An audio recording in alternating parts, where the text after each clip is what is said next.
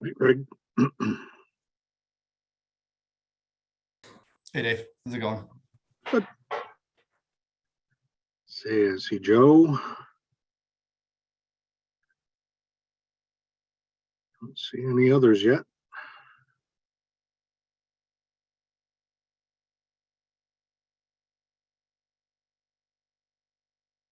And Gail, of course.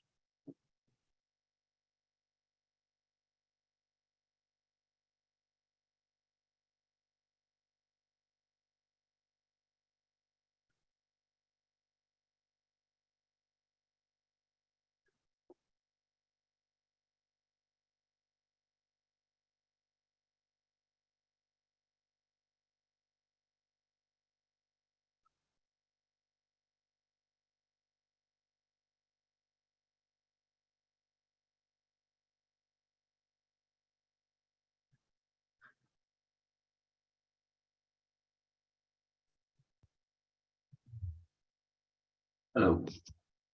Hey, Joe. What's up? There's Jim.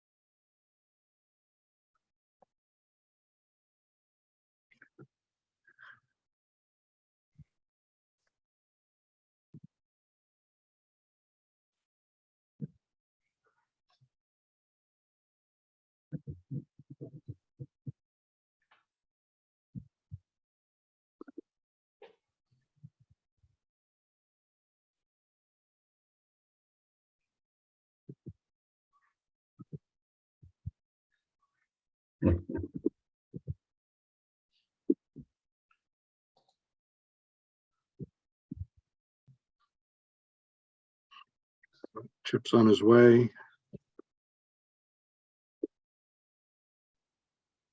Lee, Tom, and Mickey are as well.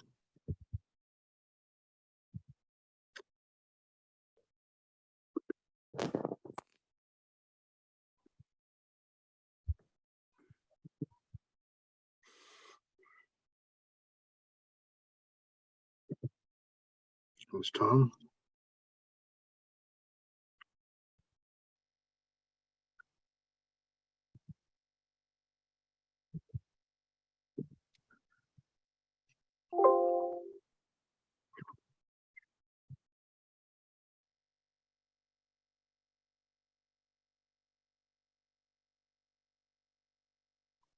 Hey, Tom. Hey, folks.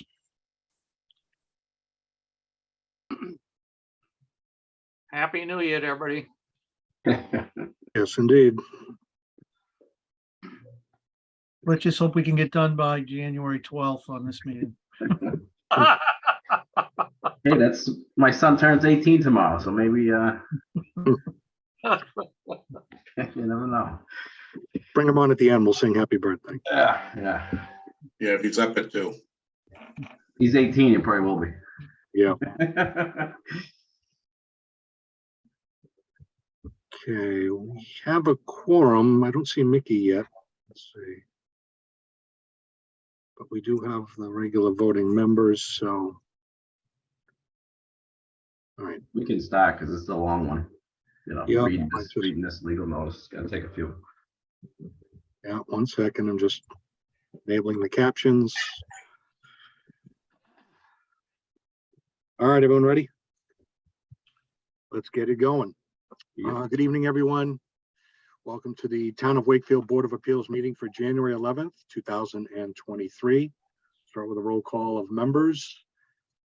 Jim McBain. Here. Chip Tarbell. Here. Joe Pride. Here. Tom Lucy. Here, Greg McIntosh. Here. Mickey Feely. Do not see Mickey. We will keep an eye on that in case he's able to join later. Okay. So let's proceed. And I'm not sure who iPhone is. I'm not sure who your name is, but I'm going to mute you again. We'll let you come off mute when it's appropriate time to speak. Thank you. All right, legal notice. Joe, over to you. Yep. All right. Consistent with the governor's orders extending certain pavilions of the open meeting law, every effort will be made to allow the public to view and or listen to this meeting in real time. If you do not have a camera or microphone on your computer, you may use the following dial-in number: 1-301-715-8592. Meeting ID 863-6395-5056, passcode 927-383.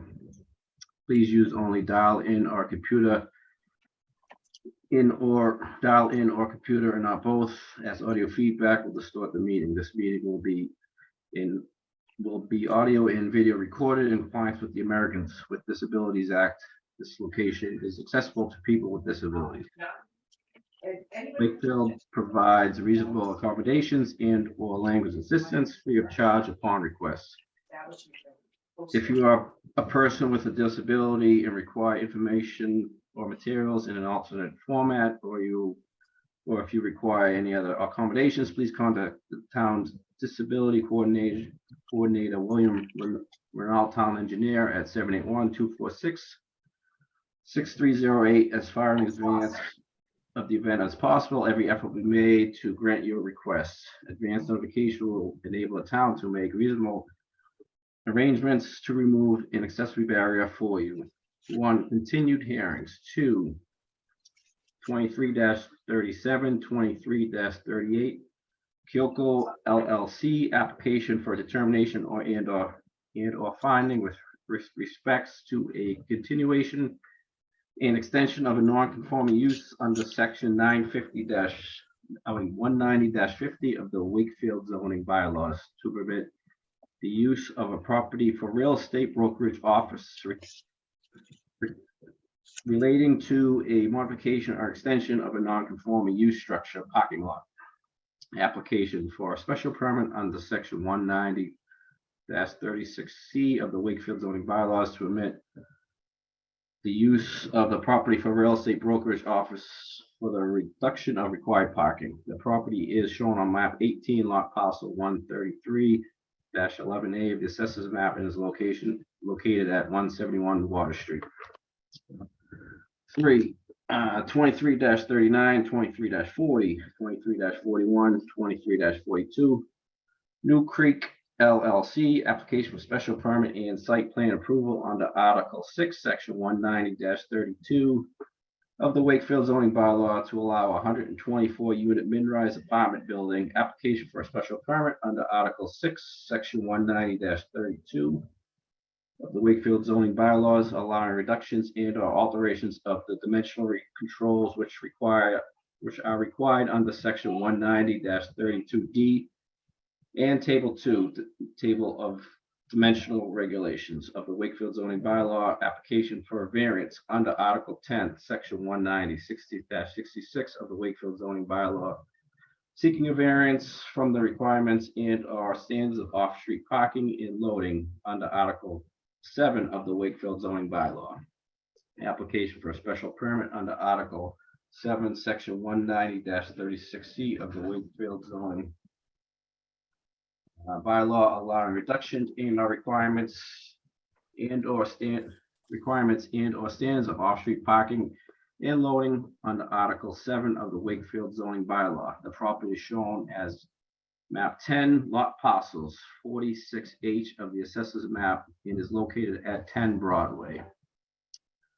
4, 23-43, 23-44, 23-45, 23-46, 23-47, 23-48, 23-49, and 23-50, Grants Family Trust LLC application for a special permit and site plan approval under Article 6, Section 190-32 of the Wakefield zoning bylaw to raise some of the existing structure on the premises and create 3 separate lots with a 19-unit mid-rise apartment on lot 11 a single-family dwelling on lot 12 and a single-family dwelling on lot 13. Application for a special permit under Article 6, Section 19-32.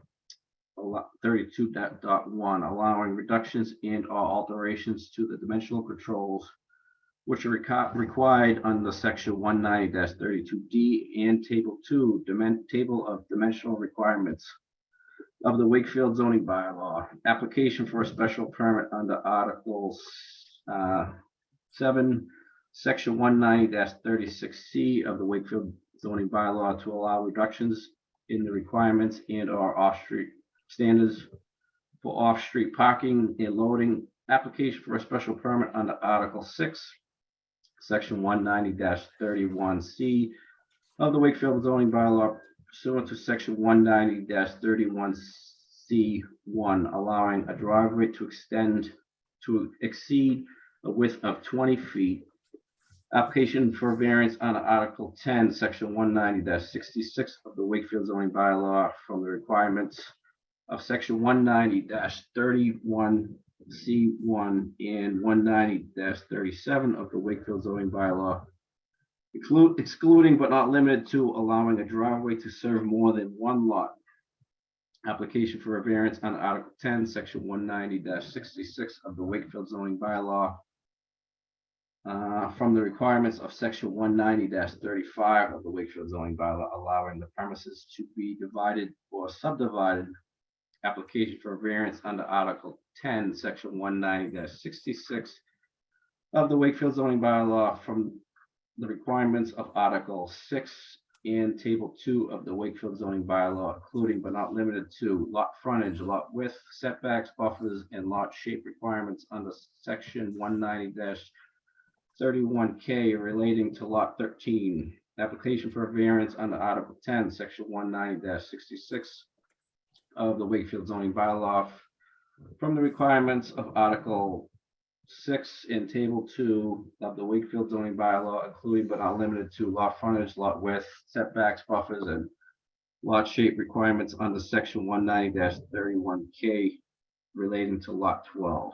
The properties are shown on map 38, lot parcel 16A, 17A plus 16B of the accessories map and are located at 314, 330, 336 Salem Street.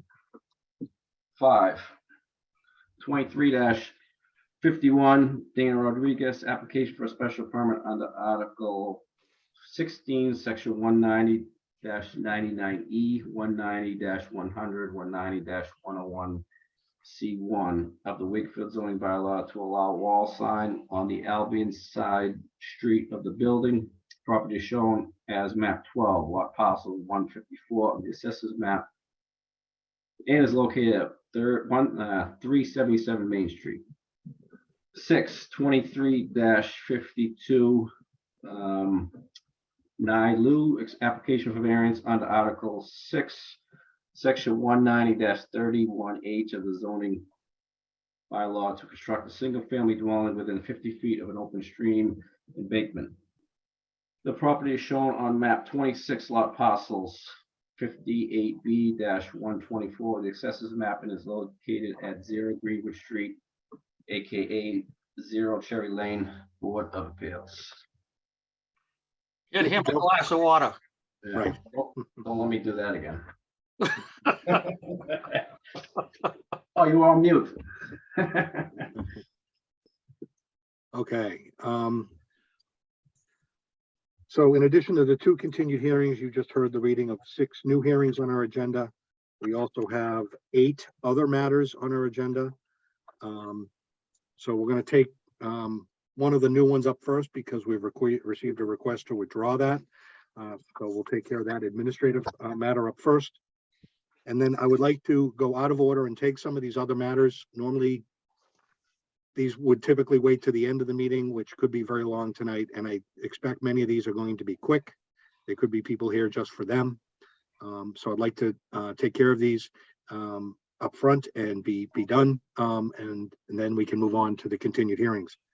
And of the other matters, I would invite the planning board and economic development director, who I believe are here, to be prepared to go first once we take care. because I know you are our special guest tonight, and we'd like to give you the opportunity to make your presentation succinctly and directly, and then we'll go from there. Okay, so whoever's going to present, please make sure you can share. I will be with you just a moment. So of the new hearings, we received a letter. Again, this meeting didn't take place on December 14th, but we received a letter on December 12th requesting that the new hearing at 171 Water Street in Wakefield, requesting that they withdraw the petition of Keokel LLC relating to 171 Water Street without prejudice. As your records will reflect, no public hearing was opened in relation to this matter. It was due to happen on December 14th, which didn't happen. So the request is to withdraw the application on 171 Water Street. I move that we allow them to withdraw at 171 Water Street without prejudice. I second that. Do any discussion? On our regular voting members, Chip, Yes, Joe, Yes. Jim, Yes, Tom, Yes, and I vote yes. So that is unanimous. The 171 Water is now withdrawn. Okay. Now for our special guests. So welcome, Erin. Who else is here? Myself, Jim Hogan, Vice Chairman of the Planning Board. Hi, Jim. Welcome. Hi, Thank you. everyone. Good evening. I'll just say hi real quick. I've met all of you before via Zoom, and I hope one day I met some of you in person, and I hope to meet all of you one day in person. But I'll just make a quick introduction to Jim Hogan, the Vice Chair, like he just said, of the Planning Board. We are here, and I'll let Jim on behalf of the Planning Board speak, but with the MBTA communities, which is a new regulation that's been set by the state. Jim is going to give a quick overview, given what your meeting looks like tonight. And if you need more information, we'll be having a meeting at the end of the month with more info for the public too. So I'm going to hand it over to Jim and here to just answer any other questions people may have from the internal side of things. So thanks, Jim, it's all yours. Sounds good. Thank you, Erin. Thank you, members of the ZBA and associated members of the public. Again, my name is Jim Hogan. I'm the Vice Chair of the Planning Board. The reason we're here today is that we wanted to update the ZBA as it relates to this upcoming regulation, Section 3A, or the MBTA overlay district you may hear. Recent law was passed by the state, which mandates the passage of a overlay district or some other zoning district within each town that allows for multifamily zoning as of right in lieu of having requirements for special permits. So we are in the process of collating a working group to help facilitate that. And we are looking for participation from the ZBA after various conversations with internal staff members. This is a map that internal staff has collated in terms of what something could look like. This is not a proposed zoning overlay. It's just what's representative for the size and scale to help guide the public in terms of what type of overlay might be required. Some of the requirements, minimum sizes of 114 acres, has to be within a half mile of a MBTA stop. So either the North Ave or Greenwood stations. It has to have no age restrictions. Site plan approval is allowable, and other zoning restrictions are allowable if they're consistent with the surrounding zoning. I can get into any questions that other members of the board may have, and we can distribute this to others, but just trying to go quickly given the rest of your meeting. If we don't comply with this, the town would not be eligible for a number of different funding sources and grants. Over the last 3 years, we have received about $3.5 million, a little bit over that, through these funding mechanisms, which would be shut off if we did not comply with this regulatory requirement. Right now, what we've done is the planning board has set up a series of question and answers. Our first one is held in December. We have another one the 24th of January and a third February 28th. After that, we're looking to do a presentation to town council, probably March, April, hasn't been fully decided. And then this red bullet point, establish a working group to develop the proposed district. That's where you guys, we are proposing would come in, have a representation in that working group, help define the initial proposed zoning overlay district, present that to the public in some sort of public engagement process the latter half of 2023, and a vote at a town meeting. This zoning must be in place by the end of 2024, or those funding mechanisms are cut off due to non-compliance. And the state, from what we can tell, is pretty serious about this. There's a series of interim compliance steps, and there were 6 communities that actually almost had funding shut off because they were not in non-compliance until letters went out, and there was kind of a scramble. I believe Saugus was one of the ones, and Medford as well. And that was their housing authorities that almost lost funding. So there's a town leadership thinks that this is pretty real, and the proposed way to address this is conformance. So a working group, just for you guys to understand a little bit better what we're asking is, we're expecting to convene this working group on or about April 1st, somewhere in that range, for a series of meetings to define the vision of what the town would like to have as an initial proposed overlay district. There's been monies, a grant has been secured, or in the process of securing through the state, for a third-party consultant to help engage and give us some technical guidance. And we envision this is going to be an iterative process between the working group and town staff to ensure compliance with the guidelines. As you guys can probably imagine, there's a lot of technical components that have to be met as part of this overlay district. We're expecting this working group to last between 3 and 4 months, entail multiple meetings in order to make sure that there's agreement in terms of how to draw this, and provide sufficient guidance to Erin as she coordinates with internal town staff to help define this. And then afterwards, we anticipate there's going to be a public outreach component. The proposed members right now would be 2 members of the planning board, 2 members of the town council, a member of the zoning board of appeals, a member of the environmental sustainability committee, and then Erin to help facilitate those conversations. So high level, that's what we're talking about. I don't think we're looking for any sort of decision from you guys at this time, just to kind of set the, kind of give you guys a heads up that this is coming. We're going to looking for a volunteer or some sort of engagement from the ZBA. And if anyone from the public is interested in learning more, January 24th and February 28th, the planning board is going to be having a more robust version of this presentation with the ability to ask questions from the public and solicit feedback as it relates to what the public would want to see as part of this as we get the working group teed up. And with that, if anyone has any questions, I'm more than happy to answer them. I see we have a hand up. Chip, did you want to? Yeah. First of all, thanks for being quick. Don't we already have or have started on a area that we voted on at town meeting to initiate this? So the multifamily, or sorry, the overlay district that we have for multi-use is not in compliance for 2 main reasons, to my understanding. Is that one, you have to have a multiple different uses. It's like it has to be a mixed use, which is you cannot dictate this multifamily district. You cannot force it to be a mixed use development. Additionally, that requires a special permit in order to obtain it. It's not as of right. And so those are the 2 distinctions. There's a handful of other things, but those are the 2 main drivers. It has to be an as of right development. You can still have site plan approval, but it can't be discretionary in nature. Okay, thanks.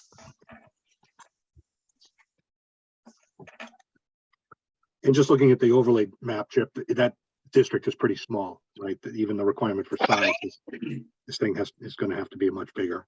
The question I had 2 questions. One is, and it may be too early to tell, maybe we got to get into the discussions whether the town will ultimately, wherever this district lands, if it overlays things that have already been done, whether the town will get credit for some of that. Because obviously we passed a bylaw in 2015 that encouraged a lot of multifamilies, which we're now seeing. And it certainly would be a shame if the town did not get credit for some of that work as part of this new overlay, right? But Dave, I know do the you mind idea if is I just pause you for a second? Because that's actually something we've been hearing a lot about. And I think there's the double-edged sword. There's good news and bad news. We only have to have 114 acres within this district. This district I've pulled up is actually about 200 a shade over. It was based on a previous version of this. It actually got slimmed down from the requirements. If we're talking about trying to get credit, there's nothing precluding us from including within that minimum acreage sites that are already been redeveloped for multifamily. So I think if you're talking about trying to take credit there, that's one way you could think of it. Okay, But just to note, the units don't, they won't count. So if you're looking at, and we have, and Jim did talk about the number of, I believe you did, the number of units. I think that's getting into the weeds, so I'm not sure if that was in this presentation, but the number of units that the potential to be created. Unfortunately, those, for example, Grayson Lofts cannot be counted at this current time, given what the law and regulations are, which is unfortunate. A lot of other communities have been giving pushback too on that.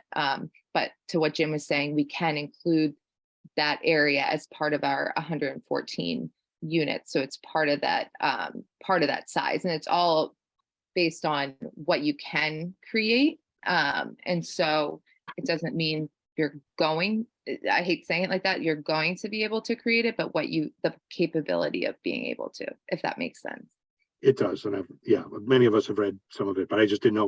It sounded like even the regulations were still in draft state. Maybe the state was still taking feedback. Maybe they'll change their mind. We'll see. So I Okay. think, Dave, Yeah. I think that round of feedback actually already occurred, and they issued the final set of guidelines in fall of 2022.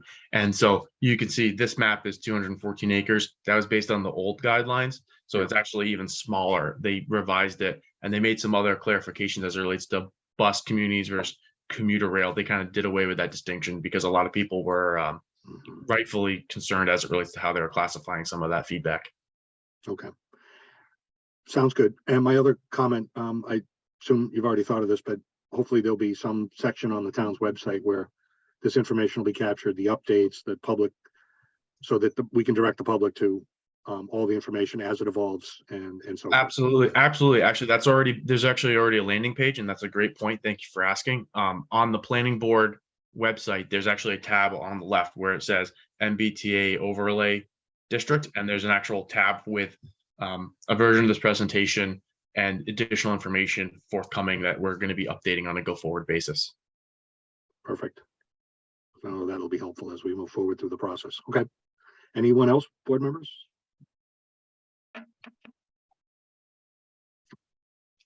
Okay. Well, sounds good. Thank you again for sharing this information. We'll get back to you with a volunteer, and we'll let you know who that is, and we'll get them engaged in as the working group ramps up. Absolutely. Thank you so much. Thank you all for your time, and good luck with good luck getting it done before midnight. Yeah. We Thank you, guys. appreciate that. All right. Have a great night. You Bye. too. Bye-bye. Bye.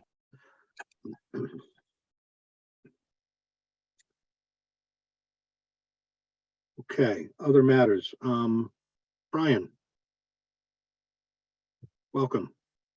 Good evening, Mr. Chair, members of the board. I assume many of these are yours. I don't think all of them are, but is there any particular order you want to just start at the top, or? I think I can warm up pretty quick with 117 Albion Street, if that's okay. Okay, Because I think that's going to be really quick to maybe get things rolling, if that's okay with you, Mr. Chair. it is. That's fine. Okay.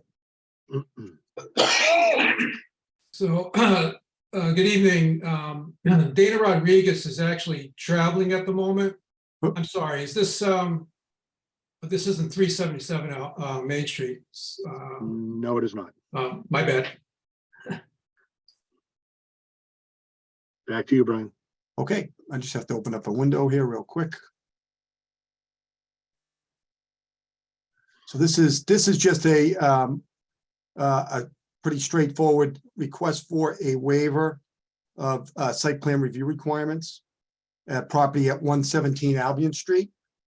This is a very established building. You can see Albion Street. There's virtually, it's a building that's, this is kind of a sideways picture, but right now there's a hair salon and this unit's vacant. You can see on both sides, there is no lot. And we're going to be seeking a special permit for takeout sushi. But we don't, we really would respectfully request that the board waive a requirement for site plan because there is no site, it's all building. So we just don't see a need for a site plan. And we think that in essence, the kind of the plot plan we have is adequate. And obviously it would need sign approval, et cetera, but we just don't see the need to provide a site plan where there's no parking on the site anyways. That's the request. And then, so this is a pre-application meeting, and then assuming are hoping that you would approve that request, then we'll be filing for the formal applications. Mhm. What's in the back of the lot there? Is there any Just open. access? It's No, just open. there's no access to it. It's just kind of, No deliveries, no back doors, really, no no, there's an dumpsters? alleyway that goes back there. You can see it, and then you can kind of get back there by the Dunkin' Donuts parking lot. See that on the left-hand side? Okay, I was just curious, just looking. And they're up not changing anything on the site. It's really just gonna be kind of a rebuild. And and it's gonna be takeout. We'll get you all those details. I mean, I'll get photographs out back, but I just, respectfully don't see a need for the applicant to spend the money on a site civil person for a formal site plan. Understood. Just curious what was back there just as part of waiving that. Okay. Any board comments, board members on this request? I have no problem with it. No. All set. Okay, so Brian, you just need a motion to waive that site plan approval and I do. I move that we waive site plan approval. Site plan plan requirement, yeah. approval. I move that we waive the site plan requirement for this property. Second that. okay, any discussion on the motion? A very quick procedure question for Brian. Is this? Oh, you're comfortable doing this, not in a application for? Yeah, I think, Greg, the bylaw actually provides that it doesn't have to be. It says, Okay, it says prior to applying, that we can come got it. and require it. Okay. So let me just make sure, because you're always astute, make sure I didn't, an applicant may, prior to submitting his application for special permit, the permit granting authority, meet with the permit granting authority and orally describe the project. Special permit granting authority may waive or modify the requirements for a detailed site plan after the meeting. Thanks for buttering me up. Thank you. Just warming you up for later. Even though he's not going to vote on this one, maybe later. Yeah. Okay.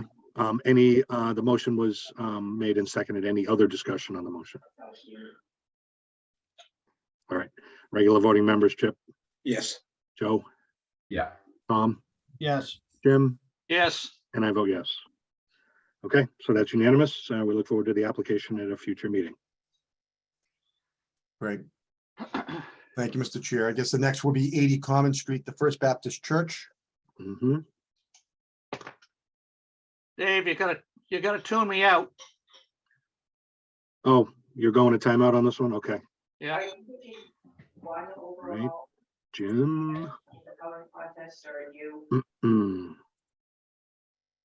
Okay, Jim's been put in the waiting room. Folks, remind me to bring him back afterwards. All right.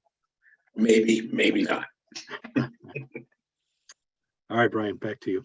Great, thank you.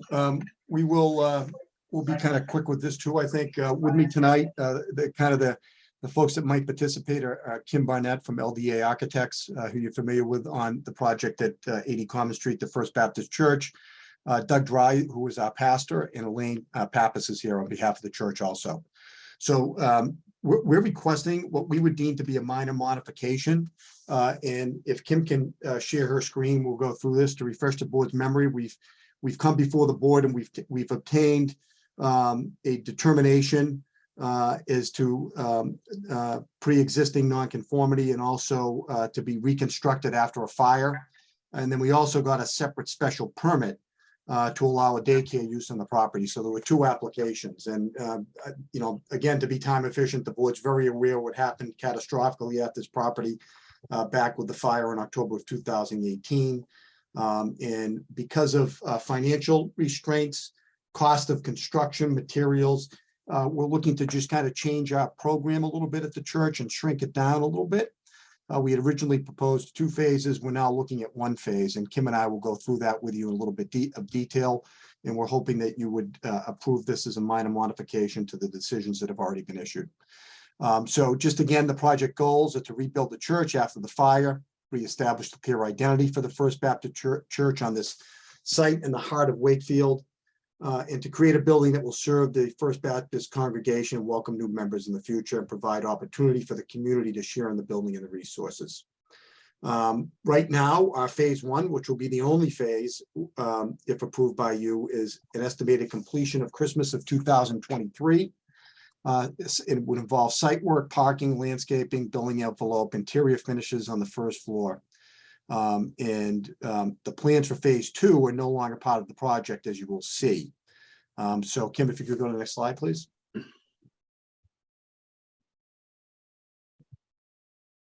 We haven't really made any changes to the site except for we're reducing some pole mounted lighting. We figured we didn't need as much in the area of town this is, so we're reducing it from 7 to 3. On the left-hand side as it was approved. On the right-hand side is what is being proposed with the changes. We have also relocated one tree away from the building into the perimeter of the parking lot to provide more buffer. Kim, could you kind of show that with your cursor where the tree is? That tree, yeah, and where it was there. And the lighting, which ones are gone? You can They're on see, the- yeah, we get rid of it on the perimeter of the parking lot for the neighbors. We didn't see a need for that. There's plenty of lighting. It's right near downtown. We just need to. Oh, the yellow squares? Yes. Oh, Yep. okay, thank you. Okay, Okay, next, Kim, please. These are just the, one of your conditions was that we had to meet the requirements of the town engineer as far as drainage and some infrastructure work. So that has all been done. John Ogren has, from Hayes Engineering, has met with and satisfied the town engineer with all requirements. So we're just reflecting that on the modification plan. Okay, Kim, can you kind of take it from here and talk about what the changes to the building are? Would appreciate that. Sure. Yeah. Hi, everybody. The biggest change we made to save cost was we reduced what we were building, and that took the form of eliminating any basement space. So previously we had mechanical space in the basement, and then eliminating the second floor of the building. So the first floor of the building, which is sort of in the center of the screen here, is very much the same as when we came previously. There's the sanctuary space, fellowship hall, some offices, and then what has been reduced from a full kitchen to just a kitchenette. And then the space where we previously had the stairs that would get us up to the basement or down to the basement, up to the second floor. We're going to use that for a Sunday school room rather than what had been our plan in phase 2, which no longer exists, which is to have a much larger meeting space, Sunday school space, daycare space on the second floor. So now everything is just simply a first floor only building. And that was the biggest change to the scope of work.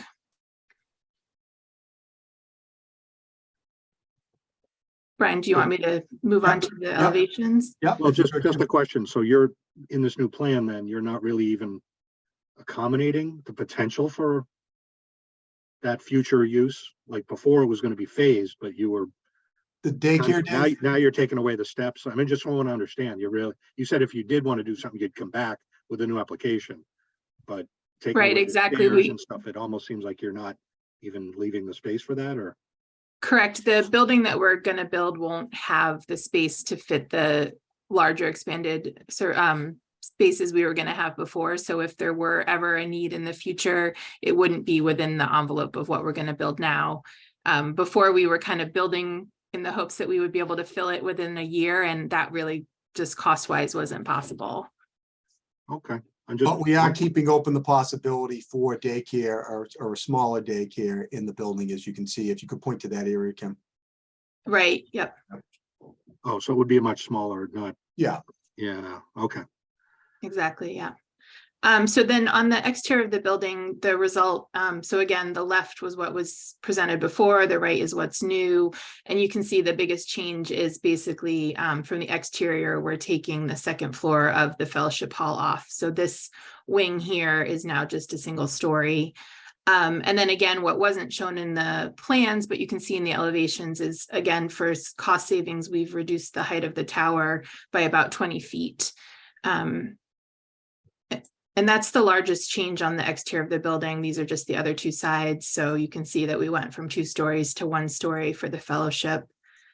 And then these are the corresponding perspective views. So showing that same change, shorter tower and elimination of the second floor. So again, without a basement and with a shorter steeple, then potentially again, I think we touched on it before. There could have been potentially a wireless communication facility with a, to help with some revenue down the line, but it sounds like that might be sort of off to the side now. Exactly. Yeah, I Without- think if that ever were to arise, it would be a new visit to you all and a new idea of how to accommodate it. Right. Okay. And then Brian, I don't know if you wanted to. Yeah, I can take this if I could. So basically, there's really no impact on our zoning table except for the floor area ratio. As you can see, we've highlighted that. There's also some height differences and they're actually going in the down. So before, that second story was going to have a height of 41 feet in the general residence. Now we're going to be at 30 feet, which actually complies with that district. 35 feet is allowed. And in the business district, the building is staying the same height because that's where the building is 2 stories, but the tower is going to be lowered by 20 feet. So as far as compliance goes, and that's why we think this is a minor modification, it's actually becoming more compliant rather than less compliant with what was contemplated and allowed by the board with your prior decisions. And Kim, is there a next? And the parking calculations don't change. The daycare will be smaller, but it still has the same parking requirements, so it would obviously have less impact. And last. That's it. This just kind of sums it up, if you will, and just kind of gives you a perspective. So one of the things, if I can, Kim, if I could share my screen for a minute, if you could stop sharing, please.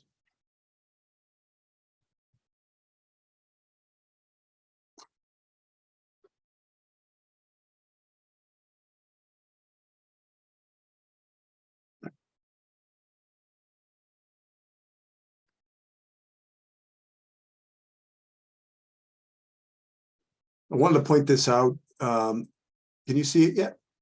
Not Nope. yet. Okay, is it loading? Nope. Nope. Okay, hang on.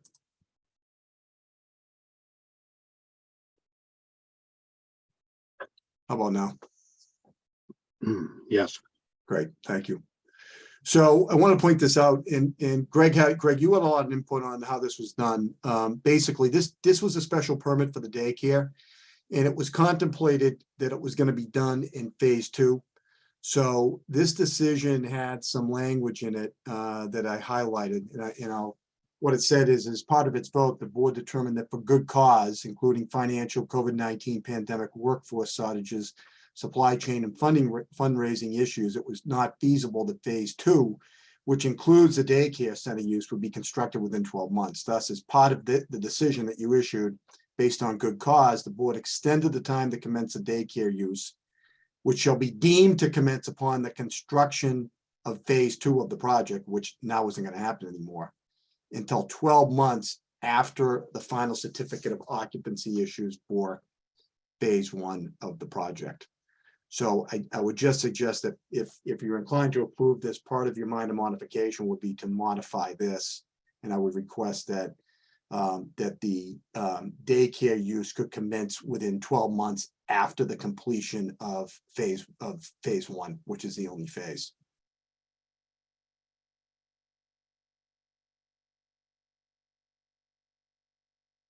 Okay. It could essentially commence upon the issuance of certificate of occupancy, right? Is that what you're saying, Brian?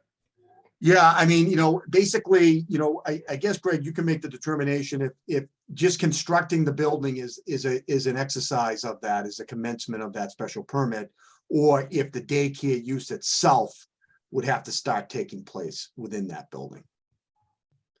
And, so like if you're doing an apartment building, the construction exercise is a special permit, where this is kind of a multi-purpose building. I think in all honesty, I think it would have to be tied to the use. So we would request that the use could commence within 12 months after as you said, after the certificate of occupancy. Because the use is going to be part of phase 1. It would be that mine. It's going to be part of that building. Yeah, it's going to be part of that building. Dave. Okay. So we would request 12 months, as Greg said, after the certificate of occupancy for the building. Okay. Makes sense. But it's different than what was before because no phase two. I want to point that out. Right. Okay. Any other comments or questions, board members? My question would be, if it's not a different phase for construction, what do we care? Does it even need to be in here at all? Well, I mean, under your bylaw, any use authorized by a special permit has to be commenced within 1 year. Cities and towns have up to 3, they can have 1 to 3 years in their bylaw. Wakefield is short, it's only 12 months. So, I would be concerned that somebody would say, the use that special permit authorized, because the church use is different. That's obviously going to happen. But the daycare might not happen right away. That might take up to a year to get going after the CA. And we could always extend that too, if they're like, You could, we don't have a you could. daycare yet, but Yep, we can yeah, extend that yeah. year after year after year until they You get could, it. if you determine there's good cause, a variance is limited amounts of times you can extend that, but there's nothing with a special permit as long as good cause is shown. Chip, I was gonna say something similar. I mean, I'm comfortable extending it past a year. I mean, there's good cause in my mind to extend it. I don't wanna, excuse me, hamstring them now. Yep, you could do that. But we're saying a year, 12 months after the CO, which is after this is built. I mean, it puts it out there a couple of years by the time it gets built, right? And then they can always extend it beyond that if they need to, Correct. if they haven't been able to do anything. So that's fine. Yeah. But I don't, I almost would say that they could put a daycare in at any time they want to, but But I think to stick within the boundaries of our bylaw, I would. yeah, let's do I it would to a year and then. Keep it to 12 and then we'll see where we are by the time, and I'm sure Brian and team will be on top of that if we need to potentially extend it. We'll deal with it. And Okay. you're gonna send that out so that I can. Okay. Mr. Chair, if we're talking everything at this point, then I certainly would believe that if things are shrinking, becoming smaller and becoming better for that corner, then I certainly consider it a minor modification. I would agree. And the look of the building is similar. If they were completely redesigning it for cost No. reasons, I think it would have to be reviewed again. But It's just shrunk a little bit. right, it's shrinking, but the overall look and feel is very similar. So I would agree with that. Yeah. Anyone else? All right, so we need a motion to approve these as minor mod, including the changing of the wording of that decision. And this is for both decisions, Mr. Chair, because there were 2 decisions on this. You had a special permit, and then, as I mentioned, you had the other decision too, as it related to 40A Section 3, and also construction after a fire, reconstruction after a fire. Right, okay. So minor mod to Both, yeah. Okay. So I move that we consider, upon the presentation given tonight, I move that we allow the minor modification to both permits as presented and change the language regarding the daycare as discussed. Second that. Any discussion on the motion? All right, voting members, Chip, Yes. Joe, Yes. Tom, Yes, Greg, Yes. and I vote yes. Okay. Let Jim back in. good luck, folks. Thank you. Thank you. Good luck. Yep.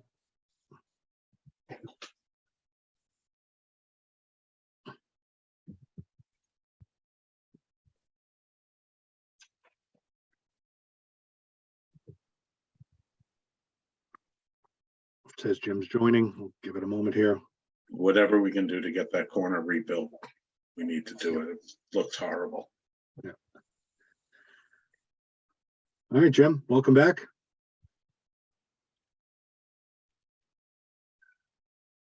There he is. Welcome back, Jim. All right, Brian, next one.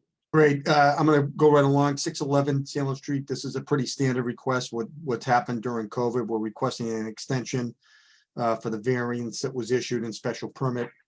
This is the project requesting a 6-month extension. This is the project as you head into Linfield, the last property on the left.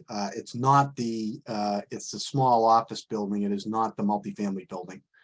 And because of COVID slowdowns and building supplies and workforce shortages, where respectfully, I submitted a letter that was clocked in and requesting that the board extend the time to exercise the rights authorized by the variance and special permit for 611 Salem Street. And would we respectfully request 6-month period for both. So till when? Let's see.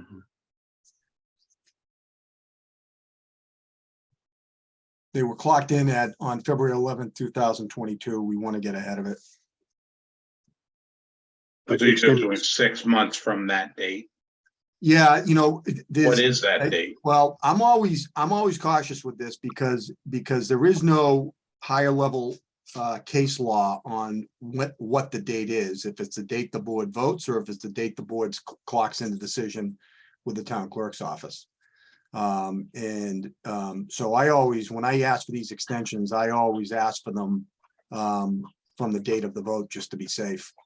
So as to avoid a possible claim for a lapse. So this was voted on the 15th, and the key is, as you can see, we applied for the extension in time. You have to approve it within 30 days of the request. So we're within those 30 days if you vote on this tonight. So I like to get the maximum time. So I would just request an extension for a 6-month period. And that way, if it was deemed that it's the date of the clerk, I get the 6 months from the date it was clocked in February versus December 15th. So from February 11th to, yeah, I mean, I would request a 6-month Just extension. no date, just 6 months. I mean, but if you wanted to go from February, you could extend it that far, and then I would just, be careful with the other part of it. So I think, Dave, that might be the best way to do it, to extend it. Would be it would be what is it, August 11th?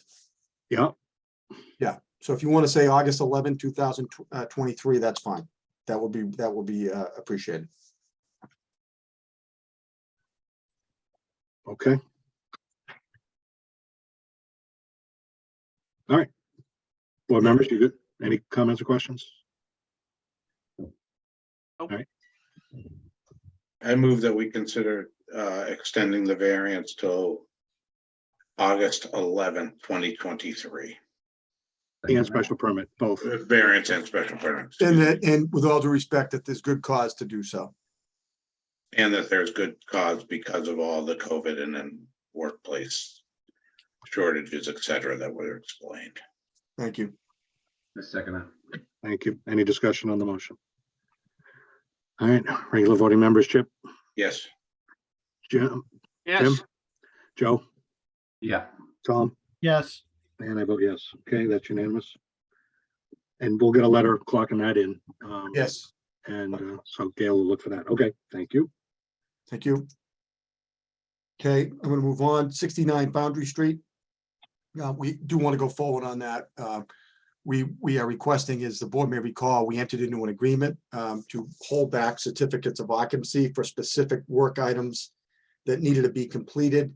And this has been going on for some time. Everything has been done on that list for quite some time. There was one item, which was the drainage infrastructure work on Lake Street. That got significantly delayed because it needed to go back before the Conservation Commission to get approval for some changes that the town engineering department wanted. It was accomplished. All that work has been done and completed. The chair got an email from the town engineer confirming that today, that the work has been done and he's satisfied with the work. I also submitted pictures that there was a concrete barrier that had temporarily been put back there to protect the gas meters. That has been removed and the site has been graded, loamed and seeded. And my client, we have some other issues going on with the condo association that we've been meeting with them on. And my client, and I confirmed this to the chair, has made a commitment to them that loamed area will be hydro seeded in the spring, because we all realize, he did seed it, but the chances on that grass seed taken right now isn't too good. So it will be hydro seeded. It looks really good. It's really graded out. So That was the last item on the list, and so we're requesting that the board authorize release of the final 2 units for certificates of occupancy and allow the chair to sign a document to that effect. I also talked with the building inspector today. He has no issue with it. Well, he's satisfied that what needed to be done got done to their satisfaction, right? The engineer. Yeah, correct. Yeah. There's some other issues, code issues that we're working with the building inspector on, and we have to work those through, but nothing jurisdictional for the board. Board members, any comments or questions?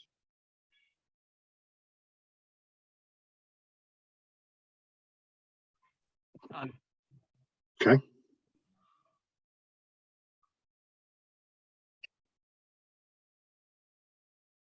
So we just need a motion to release the final 2 units and issue a letter. That was To the something. building inspector. And Yeah. again, he can issue the final CO at his discretion, again, depending on Correct. whatever else. But in terms of satisfying the requirements of the board, we can issue him a letter saying they've met the requirements, according to our approved plans. And that's what you need from us, right? Correct. So I move that we allow the chairman to write a letter to the zoning enforcement officer that the criteria that was left undone has been done and that they have met our requirements to our satisfaction. Second that. Thank you. Any discussion? All right, regular voting members, Chip, Yes. Joe, Yeah. Jim, Yes, Tom, Yes, and I vote yes. So that's who's unanimous. I'll follow up with you offline on that in the next couple of days. Yep, thank Fine, you. We'll get that one going. Okay. Okay, moving on, 259 Water Street is a request for some minor modifications. That's the Akari building. And Peter Sandors is here, and he's going to take it from me and be very efficient and lay out what the request is. Go ahead, Peter. Hey, good evening. Can I share the screen now? You should be able to, Peter.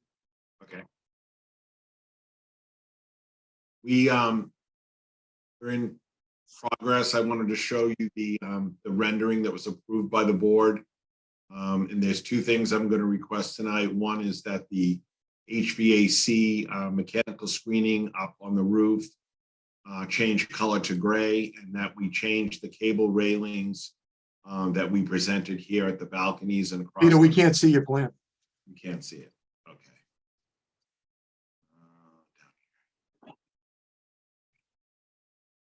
get Andrew on. It would be Steve. Can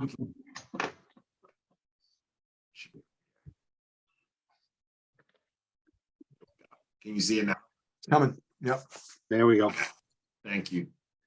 This was the rendering that was approved by the board, and you can see the mechanical screening up on the roof was supposed to be the wood coloring that is at the base and will eventually be on the pergola. They're requesting that we keep that a gray color, which it now is. And more importantly, the cable railings, both the building inspector and the owner have decided that they feel they're unsafe and they don't want to install the cable railings, would rather go with a vertical rail. So that's the second modification. Let me see, show you. So this is a picture of the building now. You can see the wood bays. Not yet. No, still no. We're seeing what the first one that you put up. You gotta stop sharing your screen and then reshare. There you go. How's that? Can you see it now? Yeah. So this is the building now, taken about a week ago. You can see the wood bays are in place. The railings are not yet in place, and you can see the upper screening in the gray color versus the painted wood color, which would be the same as these bays. Now I will do it again. I guess I have the question is, how did that happen? I think, truthfully, I think it's in progress. And when they laid this up here, the siding, they asked if we could leave it that way. I said no, not unless we get approval. Otherwise, they'll go back up there and paint it the color of the wood bays that you see here. stain in it. So it will look more like what we originally presented. I'm going to show you another. I like that better. I think it just, Yeah, I have no problem with it. I'm just curious as how it happened. What we did, what we, I got to do it. It makes it disappear more. Yeah. And if that's disappearing, then I don't know. I misunderstood disappearing for these past 40 years. No, what I'm saying is that if it was all brown across the top, then it would highlight it. Basically, this just blends in with the sides of the building. Right. That's my point. Blends in with the gray sky. Yeah, it was great. Can you see this picture I put up now? It's the same picture, but we put the railings on the building. You see the balconies? Yes. So here we're just showing you the proposed new railings, which are not cable, vertical black aluminum with black aluminum railings top and bottom. We put them back into the photo just to see what that would look like, and then I wanted to show you the actual product. Share with you that. Didn't the building permit get approved with the cable? It did. So how is there a discussion now that it wasn't safe? There's been ongoing discussion in the industry, I think, about that. It is allowed by the building code. And sorry for jumping. I don't want to make, you're seeing that now, the railing. But when there was, I think Ben was on site and he just said, I wouldn't install those cable rails. I don't think they're safe there. Come up with something else. And so they called me about that, and we did some research as to what would be simple and vertical, not horizontal. So we came up. Chip, the code changed some time back because there was concern about kids climbing. Mhm. And then once the national code came about, they allowed for horizontal, like once again. And basically that's when the cable started to show up. And now some people are still concerned that kids can stick their head through the bars or climb up, which I think is where Ben's coming from. Correct. So the other thing I've seen, rather than these vertical rails, are plexiglass sections or glass sections. Was that contemplated? So you mean in behind the cable or instead of? No, instead of. We Because did. it still gives you the fall protection, but Yeah. there's nothing. There's not a 4-inch. That's okay. I'm asking questions that don't pertain. On higher end projects, you end up with glass here, not cable or not. I understand what you're saying.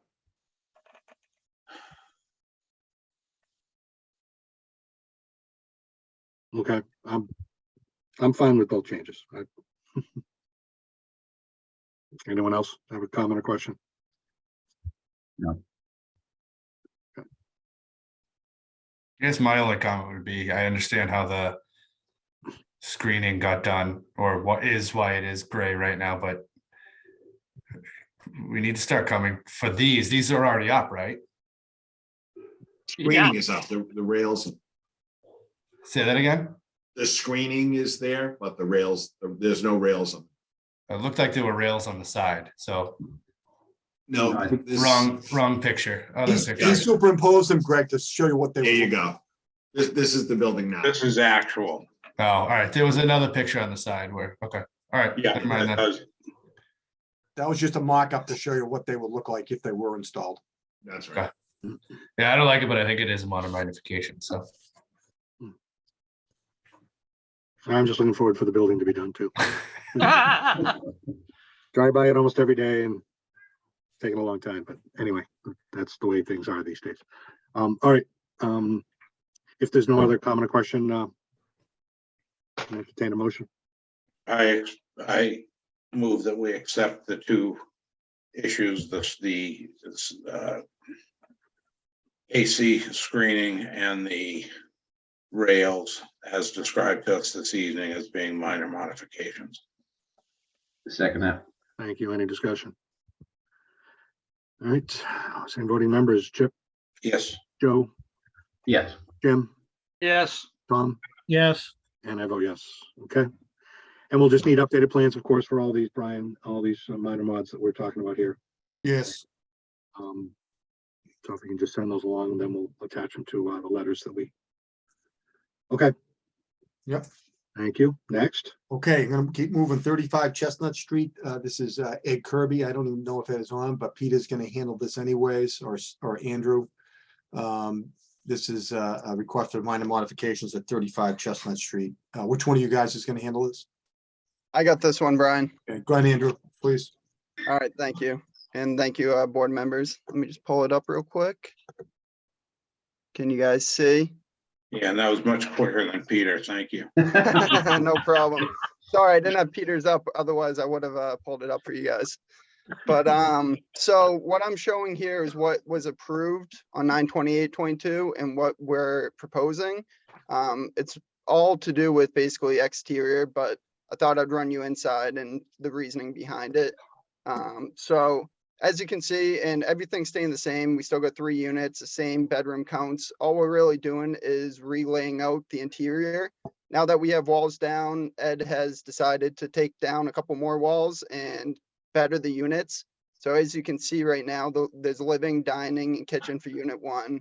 We're just doing a clean row, open concept, just make the units feel bigger.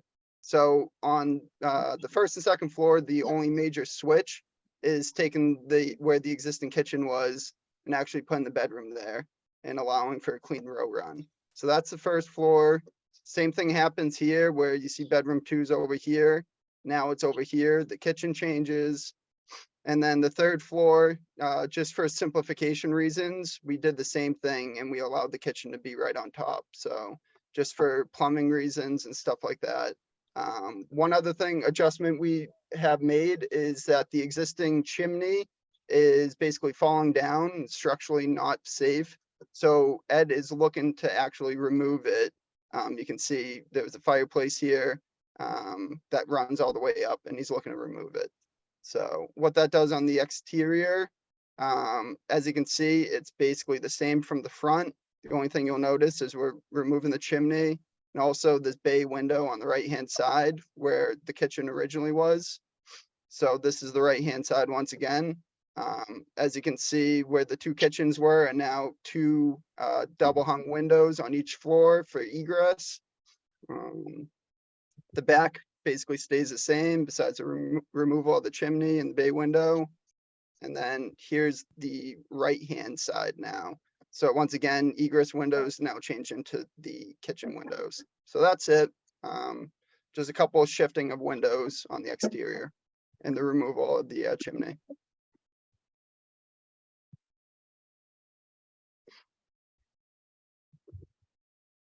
looks fine to me. Yep. And the main reason the windows change is the purpose of the rooms? Yeah, it's Inside? just the interior shifting in the rooms. Yeah. Yeah, okay. Okay. Seems fine to me. Anyone else?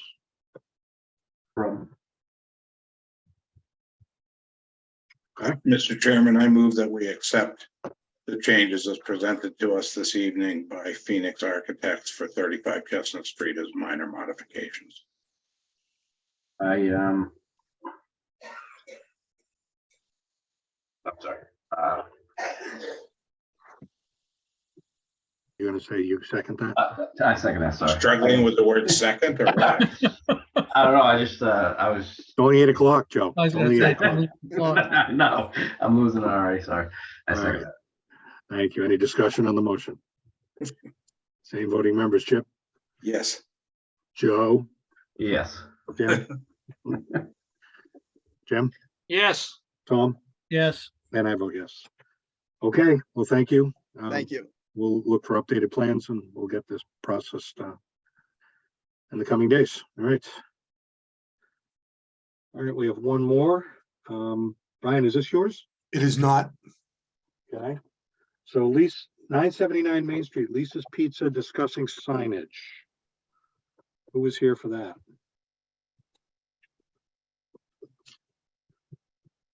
He was on earlier. I saw him. There he is. I'm here. Sorry. Can you hear me? Well, yes, we can. Can you just state your name and address for the record, please? Hi, this is Ermal Mala. I'm one of the owners at Lisa's Pizza at 979 Main Street, Wakefield. Okay, welcome. Thank you. Do you have the proposed sign in front of you? Is it something you can share on your screen? I'll try. I've never done this before, but let me see. You should see a share option down the bottom, and assuming you Yeah. have the file open somewhere, you can. I do have the file. Yep. 1 second. Just for the purposes of the public or anyone else that we have a copy of it, just so everyone can see Oh, I what see. you're proposing. And Jim, did this go to design review? No, no, it's not in the overlay district. Okay, well, I just didn't know if they came for you. anyway. It's part of the plaza, basically. Greenwood Plaza, which is under the ZBA. Right. Okay, just wanted to clarify. All right.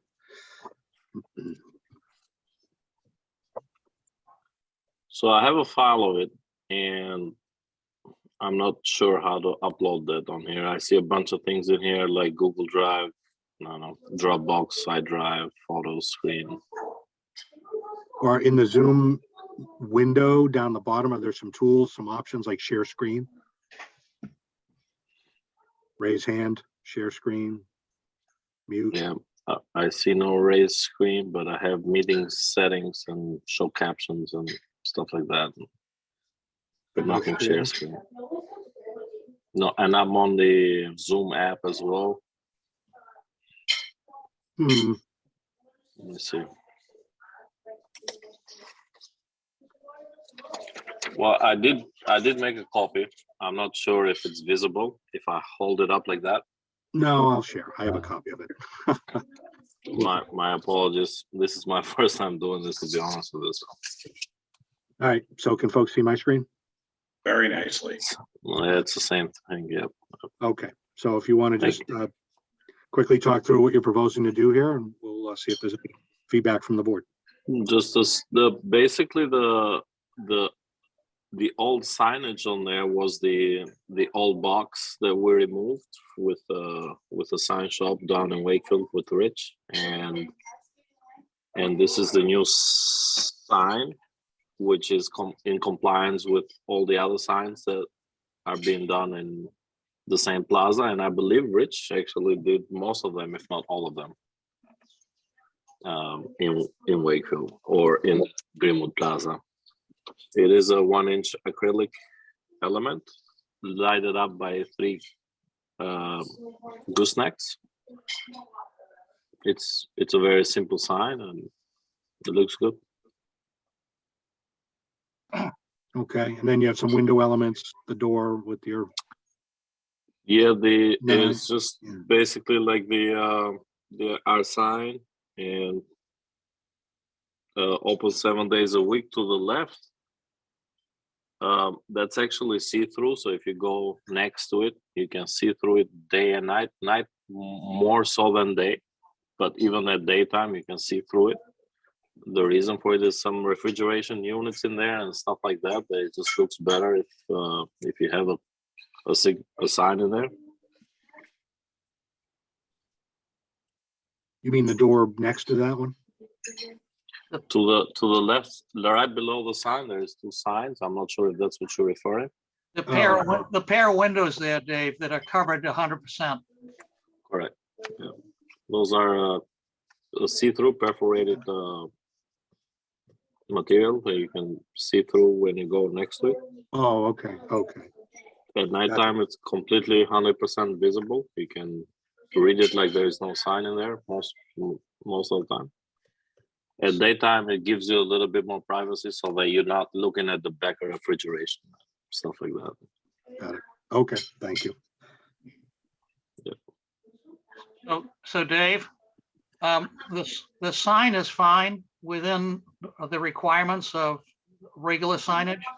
The only two issues are the windows that are covered, that are supposed to be covered only by 10%, and that includes the doorway. So if he wants to go 100%, he's got to ask this board to allow him to do that. And if it's covering over the backside of refrigeration or something like that, then it should be stipulated that it's only allowed as long as there's appliances backed up against those units, those windows. At that point, Jim, doesn't he have to come for a variance? Yes, That's not just getting approval from here tonight. no, that's right.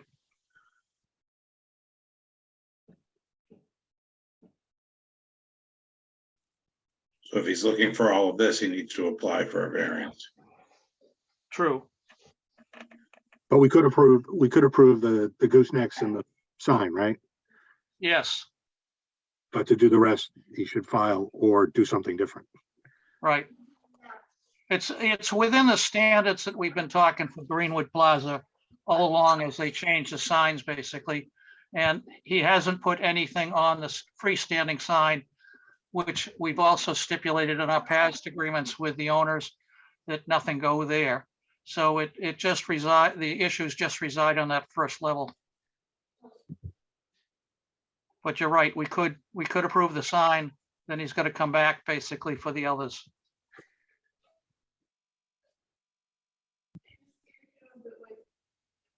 Okay. Okay, do you understand? This work is already done, is it not? Yes,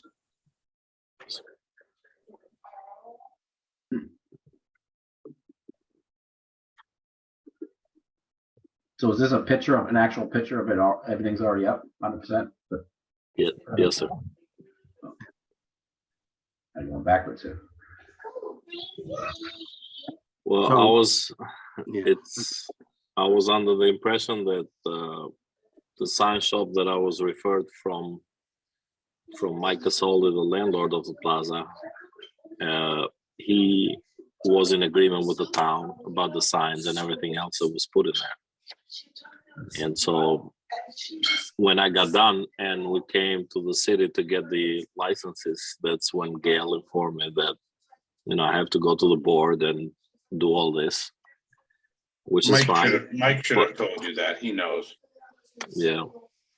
That wasn't disclosed with me. I was referred to Richard, the sign shop. He said that, he's been doing the signs in there for a while. I've been in the city of Wakefield for 10 years now, so we haven't had a problem at our old location.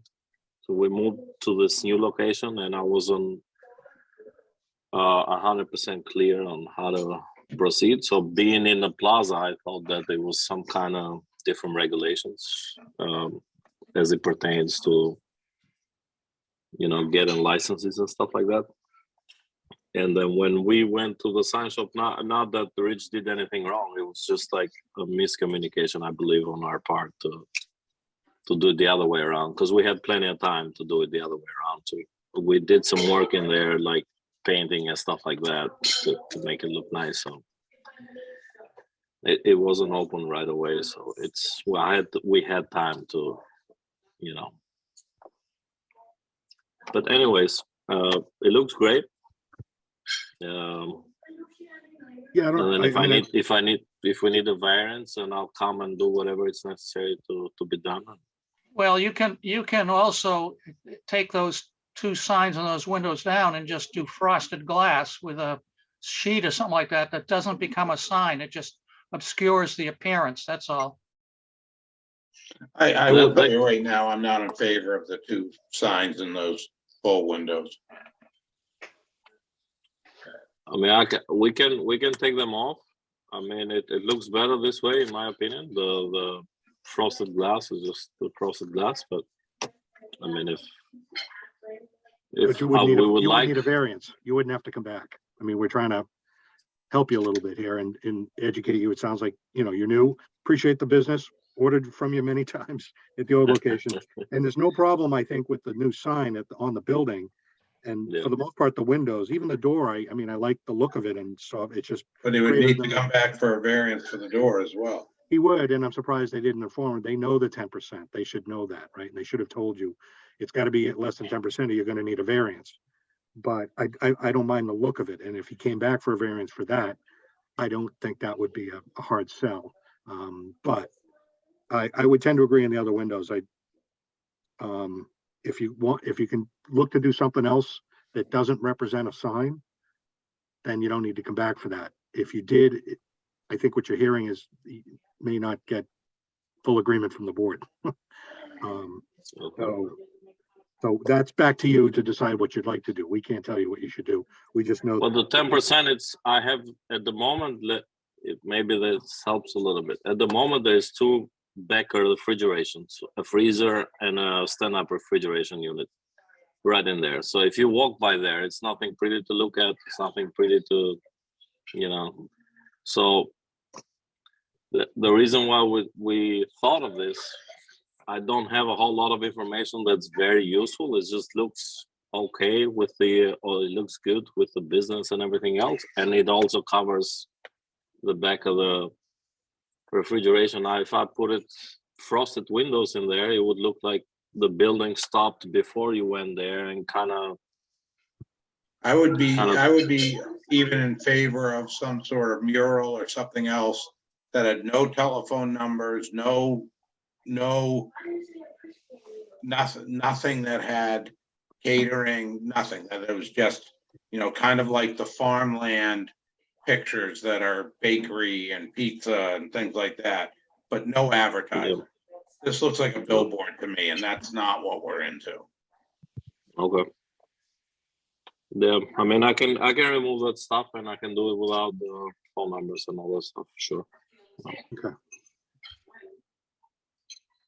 Did Rich make those up for you? No, they were done by, I forget the name of the guys in Melrose. The Rich did the sign specifically. Rich is a very busy guy, so we actually tried to do that with Rich, but he's a busy guy and the timing was not on his favor with that one. Well, that's why the guy had no clue what to tell you could and couldn't do, because he's not from town. Yeah, he was in Melrose, so yeah. Okay.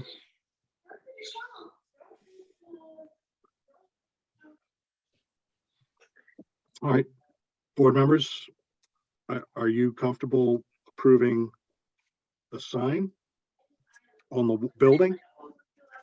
I'm comfortable with the wall sign. The wall sign.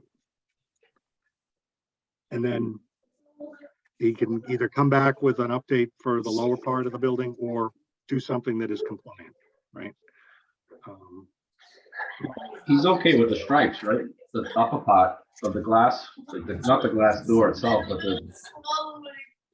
Well, I'd even question if the word wraps with the red sign is greater than 10% of that window. I mean, those specific lines over there, we didn't touch. That's actually, we inherited from the Greenhouse Pizza. So we just left them there because they coincide with our menu. We do have wraps and dinners and pasta and stuff like that. But if you need that removed, then we can remove it. But with that part we didn't touch. Well, Chip, I think it's close to 10% if it isn't 10%. And I don't mind the strip signs, basically. No, I don't mind it either. I'm just trying to, it looks to me like it's half that window. Well, certainly the door. Yeah. The clear story over the door is certainly over 10%. It's more like 50. Right. So I don't mind it. I think it looks fine with everything else. I'm just saying if he's going to come back for a variance, that needs to be included. Yep. And you understand, Emerald, that it's each individual's glass panel, the maximum signage is 10%. Right, so the other stripes are probably okay, given the size of those windows, but the wraps, that's a much smaller window, and it's each window that is evaluated separately. And that's just the way the bylaw is written, and that's the way we have to. Which in our opinion, it's fine, Right. just needs to get a variance. Right. So that's why we're calling that one out. So no problem leaving it as long as there's approval to do it, and keep it there for the future, because then it's there in place. I don't know that Yep. we approved it for Greenwood Pizza, guys. I don't remember. Probably not. No. No, because if we did, yeah. Not to mean to throw anybody under the bus, but there's the liquor store in there that has Oh, yeah, we know full about windows. that one. Yeah, and I don't mind. I actually think it looks okay, but I understand the laws, and it's supposed to be this way or that way, and we're fine with that. So when we did it, or when the guy from Melrose came and did those two side windows, is that way I can do something similar to that, where you can see through, but at the same time, where you're standing back a while, then you can kind of look into something different. But then when you're close by, or when you're walking by, then you can still see the kitchen and the stuff that's behind there, or the refrigeration unit in this case. We understand, and we're just rehashing the same ground. Okay, so Yeah. we get it. So again, I think the inclination is to approve the sign on the building, but we'd ask you to go back and rethink the other part and what you could do differently in those left-hand windows instead of those advertising panels, and look at a variance for the door, the entrance and above. Okay. And okay, so board members, anything else? All right. No, I move that we approve the 3 gooseneck lights and the Lisa's Family Pizza sign right below it, being 19 inches high and 120 inches wide, made out of 1-inch acrylic elements. And we do not approve the door sign, the wrapped sign in the glass above it, or the 2 signs in the windows, first floor windows to the left, that are 100% covered. I second that. Any discussion on that motion? I guess, do we have a time limit as to when he has to make these changes? Because we can say it and then they can stay there forever. Yeah, But that's just an issue of enforcement. The time limit is he needs to take them down. It's on the enforcement officer to enforce it. Yeah, I know. we can reinforce it though. Yeah, we can reinforce it now by saying, please take those down. Yeah, I Can't we can put comply a with time it. Yeah, no, and again, just Ben, the building inspector also has a secondary title as the zoning enforcement. So once we file a decision or send a letter and say this is what we've approved, then it's up to him to enforce any sort of non-compliance or things that aren't done. Yeah. You know. So that's where we're calling in, that he would have that responsibility to ensure that what we're asking you to do gets done. Anyway, so you've heard our request. Hopefully you heed that with the approval of the sign so that your business can continue, and you've got a nice looking sign out front. We'll just try to deal with these other things at another time. Okay. All right. Any other discussion on the motion? All right, regular voting members, Dip, Yes. Joe, Yes. Jim, Yes, Tom, Yes, and I too vote yes. Okay. All right, well, thank you for coming in. Good luck with your new location. Obviously, Appreciate it. a lot bigger. Thank you, Jim. And, good luck to you, and we'll perhaps see you again. Yes, sir. Thank you. All right, take care. Take care. Bye-bye. Okay, board members, that was all the other matters. Not bad. I thought we could do it in an hour, and it took an hour and a half. So, back to our regular agenda, continued hearings. 0 North Ave, Wakefield LLC at 596 North Ave. Dave, I gotta check out. Yes, thank you for the reminder.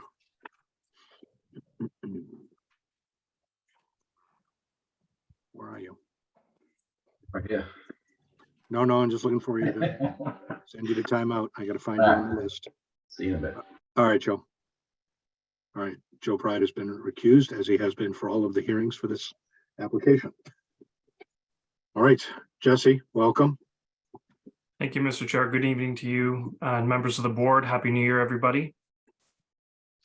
Since we were last before you, Mr. Chair, there have been a number of filings with the board, specifically the Traffic Advisory Committee, the Town Engineering Department, and the Town Conservation Agent all filed letters back in early December with the board. Those should be now part of the board's record.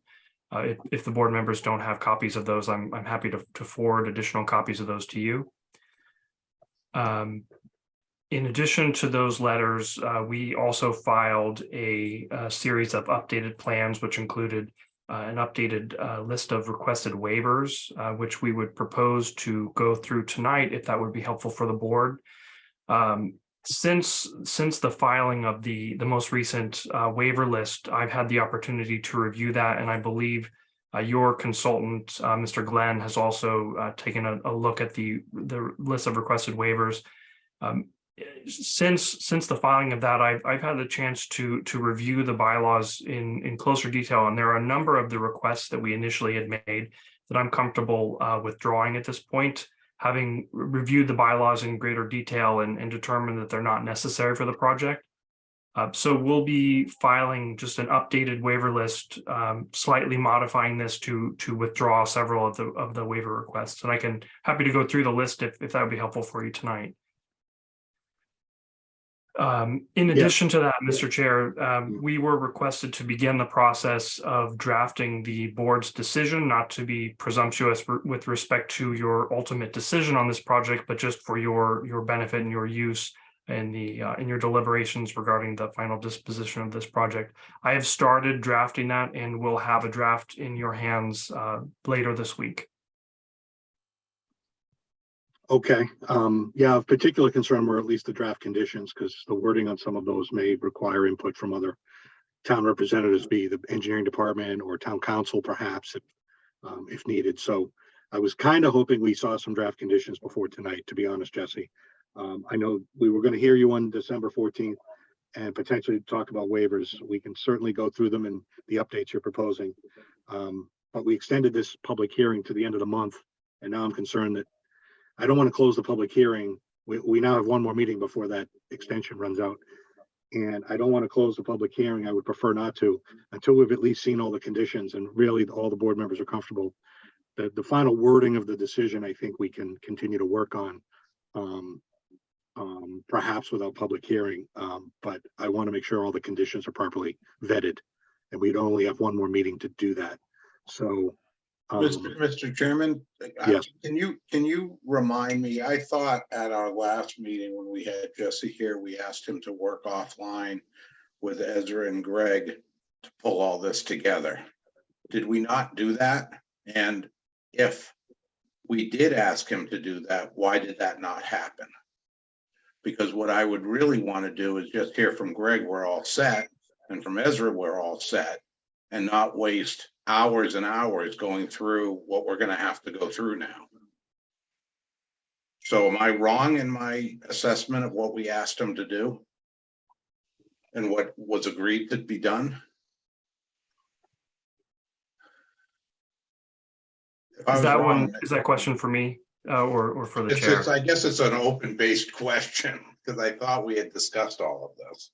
You're right. We did. I apologize. I just haven't gotten through it. We were delayed somewhat due to our engineer resolving some engineering issues, and which is all fine. But in all honesty, I want Ezra and Greg. I don't want to waste our time tonight going through stuff that should have been reviewed prior to here, so that we could just hear from somebody. Yep, it's in good shape. We're all set. That's what I was expecting to hear tonight. Yeah, so my notes from November said next steps, draft conditions, draft decision. And that might have been something we had an update on, if not done, at the December hearing, which got canceled. And now we're a few weeks beyond that. So yeah, it was definitely on the list on my notes. So that needs to happen. And I'm happy to be part of that as well, as I've been in other, getting the final stuff together, the decision and the conditions. But if, happy to, defer to Greg or, include Greg and Ezra as well while we have his time. But we gotta get that going, Jesse, real quick. And we may even have to now extend the public hearing again, consider that, because if something happens on the 25th, we've now run out of time, right? Yeah, understood, Mr. Chair, and I do agree that it makes sense for the board to have the flexibility with respect to keeping the hearing open if there's need for additional filings or supplemental materials like we're talking about tonight with the waiver list. Right. So we're agreeable to work with the board on that. And to be clear, Dave, now I have reviewed the waiver list, obviously not the draft decision as there isn't any yet, but I did have some comments, and now that there's going to be a sort of a refiling there, I'm happy to review that. It might take up some of what my comments were going to be instead of going through everything. And if it doesn't, contact Jesse. I can contact Jesse directly. Yeah, I thought we had talked about you guys doing it offline, Greg. Does that ring a bell to you, or is that just in my wonderful world of memory? No, We had that's asked for me to at least review it. I don't know if we talked about getting together before. Sorry. Okay. No, I recall it was going to be offline, and it, Yeah. Jesse said it just hasn't happened. So I would recommend we take it offline. Again, there's dozens of waivers, right? And if some of them are going to go away, I would recommend you send us the updated one. Greg, have a look at it. I will have a look at it. We'll make sure everyone gets it in case they want to comment on it. But we'll defer to Greg's thoughts as well, and we'll work it offline. And I'm prepared to do that quickly since I've already reviewed this longer list too. So and then potentially, if that happens in time to comment on in the 25th hearing, we can say, yeah, they look good, or if there's a couple questions, we've had them at that time from the board members or something that has come up, right before the meeting. We didn't have any time to adjudicate it in one way. So yeah, because I mean, like I said, there's several pages, there's dozens of them, and if they're going to change, I would just assume let's defer this activity until we've got a final list that's been commented offline, and then just quickly go through it at a future hearing with hopefully a yay or nay. Like looks good. Similarly with the draft decision also, right? I was going to say, Yeah, along with the wrap draft it all up. Yeah, I don't want to do it piecemeal. No, wrap it all up. Exactly. So Yeah, the waivers would end up in the decision. So Yeah. maybe it's finish drafting the decision with the conditions that we've evolved with over this hearing, and the waivers would go in there anyway. And if we can just start to review it offline as a complete document, we'll get the open questions dealt with. If we have to have a meeting, like I said, with other parties, we will. But at least if we start to see a full draft, we can start getting our head around the entirety of it. Can I just ask a quick question? Sure. Ezra Glenn. Why? Because you're involved? Yeah. I mean, Jesse did begin by saying there were the communications from the TAC and the engineering. And is that worth discussing what they said? Because I think I was hoping some of those would be sort of closing out some of the items that have come up and getting that, what we've often referred to as sort of a clean bill of health on each of the reviews, which could come either in the form of saying, the new plans represent what I want to see, or this is all good and here's the language of the condition. Is that, I guess first the question is for the board, have you all seen the communications that Jesse referred to? And then second off, is that worth at least quickly reviewing that?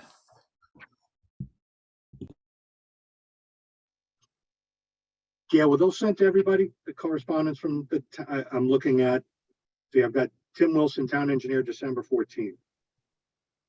I believe so. Yeah, I believe so. So I'm just looking at it now, all the comments addressed. One has a recommended condition under sewer, recommended condition under water, but several others addressed. I'm just quickly. I think I'm with Ezra, though, that I'd like to quickly review, just in discussion form, what the TAC, although we've got them, I think, Jesse, were you prepared to present the findings? I can run through them. I was planning on going through the waiver list tonight, but I do have copies of the letter, and we can certainly see if we can pull this up here. Because I think I'm along with Ezra that would wrap up those two discussions, just to know that it's done and, okay, yeah, that needs to be a condition or. Okay. Because I don't think we've had a conversation about the final TAC letter. Okay. If I could share my screen, I've got a copy of that letter handy here. Sure. Should be able to. All right. Everyone able to see that? Maybe I'll try to zoom in a little bit here. This is the final TAC sign-off letter. It is substantially, I would say, a clean bill of health, and recommended some conditions regarding the feasibility of moving the bus stop. They've requested a $25,000 contribution to implement the RRFB, which is the beacon on North Avenue that pedestrians can press to have the flashing lights on that come on to alert motorists. And they have also requested a monetary contribution of $40,000 toward offsite mitigation. We're generally, I would say, we're agreeable to these conditions. I think we need to have a further conversation with the town engineer regarding the exact monetary figures.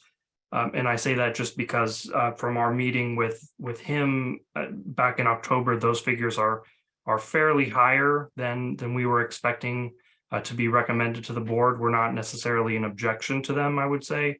But we want to clarify what the purpose of that is and just clarify also the scope and when they would be requested to be deposited, for the reason that we, obviously my client needs to be sure that the project will be permitted and approved by all applicable departments, including conservation, which we'll be going to after this board's review is complete, so that we have a project in order that we can build to fund these contributions out of. But I would say that's a minor item that we can work out with the town engineer. I don't anticipate any issue there.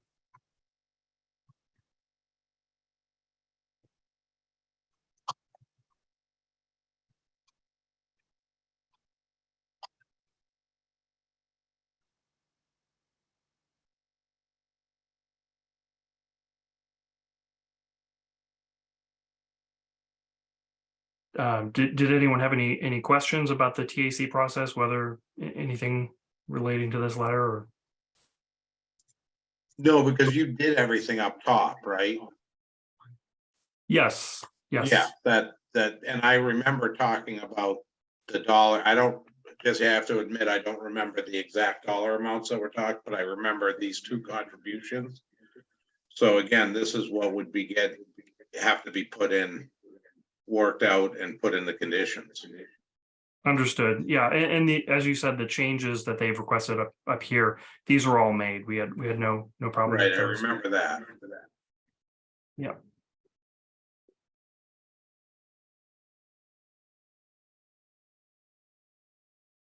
And did you say there were also an engineering memo and an environmental one that is sort of similar, kind of tying everything up? Substantially, yeah, I would say. I can put up the engineering memo as well. It's quite a bit longer. It's technical. It's about 3 or 4 pages. Looks like 4 pages of comments. If the board wants to go through those, we can. Perhaps just going. Yes, it's recommended conditions primarily. So if I could just go to this. So at that point, you guys can do it offline with Greg and Ezra. And yeah, we have no problem with any of the recommended conditions that he's recommended. So we'll incorporate those in the final decision. And that's part of the process and the reason why the decision hasn't been ready before now, because we're just in the process of culling together all the comments to make sure that all the conditions are captured in the final decision.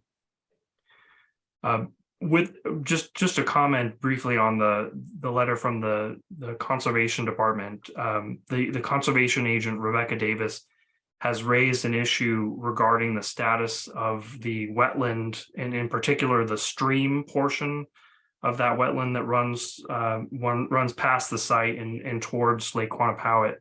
Her concern there is that there may be evidence somewhere out there that that the stream can be classified as a perennial stream, which, if that were the case, would subject it to a different regime of regulations under the State Riverfront Protection Act.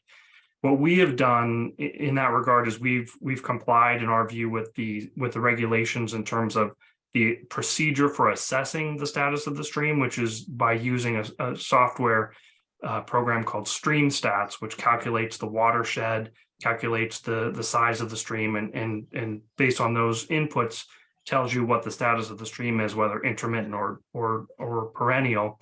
And based on that analysis, it was clear that it was an intermittent stream. So that's been our position throughout this hearing. This is an issue that she's continued to raise, and we're aware of it. And it's just, I think it's something that we'll have to go through with the Conservation Commission. And it's an unfortunate regulatory peculiarity that we can't go through that process at the same time as the board so that you can coordinate your review with the commissions. But that's just how the regulations are written. So we're aware of the issue that she's raised, and we will be addressing it with the Conservation Commission, and certainly happy to note that in the draft final decision that's going to be subject to review by the commission. But it's ultimately not something that I think the board, really within the board's jurisdiction to assess, given that the town does not have a local wetlands protection bylaw. So Dave, let me ask you something, and maybe you can't answer it now. I don't want to put you on the spot. What if, as a result of what Concon does, this project changes from what we approve? Does it come back to us? Are we done? There's a provision in 40B that it comes back to us almost not even close to, but sort of similar to minor versus minor modification. We have to determine is it substantial. If it's substantial, there's a new hearing process. So there is a process. Jesse was saying nodding yes as well. So Jesse, do you want to add anything to that from your perspective? But no, that's exactly right. The regulations, they enumerate a couple of factors for what's substantial or insubstantial, and it talks about things like an increase of units more than 10% is substantial, whereas things like changing the building materials is insubstantial, things like that. Something like this, if the Conservation Commission were to require significant changes, I think we would come back to the board in any event to request your view as to whether it's a major or minor modification. And depending on what those changes would be, it would probably be a major modification, in which case we would be back before you for a supplemental public hearing. And the key here would be it's really on the applicant, not you, to deal with that and have to worry about it. That if they get it wrong, if they take a risk and say, we think we know what this is, and they're wrong, that sets their, they're now back asking for amendments and changes. There's nothing where, if you approve it, you're approving what you're approving. And if they need to now change something to comply with any other board or requirement or funding or whatever, they've got to come back to you to ask for that.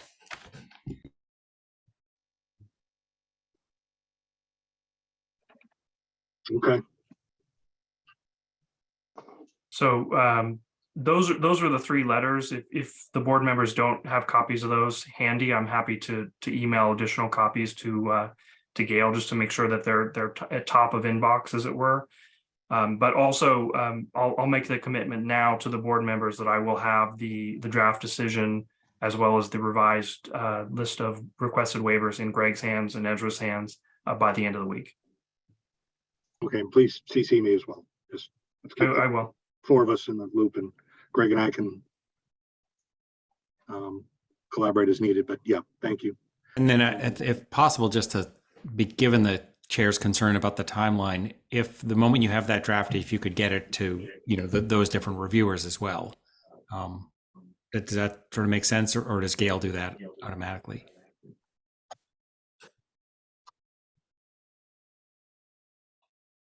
I mean, just to be sure the draft decision goes to TAC, to engineering, so they can see their language parroted in the conditions. Oh, yes. We will make sure they get it. Absolutely. Okay, Dave, are we still looking for an extension now at this point? yeah, just pausing here. I'm taking some notes on my end, but was Okay. there anything else we want from board members or Jesse, from your perspective? It sounds like we've. No, nothing more, nothing more. I know you've got a busy night ahead of you. No, that's fine. Okay. So right now, the public hearing has been extended. To January 31st. I'm just looking for the letter. January 31st. Yep.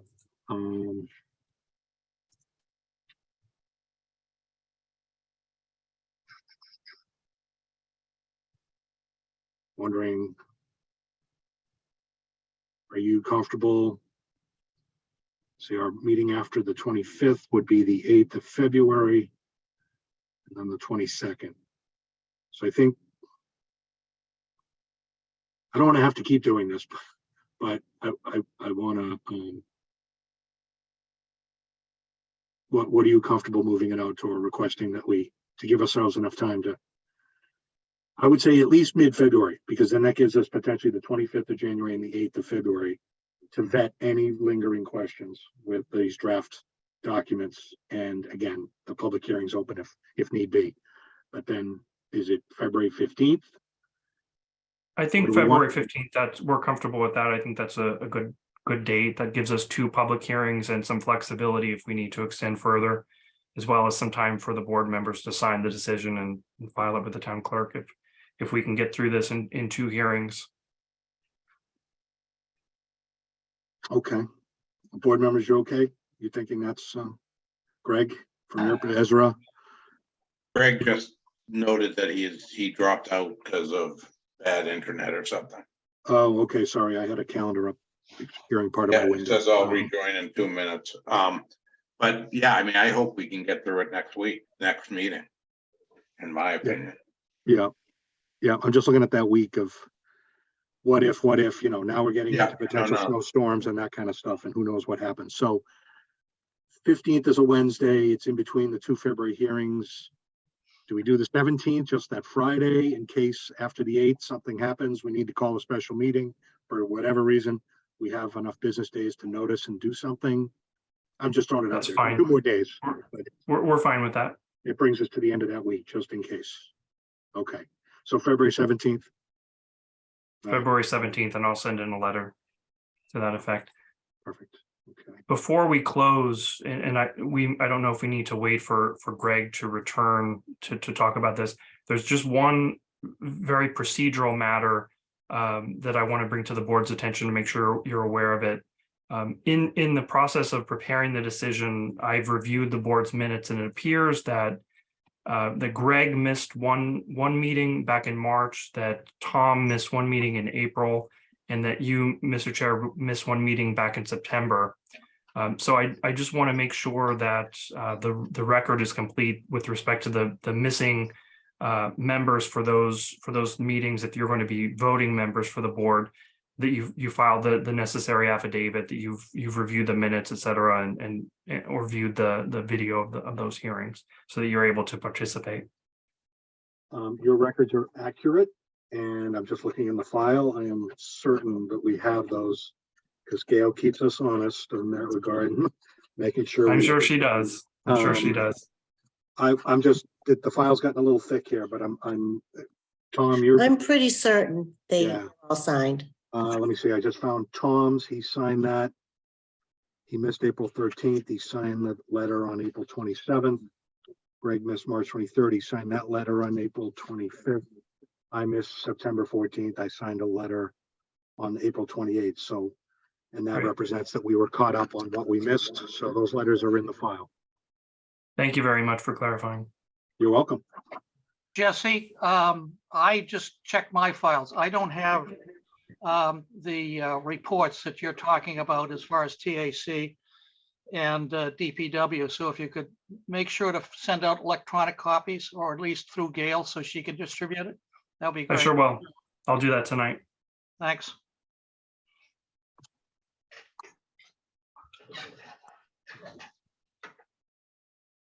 Okay. did we, I'm just looking at my notes. Did we resolve, remember, I think it was at the November hearing, there was the discussion of those depressed areas now out in front, and we were going to do additional plantings or grass instead of all mulch. Did we get an updated plan or resolve that? Because we didn't have the December hearing. Yes, we did. Our landscape architect is on the line if you'd like him to go through his plan. But in brief, we did file an updated landscape plan with the last submission, and I'm happy to put that up on the screen if you'd like. He resolved it by proposing grass as opposed to, I believe it was mulch. Yeah. All right, I just want to make It sure was a board members cleaner saw that. approach. I've seen that, Dave. Okay, because we didn't have the December hearing, and I think that's where we were going to close this, so. If members have seen it, Chip, you've seen it, I think you were the one that raised the question, Yeah. so.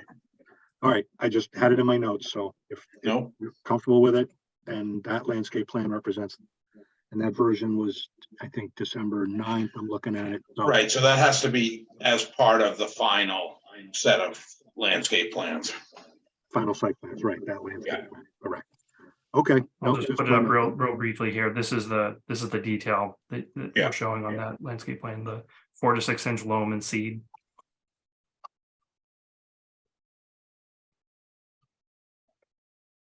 Okay, you mentioned Concom, covered that, so the next, okay, draft decision with conditions and updated waivers by Jan 13 is the goal, and we will have updates at the Jan 25th meeting. Okay, anything else, board members? Sounds like we covered the bases.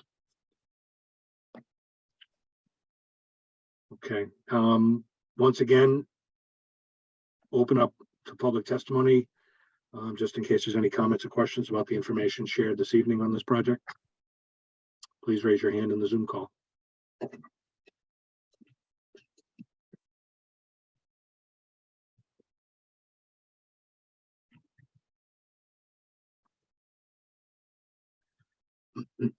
Seeing no hands, I'll close it to public testimony for the evening.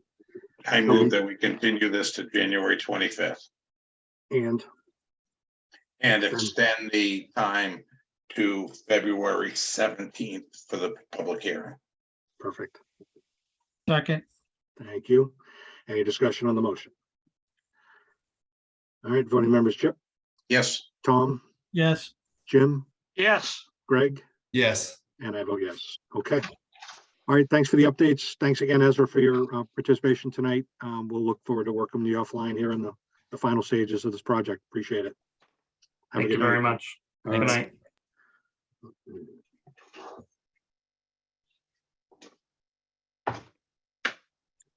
Okay. Moving right along, our next continued hearing, 23, 14, 15, 16, and 17, Kenman Block LLC at 369 to 371 Main Street. Welcome back, Brian. Thank you, Mr. Chair. Attorney Brian McGraw representing Cayman Block LLC, 369, 371 Main Street. Present with me tonight is Dan Martinez from KDI Architects. To refresh the board's memory on this, the board, I think, is in agreement on the size and styling of the building, the massing. If you remember, we lost the 4th floor, and where we left off was the board wanted to see some different material options for the building, some brick, some concrete look or granite look. And so Dan is prepared to present that to you tonight. And also Mr. Lucy for quite some time has been asking for an elevation from Albion Street. And I think Dan is going to be able to address that tonight also. So if I can, Dan, can you share your screen and please go through those items with the board? Yes. Hello, everyone. Good to see you again. Welcome. And Let for the record, thank you. welcome back, Mr. Pratt. You. I did let you back in the room. All right. All right. Please let me know if you can see this, the screen. Yes, we can. Okay, perfect. So as Brian was saying, you know, we lost the 4th floor on this building. We worked with Jim on that to basically move those units into the bank and decrease the massing so the building wouldn't be as imposing on the neighborhood.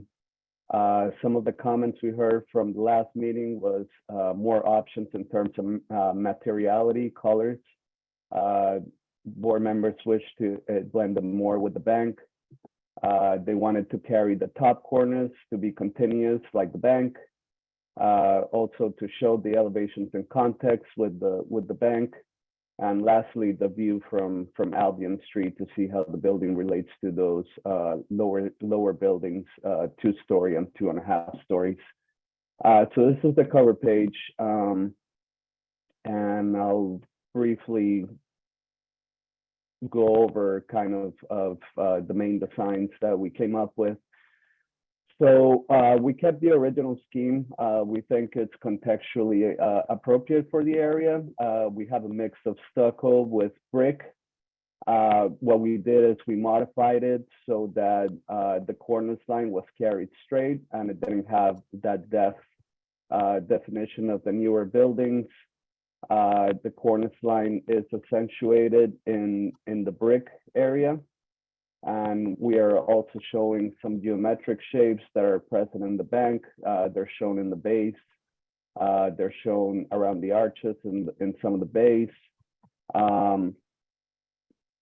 Basically, we're trying to create a more balanced approach that takes the bank into account. So this is the first scheme.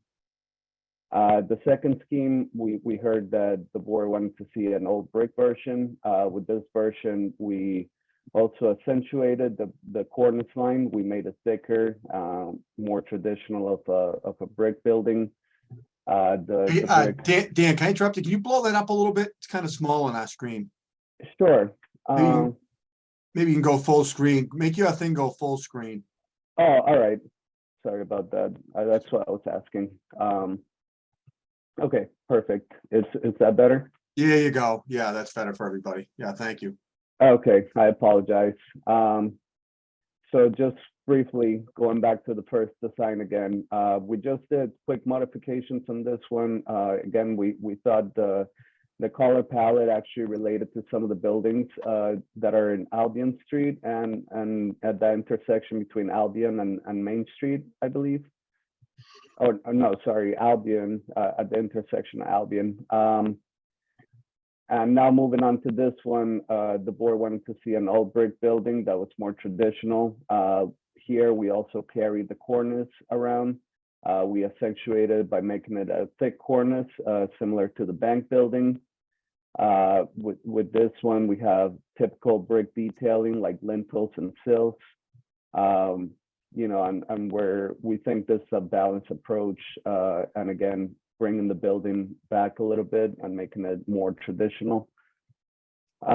Lastly, to address the comment of having an option that blends in more with the bank, we created this option.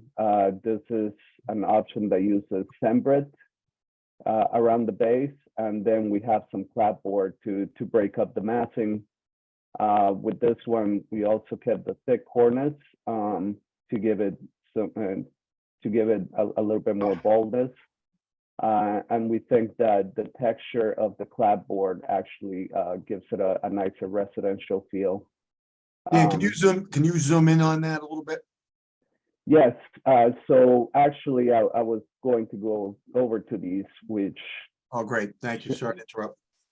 Yep, no problem. So as you can see, some of the traditional brick detailing, we have dentals at the top of the cornice.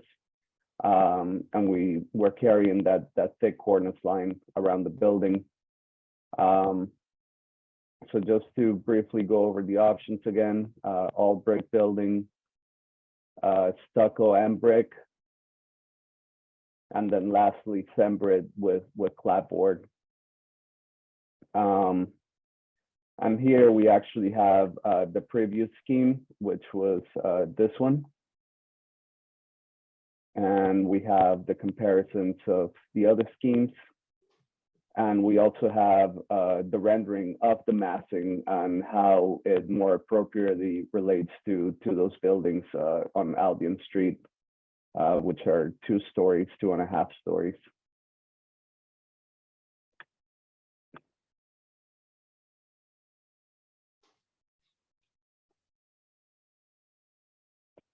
And this is just an aerial, again, showing the overall massing, how that would look like on the site. But with those are the main options that we design. If you guys have any questions. I'm sure the board does. On scheme 2, it looks like the cornice goes straight through, but yet the face undulates. Why shouldn't the cornice undulate with it? We were just mimicking what was shown in the bank. And we were also showing different options as well, since we heard from the board that, you guys wanted to see different things and maybe mix and match, or, different articulations of the architecture. So in this one, we're kind of using the cornice as the main termination at the top. And we're not showing it undulating, similar to how the bank is showing. So in that all brick one, is that there's a cap so that the second and third floors that stick out, is there a cap on there or something like that?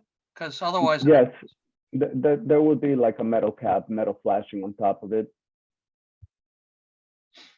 Seems a little strange that it shouldn't flow with the rest of the molding, basically, and break that cornice up a little bit, even like the bank.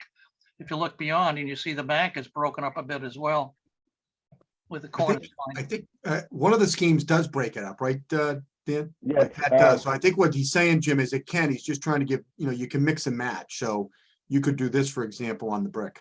Yeah, I mean, that makes more sense to me. And I kind of like the brick.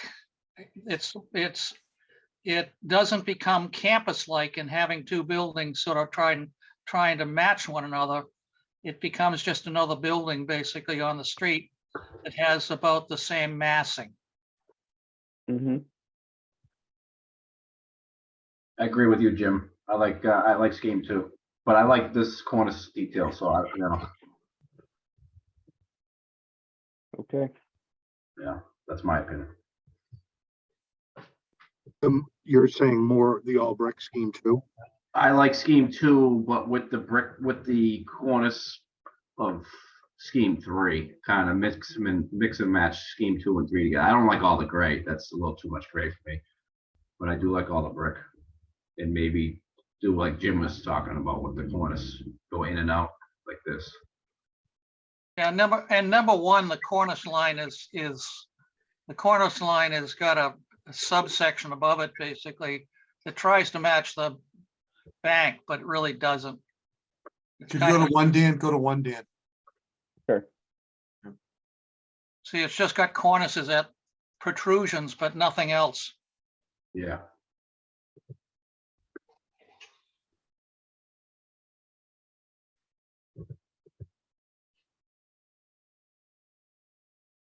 And I kind of like the different coloring, to be honest, and not having it all brick, but I could go either way. I mean, I like the brick element, just whether it's broken up like this to provide some variation on the facade, or the all brick. And then we can figure out what the corner should look like, but let's see if we can agree or have some sort of consensus on the scheme itself. Right? Are there, I agree with you, Dave. I think the brick looks really heavy. And I think some of the neighbors are wood clad, so I think it needs to be a combination of colors and material to transition.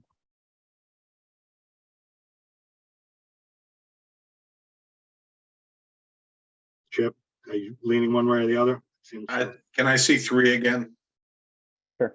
At least on the color scheme, and then we can figure out, make a recommendation on the cornice itself. I mean, so here's a crazy thought. I would like 3 with the cornice and the others being all brick, and the smaller verticals being possibly gray or something else. So I like the cornice. I like the 2 colors here. I think the all brick is too solid, but I like more brick if you flip back through. I like that with the number 3 cornice, Okay, because I think that lightens it a little bit. I think it gives it more definition.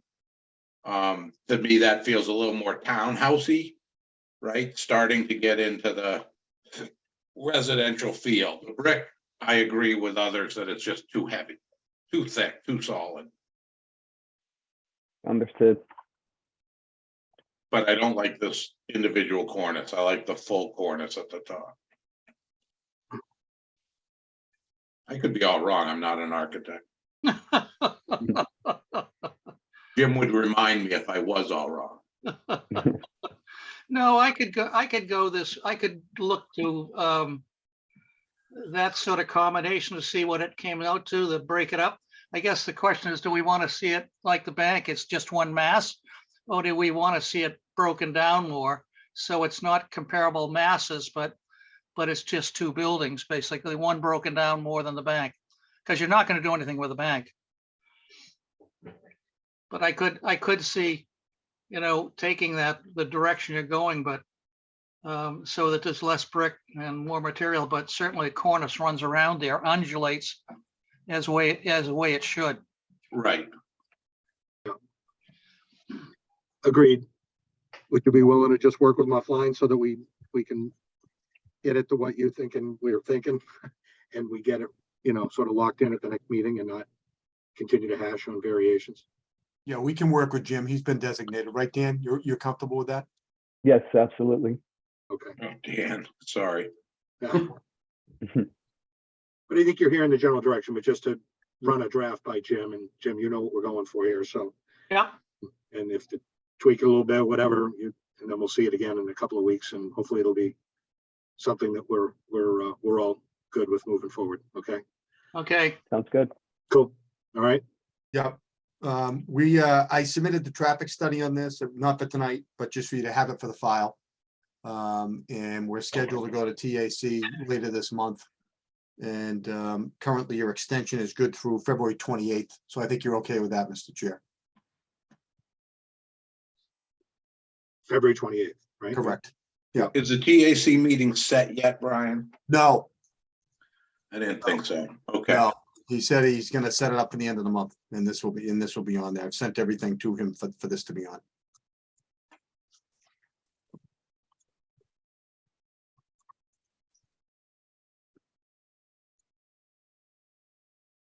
But we would like to, take the time to try to finalize I think a big important part is, so if we could come back in 2 weeks and hopefully, Dan, is that enough time for you to work on this with Jim? Yes, I believe so. Okay.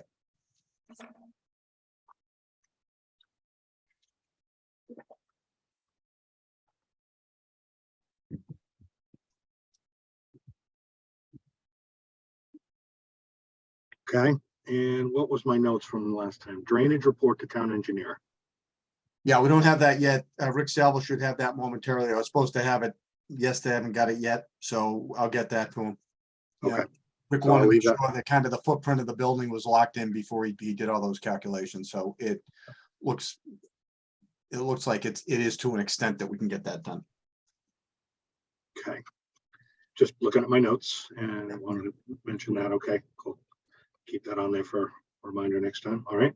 Hey, Brian, real quick, since we talked about this earlier this meeting about the railings, is this railing system the same? Is this horizontal or vertically? Good point, Joe. I don't know. Have you gone that far yet, Dan? What your railing material? I'm just looking at them right now. The railings should be traditional, so I believe they're vertical railings. Yep. Yeah. All right. Good point, Joe. Thank you. Yep. It's hard to tell in the rendering. Maybe could have been those like glass, framed glass or something, the way they were depicted, but okay. All right. Anything else, board members? Okay. We'll open up the public testimony. Anyone from the public has a comment or question, please raise your hand in the Zoom meeting.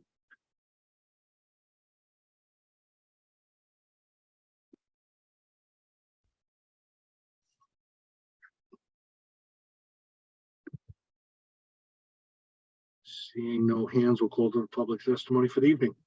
I move that we continue this hearing till January 25th. Second that. Thank you. Any discussion? Voting members, Chip, Yes. Joe, Yeah. Tim, Yes. Tom, Yes, and I vote yes. All right, thanks for the updates, and we'll see you in a Great. couple weeks. Great. Thank you very much for remembering. Good night. Have a great night. Thank you. Thank you. You too.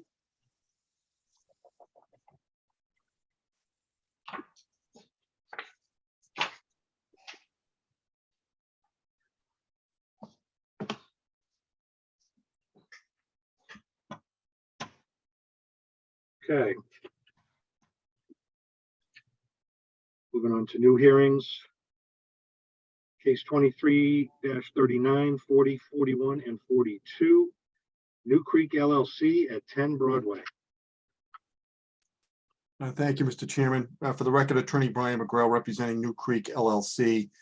New Creek is a related entity to Kimco Realty, who is a major real estate firm out of New York. And the owners of the property, this is not a proposed purchaser. They actually own the property, and they have for quite some time, as I will get into.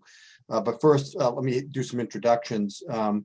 With me tonight is John Ogre from Hayes Engineering, who was our site civil engineer. Ahmad Ali from Cube 3, who was our architect on this project. Scott Thornton is here from Vaness, who's our traffic consultant. Donnie Lowe and Nick Brown are both here, and they are from Kimco.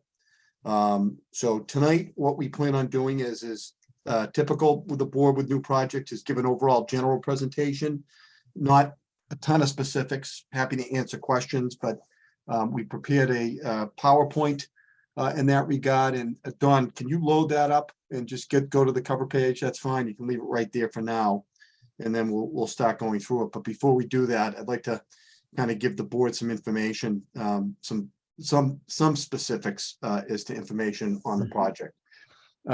New Creek, or Kimco, purchased the property in approximately 2011, and they've had it since then. It's currently the location of Mike's Gym, which I'm sure the board is very familiar with this property. The property is in the industrial district and the business zoning district.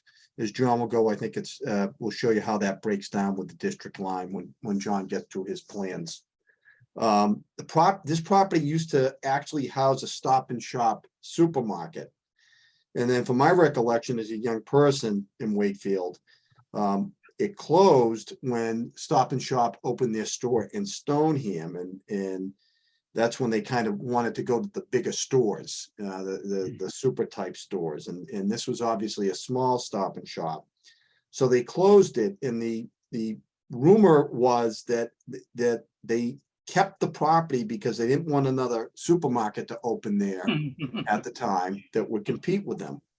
And so they kind of land banked it, and it prevented any competitors. So the property kind of was in limbo for a number of years, and eventually it became NHD Hardware. I don't know if any of you remember that. And I don't even think NHD as a chain is in business anymore. That didn't last too long. And then Mike's Gym has moved in there and has been there for a while. And now Kimco wants to put the property to a multifamily use. They're proposing 124 units, 76 one-bedroom, significant amount of one-bedroom units, 43 two-bedroom, and 5 three-bedroom units. As is required by our bylaw, 18% or 24 of these units will be affordable units. And I think it's important to note that according to Wakefield's 2015 to 2020 housing production plan, this was designated as a perfect location for proposed project of this nature due to its proximity to the train station. It is within what I call the railroad district. As you know, or I think you've seen from the correspondence, Erinka Kinder, Community and Economic Development Director, wrote a memo to your board. And she did express some concerns as to the size and parking on the property. She did point out, however, that the property is in the Junction District as referred to in the housing production plan. And to quote her, this multifamily housing development fits within the housing production plan. It fits in with what the housing production plan is hoping to achieve. So it's right in the wheelhouse of where projects like this should go. I think it will help jumpstart this end of town, which is on its way. This has been a goal of, I think, this board for a while. When you start getting kind of near the CVS and Armory and coming towards Melrose, that's been a goal. That's happening. You have the 648 Main Street project, which is a lot in building. 3 Bennett Street, which was done, which is Dave Barrett's building. The new Santander Bank, which is built. Now this, and I am happy to say that I'm currently working on plans for a mixed-use property at the Molise building, which everybody has been hoping for. So this end of town is starting to come alive. This is really the outskirts of downtown. It could provide a boost to people that, again, will be able to walk to the downtown shopping district. This is a similar situation to the old Santander Bank building, which the Kingman Block building, which you just heard previous to this hearing. It's a unique situation. We have the owner of the property at the table, looking to invest in their property, a tired property, and I say a blighted property. And I'll get into that a little bit in the photos as we go down, as far as the blightedness and just kind of the way it is, the way it looks. We have filed with the Conservation Commission. We have actually had a hearing with them. So we're in proceedings with them because there is jurisdiction with them on this project. This project will also go before the Traffic Advisory Committee, and I think we'll be there at the end of February as well. I'm sorry, January, not February. We are going to give you a little PowerPoint today, and we have started working on a massing plan because I know the board always wants to see that as far as how does this relate to buildings around it. So as we go forward in future hearings, we'll be prepared to present that. So with that said, Dawn, could you start the next slide of the PowerPoint for me, please?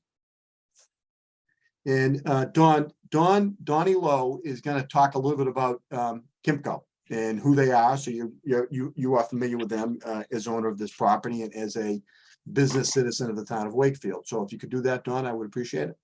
Sure. Thank you, Brian. Good evening, board members. Thank you for the opportunity to present our project. My name is Donnie Lowe. I'm from Kimco Realty. And just a quick intro into Kimco Realty. We are a national company, publicly traded. We are the largest owner operator of open air grocery anchored shopping centers in the US. Currently, we own and operate approximately 540 shopping centers across the country. I'm part of the redevelopment group, and what we look to do is improve some of our existing centers. The redevelopment group focuses on repositioning our properties.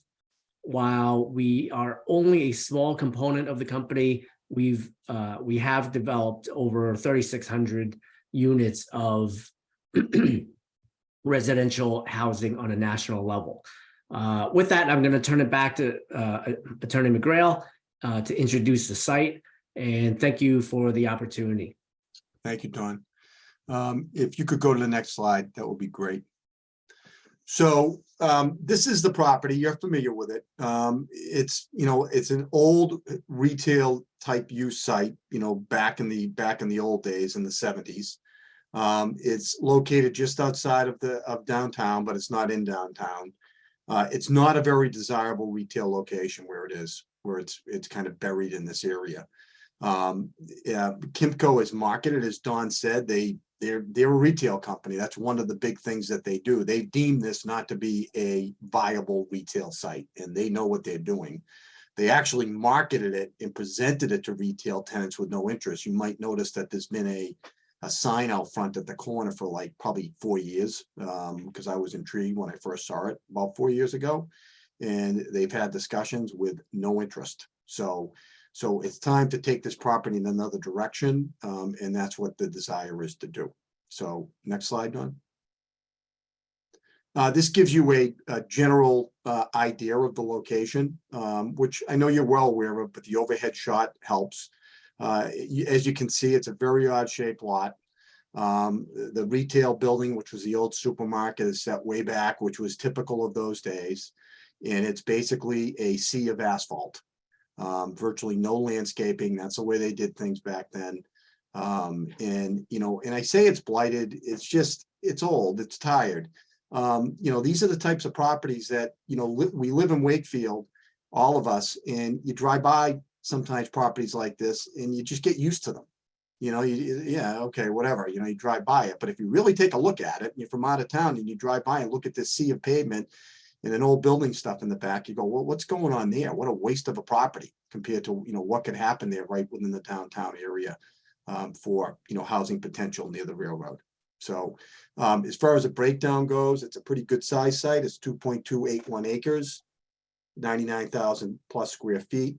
And currently it has a 15,984 square foot retail box on it. So next slide, Don. This is just another shot. And, you can kind of see, again, how it fits in. It's at the intersection of Broadway and North Ave. Scott will get into some of the details on the actual benefits of traffic on this project compared to what's even there now. So next slide. This is just the east edge of the property, and this is kind of the stuff where I talk about blighted type look. I mean, there's just no landscaping, no trees, old, tired. You've got the railroad right away next to it, which, I think the MBTA has kind of taken advantage of this. They've kind of used it as their storage dumping area. This is an opportunity to motivate some people to really start cleaning this whole area up. I mean, look at the lighting in the parking lot. I mean, it just shines everywhere, and it's allowed. I mean, it's just a grandfathered old use that, again, we have an opportunity with the owner at the table to engage and do something better for the property and for the town. So next slide. Just some more detailed shots of the all pavement everywhere site that we're dealing with. So next slide, please. So this project presents some opportunities. We thought we would highlight some of them. The first is to bolster local business in Wakefield Center. So there'll be new residents within walking distance to Wakefield Center downtown to help with the businesses in that district, which is a goal, has been a stated goal of the bylaw for years and is having an impact at this point. It will introduce diverse and affordable housing stock, which is a goal. Affordable housing in the new apartments will respond to growing demands of young professionals and empty nesters. As I mentioned, 18% of the units will be affordable in accordance with our bylaw. It will create attractive frontage on Broadway and North Ave. A street view will eliminate this large stretch of surface parking and create an attractive streetscape, more of a gateway, cleaning up that end of the town, which I think, again, is a stated goal.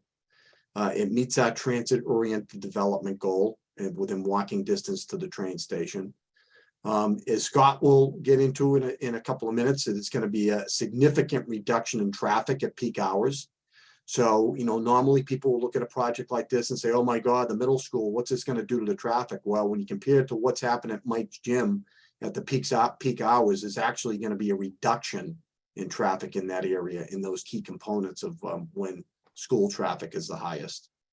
Stormwater management improvements. As you can see from that site, there is no stormwater management on the site. It's just sheet runoff, hot top, and no water treatment. And guess what? It's right next to Crystal Lake, our water supply. So this project offers the introduction of stormwater treatment onto the site, which will be new and improved. And as I've mentioned, we're before the Conservation Commission because it is jurisdictional for them.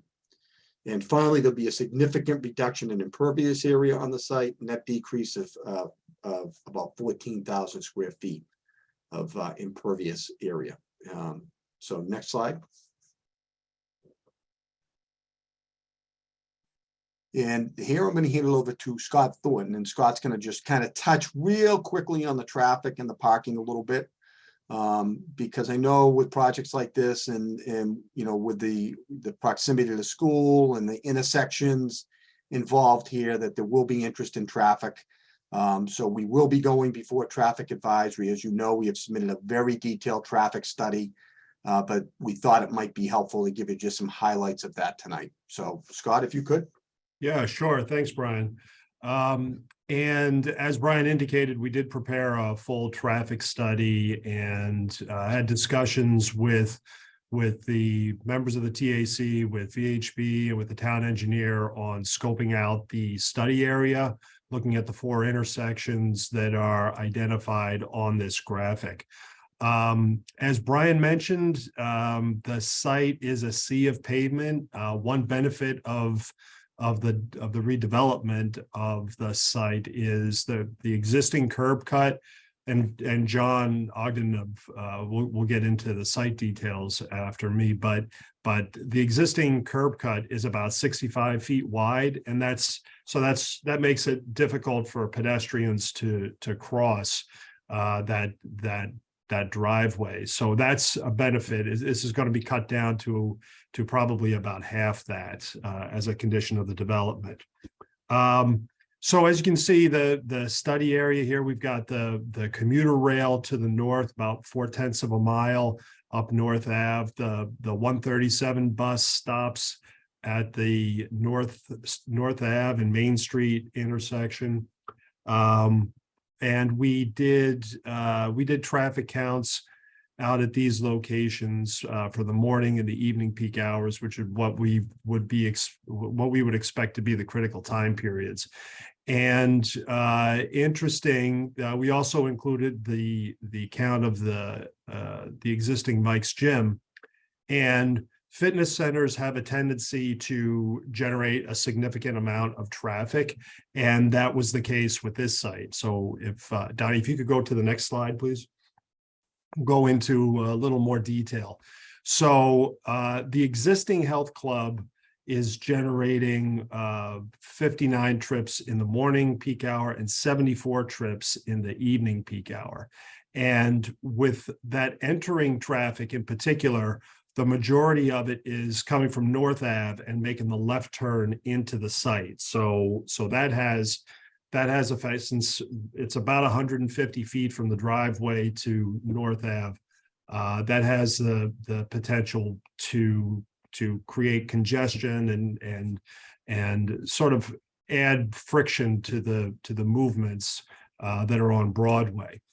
Compared with the proposed project, and we're taking a 10% adjustment for transit because we're less than half a mile from the commuter rail and a block away from where the 137 bus stops at. So we're looking at about 39 trips in the morning and 44 trips in the evening. And what that does, that translates to a reduction of about 20 trips in the morning peak hour and 30 trips in the evening peak hour. And it's really significant in the morning peak hour because, again, you don't have that large volume of traffic turning left into the sites. That just gets reduced by a pretty significant margin. So just if you want to just go to the next slide, Donnie, just a summary of the study. When we have a reduction in traffic, we get the net result of an improvement in intersection operations with the level of service and delays either staying the same or improving slightly with the project. And again, we as Brian indicated, we expect to be promoting the use of the transit in the area to prospective residents, so that they're aware of these excellent facilities that are really within walking distance. So in addition to the traffic study, we also took a look at the parking demands for the project, and that's sort of summarized on the next slide. And we realized that the project as currently proposed doesn't meet the Wakefield bylaw, but we also looked at some other sources, some other recent publications to try to get an idea of the parking demand for the project. And looking at the ITE parking generation manual, and this is again based on counts of existing facilities that are in this case located less than half a mile from rail transit, just like this site. So the weekday parking demand for a 124 unit development such as is proposed is 120 spaces, which works out to be 0.97 spaces per unit. The Saturday parking demand, when more people would be expected to be home, is 143 spaces, which works out to be 1.15 spaces per unit. And what's being proposed here is 144 spaces, which works out to be 1.16 spaces per unit. So above the ITE parking demand as calculated for this type of use. And again, the IT data does account for the presence of the transit, which the some zoning bylaws don't necessarily do. And an additional source that we looked at was the Metropolitan Area Planning Council Perfect Fit Parking Initiative. That looked at parking facilities and demands at, I think, 190 or so multifamily housing developments in Greater Boston. And in particular, they looked at they did an update looking at 4 North Shore communities. I think it was Beverly, Danvers, Salem, and Peabody, which are in close proximity. And those communities had an average parking demand of 0.95 spaces per unit, which is less than 1 space per unit. So again, we realize we don't meet the bylaw, but we also are meeting some of the other parking data guidance that's out there for these types of developments. So that's it for traffic. I'm going to turn it over to John to go over site details. Thank you. Yeah, I think, John, you want to use your plans, right? Yeah. Yeah. I will share my screen.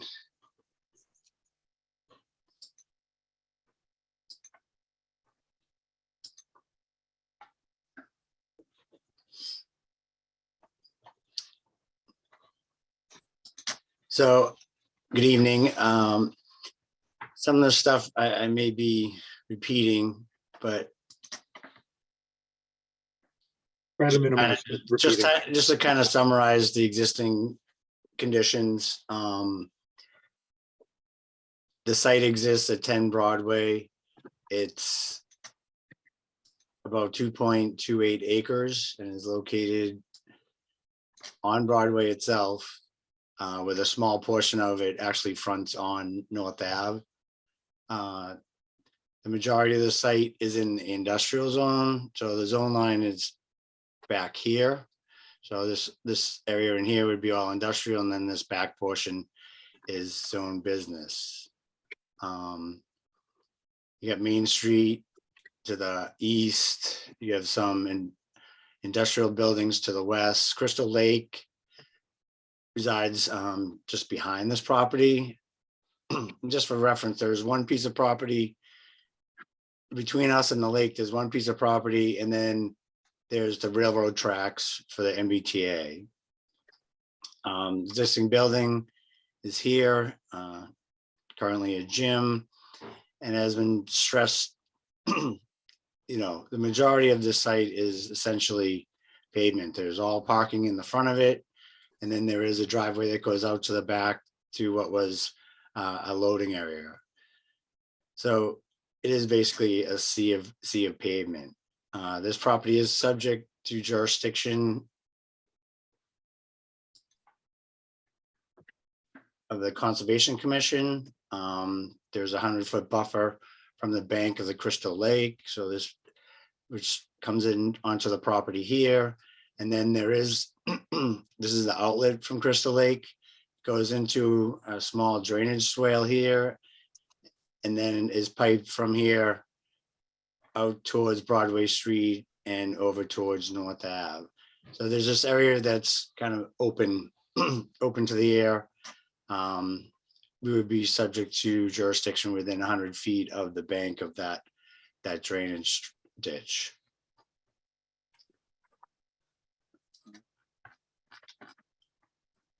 As far as our proposed condition, we're proposing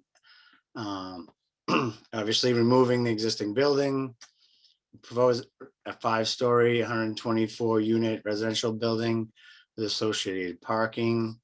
The zoning, being in the overlay district, would allow for 132 units based on a lot area per dwelling unit of 750 square feet. Majority of the first floor would be parking garage that would house 83 parking spaces. And then there's surface parking located to the side and the rear of the building. And that would be 61 spaces that are surface for a total of 144 parking spaces. I should probably have stressed before, Scott had mentioned the driveway opening in here. It's very wide. It is about 65 feet wide. Not very ideal as far as people pulling in and pulling out in the right place, and difficult for pedestrians. We're proposing to reduce the size of that entrance and have two-way traffic entering and exiting towards this end. There'll be a one-way driveway that goes in front of the building with just an exit at this driveway opening. And that's for, you know, the ability for dropping off of packages, you know, dropping people off or picking someone up, just to keep the traffic kind of out to the front of the building. This driveway will continue on. Obviously, it has the entrance and exit to the parking garage level, and this additional parking towards the side and then to the rear. There is an area here that we've designated for loading, anticipating it could be used for trash pickup, you know, if people are moving in and out, moving vans, that type of thing. Sewer and water services will tie into existing town water mains and sewer mains out on Broadway Street. As far as drainage, there is very little in terms of existing drainage. There is a leach basin in the rear, and then there are a couple of catch basins out in the front that eventually tie into a 30-inch pipe that eventually goes under Broadway. We're proposing to remove all of that drainage and introduce deep south catch basins. We have proposed a water quality treatment. Sorry, treatment chamber before it actually that surface runoff discharges from the site and into the existing drainage. Obviously, we have reduction in rate and runoff from the site based on the fact that we are reducing the amount of impervious area on the site about 14,000 square feet.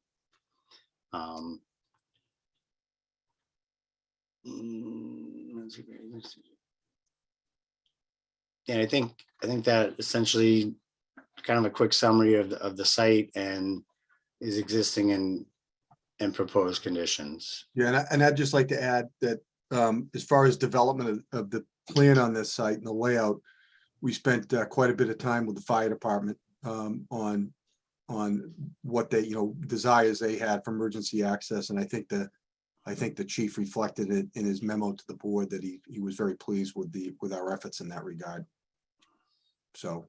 Right, that front unloading, loading area also is a great spot for EMT services, which was a big concern of his. Yeah.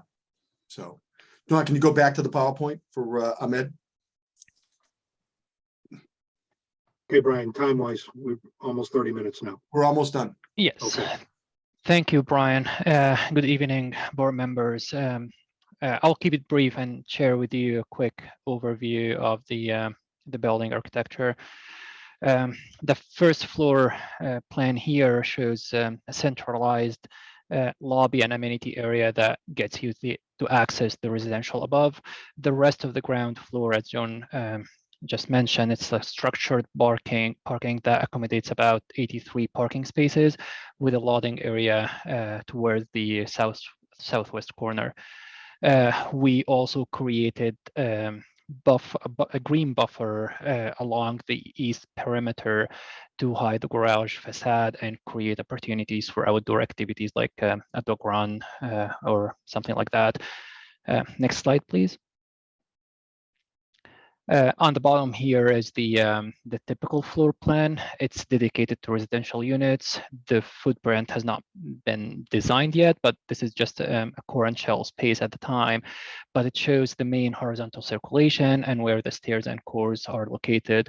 The top floor here starts to provide a setback on the southwest corner, creating a potential roof deck area and indoor amenity spaces that take advantage of the view overlooking Crystal Lake.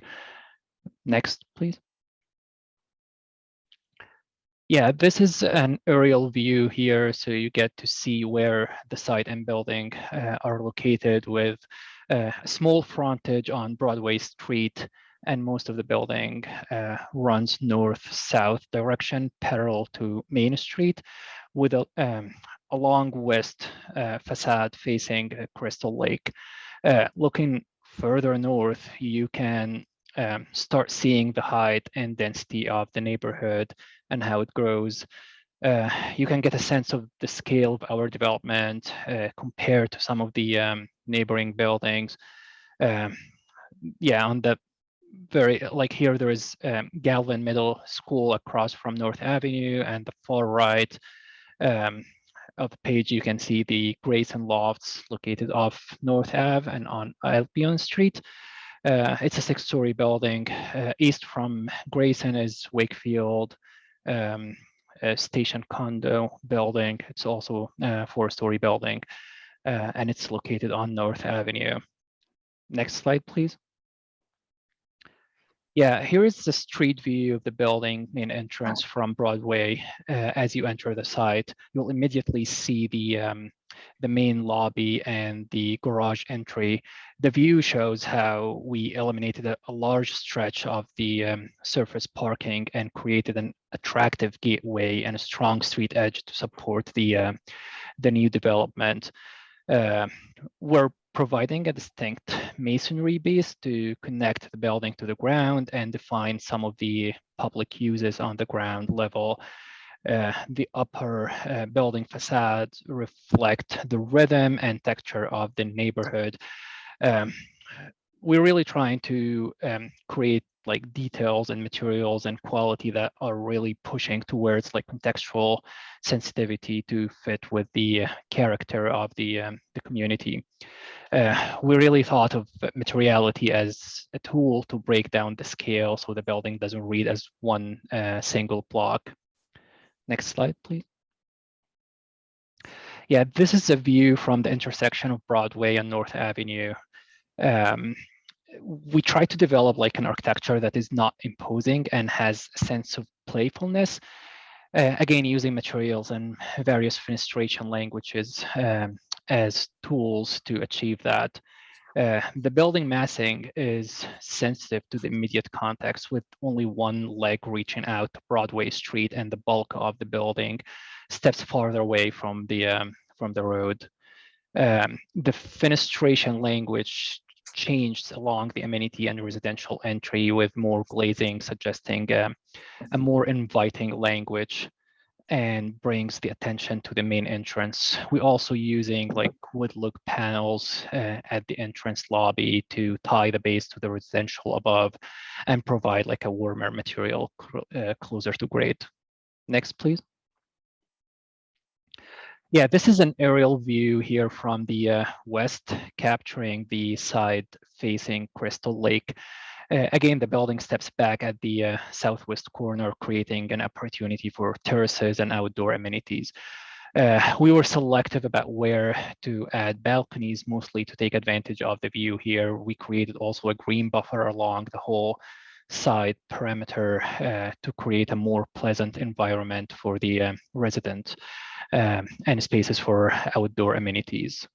That concludes our presentations. If any board members has questions, we would be happy to answer.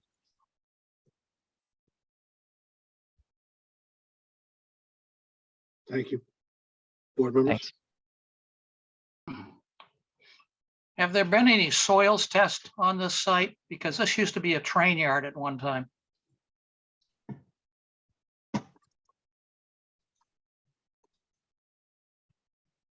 Don, is that something you know historically when you bought the property, if you did like a LSP or a 21E study?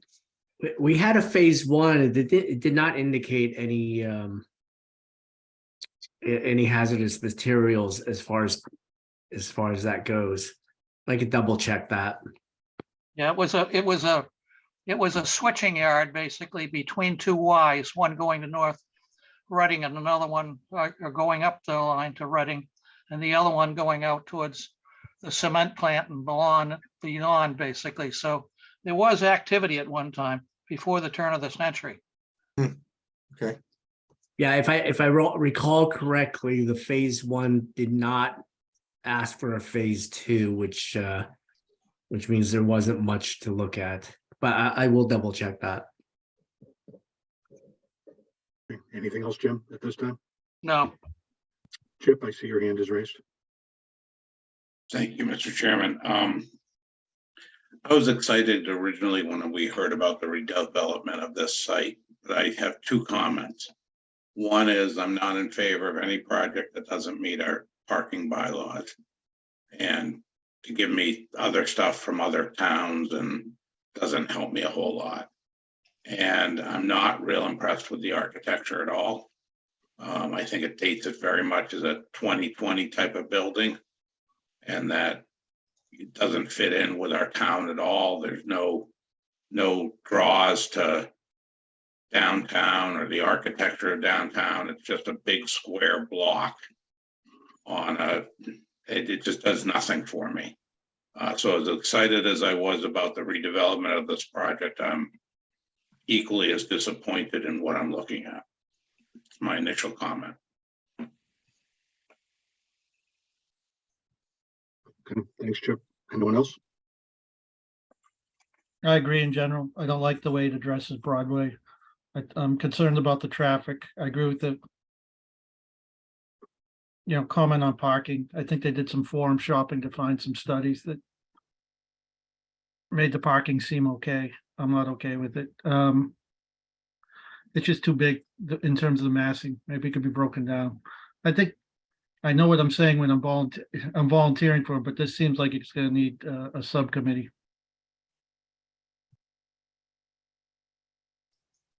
It may.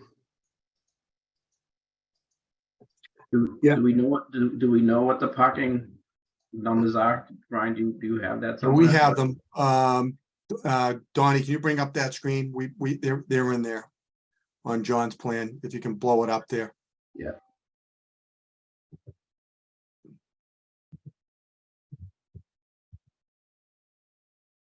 There you go.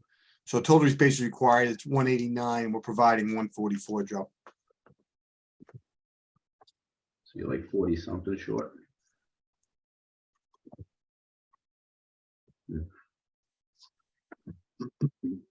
And I'm sure you will, but we'd like to get a copy of this for the file, right? We've got the initial set of plans, but not this presentation. So we'd like to have this for the. Yep, I can email that to you in the morning, Mr. Chair. Thank you. I mean, I'll echo the existing comments. I was looking forward to seeing something go on the site. It just, my initial reaction is it just seems too big. It doesn't meet the parking demand. So I think there's some work to do here for speaking personally, to meet the criteria for a special permit for multifamily on the site. It just, I know it's a good sized site and a building could be done here like this, but maybe something different, maybe, I don't know.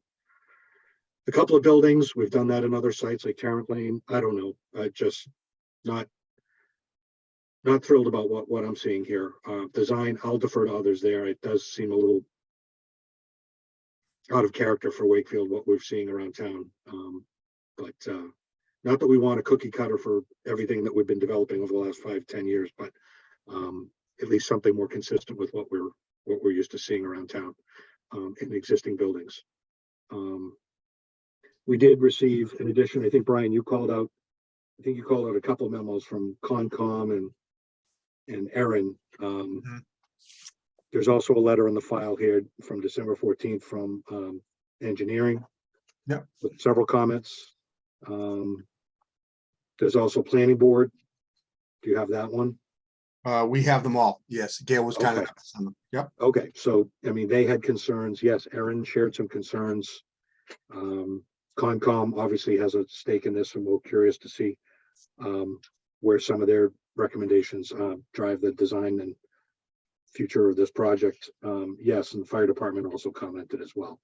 So we've heard from several departments, and I'm anxious to hear again. I see the numbers that Scott presented, but again, that's a tough intersection. And even if our TAC agrees with the findings on the traffic volumes, it's a tough intersection already. And even if the projections are correct and they might go down, I'm still thinking something's going to have to happen at this intersection, and the developer's going to have to contribute to this. I know the town engineer probably has some thoughts, and we'll weigh in initially as this thing evolves, but it's just that's a tough intersection at Broadway and North. And this is proposing to put a huge building right smack in the middle of it with not only residents, but deliveries and all the rest, right?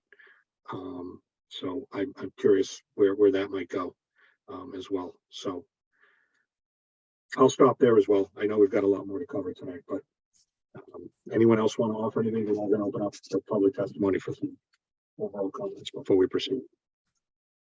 Yeah, Dave, I have one comment too. Obviously, just in addition to what everyone else has said, if we are gonna, depending on where the size of this building goes, I'd be interested in hearing about. I know we have an 18% bylaw, but we're getting pretty close to, our 10% state requirement. I'd be interested in discussing appetite for increasing and getting more than simply what's required for affordable housing in a building, especially if we're gonna go higher as go this many units or close to it as a sort of trade-off for any approval they're looking for us. Okay.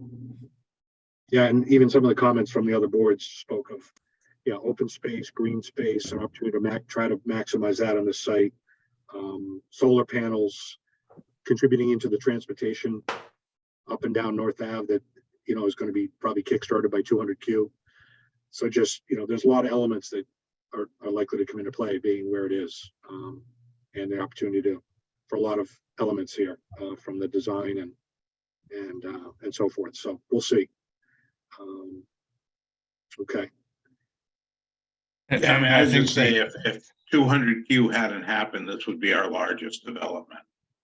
So for that being said, I see no creativity here. I don't see an increase in, yeah, there's an increase from there from green space, but there's no pool, there's no active space, there's no outside seating. It doesn't do it for me in many, many ways. I think we heard too that they specialize in retail anchored buildings, and I know you don't want to interfere with other retail, but there's no retail here. That seems like a missed opportunity for something small there. I agree, Chip. This just, here's a building. My wife would kill me if I didn't say it's a perfect spot for a Trader Joe's on the bottom floor. Well, and I think it's worth asking, because with some of the other new ones we've done, there's been a mixed use component. Was there thought of mixed use in this project, Brian? No, I told you with what they're, they specialize in retail. There's just, they have had no retail interest here. But is that no retail interest in this building? I mean, but you want to drive traffic, put retail in there, put a Trader Joe's in there and see what happens to the intersections. So at peak hours, a restaurant, another restaurant, a small cafe or something. I mean, it doesn't have to be retail. Mixed use could be many things, right? Yeah, I think part of the struggle is, and again, you know, and I always appreciate the openness and honesty of the board, that you're never shy, and that's appreciated. It truly is, because it gives us a direction so we know where we stand instead of just dancing around. And, you know, and this is again, we're gonna take these comments back. We're gonna talk. And we appreciate the comments. It's a great opportunity for everybody. You have the, you know, this is a significant piece of property in Wakefield. It's an important piece of property in Wakefield. We have the owner at the table. It's an industrial site. It's zoned industrial. You know, this is an opportunity that, you know, I don't want the owner, and I'll talk to him, to walk away going, well, you know, we just got to scratch everything and look for something else here.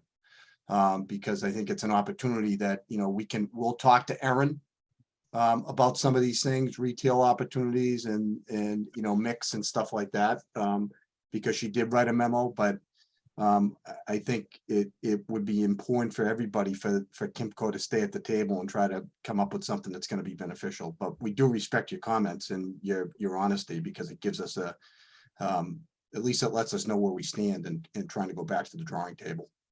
But I started on it and I kind of lost my track there. It's a challenging site. John, can you kind of shrink the site plan down? Well, if I could make one comment. It's Brian, the challenging, one Chip, thing because of the awkwardness of the shape of it. You know, it just just challenging. It gets so narrow in the back. So the other thing I didn't realize until you guys kind of presented this was just how ugly both sides of this property is. You know, the front side, what do we have? 3 used auto dealerships and a little office building. And the back side, we have real Quonset huts and a railroad station. I mean, there's nothing beautiful about where you're trying to create something nice in amongst what I would call dilapidated buildings, right? The little you know, whatever the strip units are there, and the Quonset huts behind them, and the used auto dealerships on the front, and rent-a-cars. I mean, I didn't realize how tough a site it was that you guys tried to present something, and then I'm like, how do you make something nice in amongst all that? I actually like to speak to that a little bit.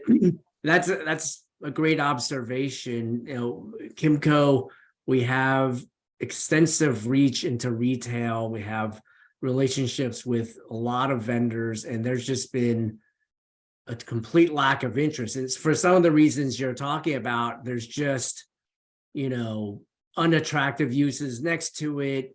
The current configuration doesn't work at all for most retail. And even if we change the retail location, it's just sandwiched between unattractive uses. So this is not from a lack of trying. Kimco does have deep roots with many retail establishments, including Trader Joe's, and we have them in other centers, but there's just been no activity, no interest from anyone substantial.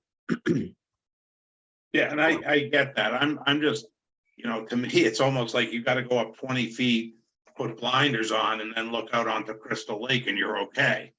But going either other direction, there's nothing good about the views. I mean, it's a tough site, but I don't think you can overlook the tough site or finesse the tough site by creating more density and less parking like you're doing. So I think, you know, Brian, I would agree with you. We don't want Kimco to leave the table, but at the same point, this is too big and doesn't quite fit. But there are challenges, no question about that. And I'm not saying they are leaving the table. Yeah, no, I get it. But, yeah, but I didn't realize how tough, you know, I always thought this is a great site. And now I'm looking at it going, this is a tough site. It's challenging. You get a lot of shape. It's a tough geometric site.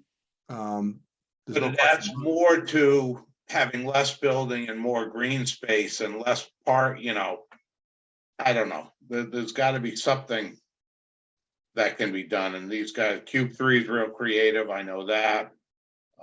And Kimco's done a lot in different spots. I think it just needs to talk more to Wakefield and the Wakefield vernacular than this building did. Well, And I think that needs to include the retail. I think we heard from Donnie, yeah, they have or not retail, but mixed use portion. They have routes with, from what you were saying, Donnie, it seems like very large vendors. And we have a lot of, small restaurants in town that might be looking for space, or not in town, but around here, that might be looking for space rather than the larger establishments that maybe Kimco is used to working with. I agree with a lot of what's being said about size, and certainly this will be worked over with time.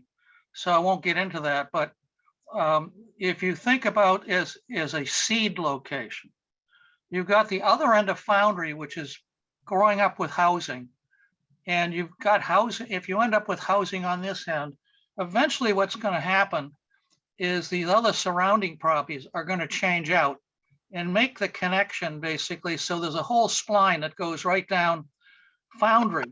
In fact, there's already housing on this end of Foundry as it is. So this could be a seed of some sort to something to happen if in fact it's done right. And at this point, I agree with, like I say, with comments that have been made, but it may be possible over time, and it's not going to happen tomorrow, obviously, that some of these other places disappear and other things come in there, but it becomes more of a housing end of Foundry Street, just another dumbbell on the far end.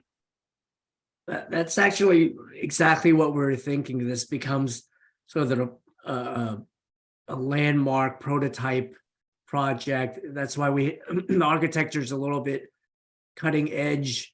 It may not necessarily reflect the downtown, but we thought we brought something fresh to the area where other uses can start to develop around it. So we did push the envelope with architecture a bit to try to establish a foothold here where it might attract restaurants or other uses around this project, leveraging off of our residential units.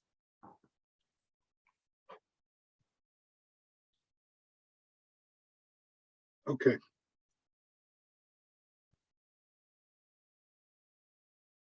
So let's open up the public testimony. I think we've gotten our general comments out there. If anyone has a comment or question, please raise your hand.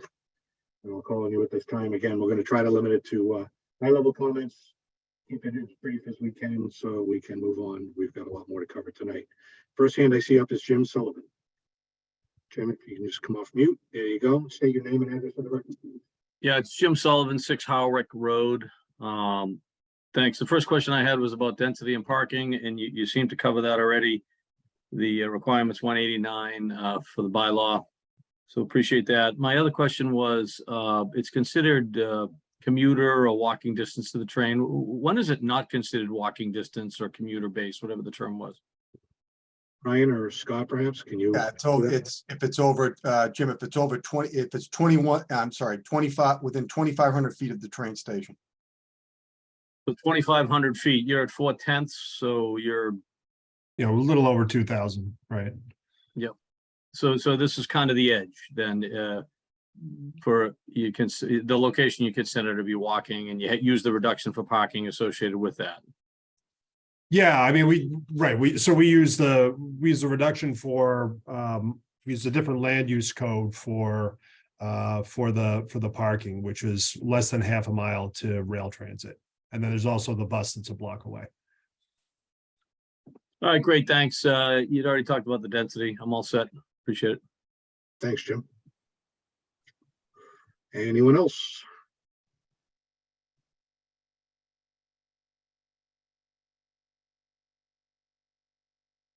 Okay, seeing no other hands, we'll close the public testimony for the evening. So Brian, so two things. One, assume we want to continue to 2 weeks, unless you think the team maybe needs more time to sort of go back and reset and come back with something in 4 weeks. And also, do we want to establish a subcommittee? Do others feel like that's warranted here? Do we want to establish that sort of now? and I begin to think- start, because it seems like we're gonna be on this massing architecture for a Yeah. bit until, and I don't want to talk about landscaping and traffic yet, right? No, this is, no, there's baseline issues that need to be dealt with this before Right. we go forward any further. I think everybody knows that from what we've heard tonight. So I think it would be helpful if we had, a subcommittee becomes cumbersome with notices and Zoom. I mean, if we had a designated board member that at least we could bounce some ideas off of, maybe a creative board member that might be helpful. Hmm. Sounds like Tom volunteered, if I remember right. I'd hate to, swim. I swim in my own lane, Chip. It sounds like they're asking for Jim, so. But how much can Jim do? I mean, Jim's gonna retire and leave us at some point. I hope not that soon. Not unless my wife wants to move out of town. Okay, yeah, I'm up. All right, thank you, Jim. At least, again, maybe, do you want to continue for 2 weeks and see where we are? Why, Dave, remind me why it gets cumbersome if we have two members. It's just, you have to I notice would it. done two most of the time. It's still not a quorum. Yeah, it's still, town council has rendered it that if it's a two-member subcommittee, it requires a notice 48 hours. So if our architect wants to run something by Jim, he just can't do that. So it's almost like senseless to have that. So, so Tom Mullen's suggestion is if you need to run something by somebody from an expert capacity, to just do one member of the board. But if you have two members, it really does need, it becomes a public hearing, even though it is. All right, I thought it was when it was a quorum. No, I mean, they couldn't decide things on behalf of the board, but they can act as a subcommittee. But it just has to be a public hearing. So therefore it needs notice and capturing minutes and so forth. Don, I think 2 weeks is gonna be too soon. I don't think I think you get any more time. What are your thoughts? I mean, it's up to you. I need a few weeks of rest first. Yeah. I mean, Well, I mean, I could work with Cube 3. you want to get on the agenda for 2 weeks and see where you are? I think we should. Okay, that's fine. Could we request 2 weeks, Mr. Chair? We could. And if it's work in progress and there's not, no substantial, then just continue it for 2 weeks. Yeah. But at least you're on the agenda. Yeah, that's fine. I Yeah. personally, I don't think you're gonna get anywhere in 2 weeks. But we'll get it. Sometimes it helps when you're dealing with, and I'm going to speak for Don, when you're dealing with big companies, it helps him to be able to keep things on the agenda with people he's working with above him. So. All right, so continue to January 25th then. If we have to continue, we will. Mr. Chairman, I move that we continue this hearing to January 25th. Second that. Thank you. Any discussion? Okay, regular voting members, Chip, Yes. Joe, Yeah. Jim, Yes, Tom, Yes, and I vote yes. All right. Well, thanks for the initial presentation. And we will perhaps see you in 2 weeks. Thank you. Thank you. Have a good Thank night. you. Good night.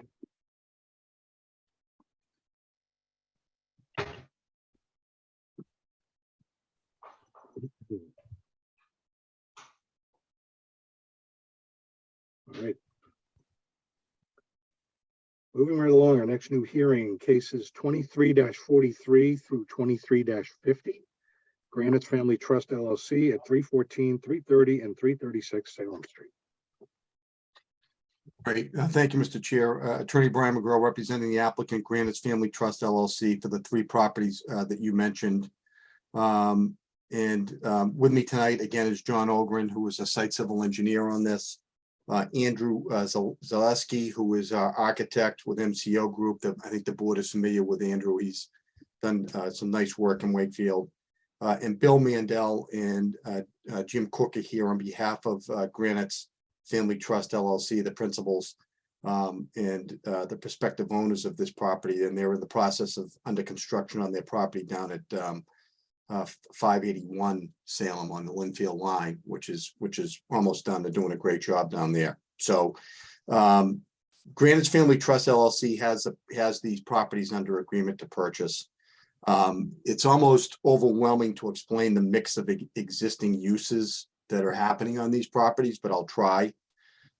It's a tangled web that could be textbook in poor planning on what's there today. And this proposal is again an opportunity. It's an opportunity that doesn't come often to clean things up at this intersection of Salem Street and Lowell Street, to organize the situation there. To kind of make things work compared to what's happening there from a logistics standpoint, an operations plan point, and a plan making sense standpoint. I'm going to do my best to lay out the existing conditions. I guess I'll start. This is kind of the existing site plan of the properties that are involved. So the first property is 314 Salem Street, which is a two-family dwelling. It's situated in the business zoning district. You can see the zoning line highlighted by red here, business single residence. And then so that's a yellow line of this property. You can see it going back. Okay, that's that property line. And I had John highlight these. And then we have 330. So 330 and 330R, which are on one property. So they're all on 330. And this is where the Wildflowers operation is, the business. And I'm going to get into detail of what's in these properties, but there's another residential and commercial building in the back here of good size that most people don't even know because it's kind of buried behind this building with some storage structures. And then the third. What's going on, Brian? What's going on presently in that building? In this building? Yeah. I'm going to get into that in a minute. Oh, okay. Okay. I'm going to give you the detail of all of it. And this is kind of an odd shaped lot because this has frontage here and then it cuts over and that's that lot. And then the back lot, which is 336, is a very nice single family home. And the way this was divided was it grabbed its frontage here in an odd way. And then it goes back. And then this is an easement that serves both of these properties. So they share it. So this is kind of the entrance, if you will, to the house. And it also provides a drive back to this building. And it can provide some access to the commercial building here in residential units. So what's happening on these buildings right now, Dave, to answer your question, as I mentioned, 314 is a two-family structure. 330, this building here has the Wildflowers is one. There's another commercial unit in this building. And then there's two residential units in this building. Okay. And then in 330 rear, there is 4 residential units back here and 2 large garage storage units in here. That's that mix. And then, as I mentioned, back here, you have a single family house. So the combination of all of these properties now, what you have is you have 9 residential units on all of these properties, 2 commercial units, and 2 garage storage units. So there's a smort in a tangled web of lot lines and kind of mess. This is, Jack Roberto, when he was building inspector, he would always talk about this property. When's something going to happen to it? Because he would have more zoning complaints and more issues out here that he really just can't figure out how to deal with it.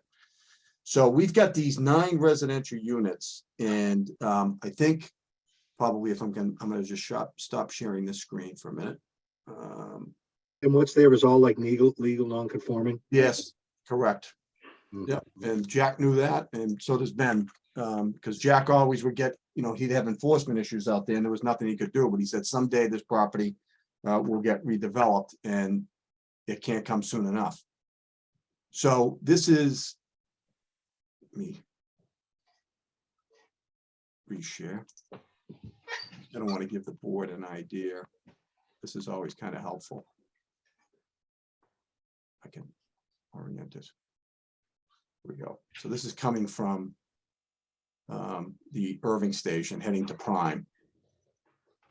And this, I think you're familiar with it, but it always kind of helps. So this is kind of what's going on here today.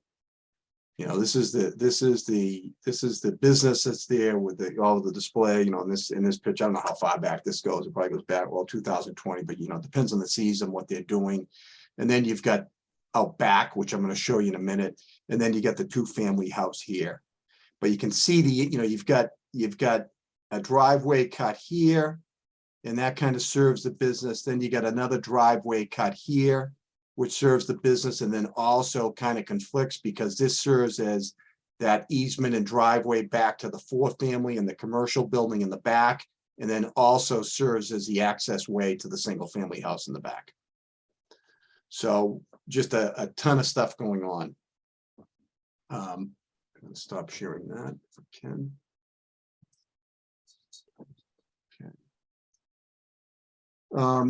And what we plan, and I think what we plan on doing, when you look at what's being proposed here, is to keep the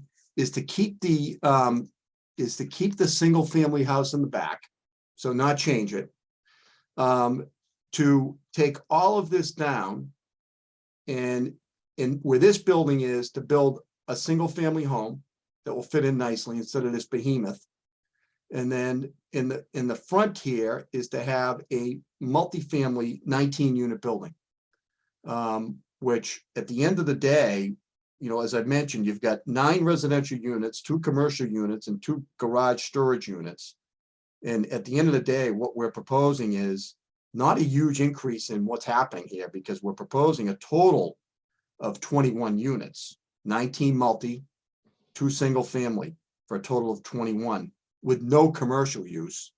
And John will tell you how we propose to do the driveway. It will be a common driveway. They'll be very organized and funnel into the site and work nicely compared to all these different entrances and exits that are happening now.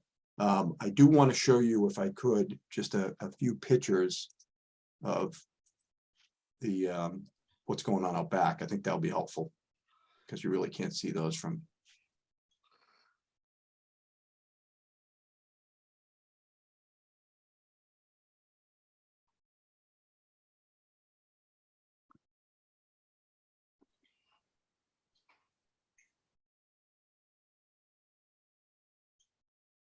So this is the commercial building, which you saw. So this is, a different season. We've got Christmas trees and stuff going on. So that's that. And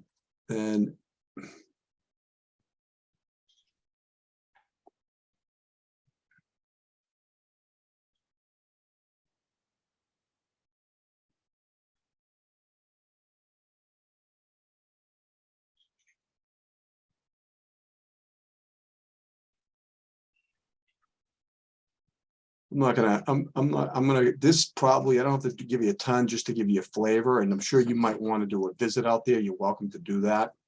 But this is the back building, which is not, this is the 4-unit residential building. So you can see this is kind of the back of the commercial. This is the driveway that comes down. This is a big building. As you saw from the footprint, I really just got the corner of it. But not the most attractive situation. Again, you have a ton of impervious area out here, all hot top, not good for drainage, not good for aesthetics. And then the final aspect, I do want to show you the nice 1-family home, which we're proposing to keep, how that fits in.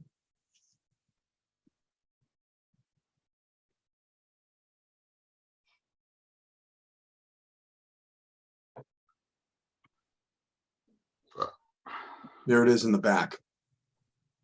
So this beautiful home ended up in the back, but I think it will fit in nice with what we're doing. Oh, you can't see Brian, we're it yet? looking at your face.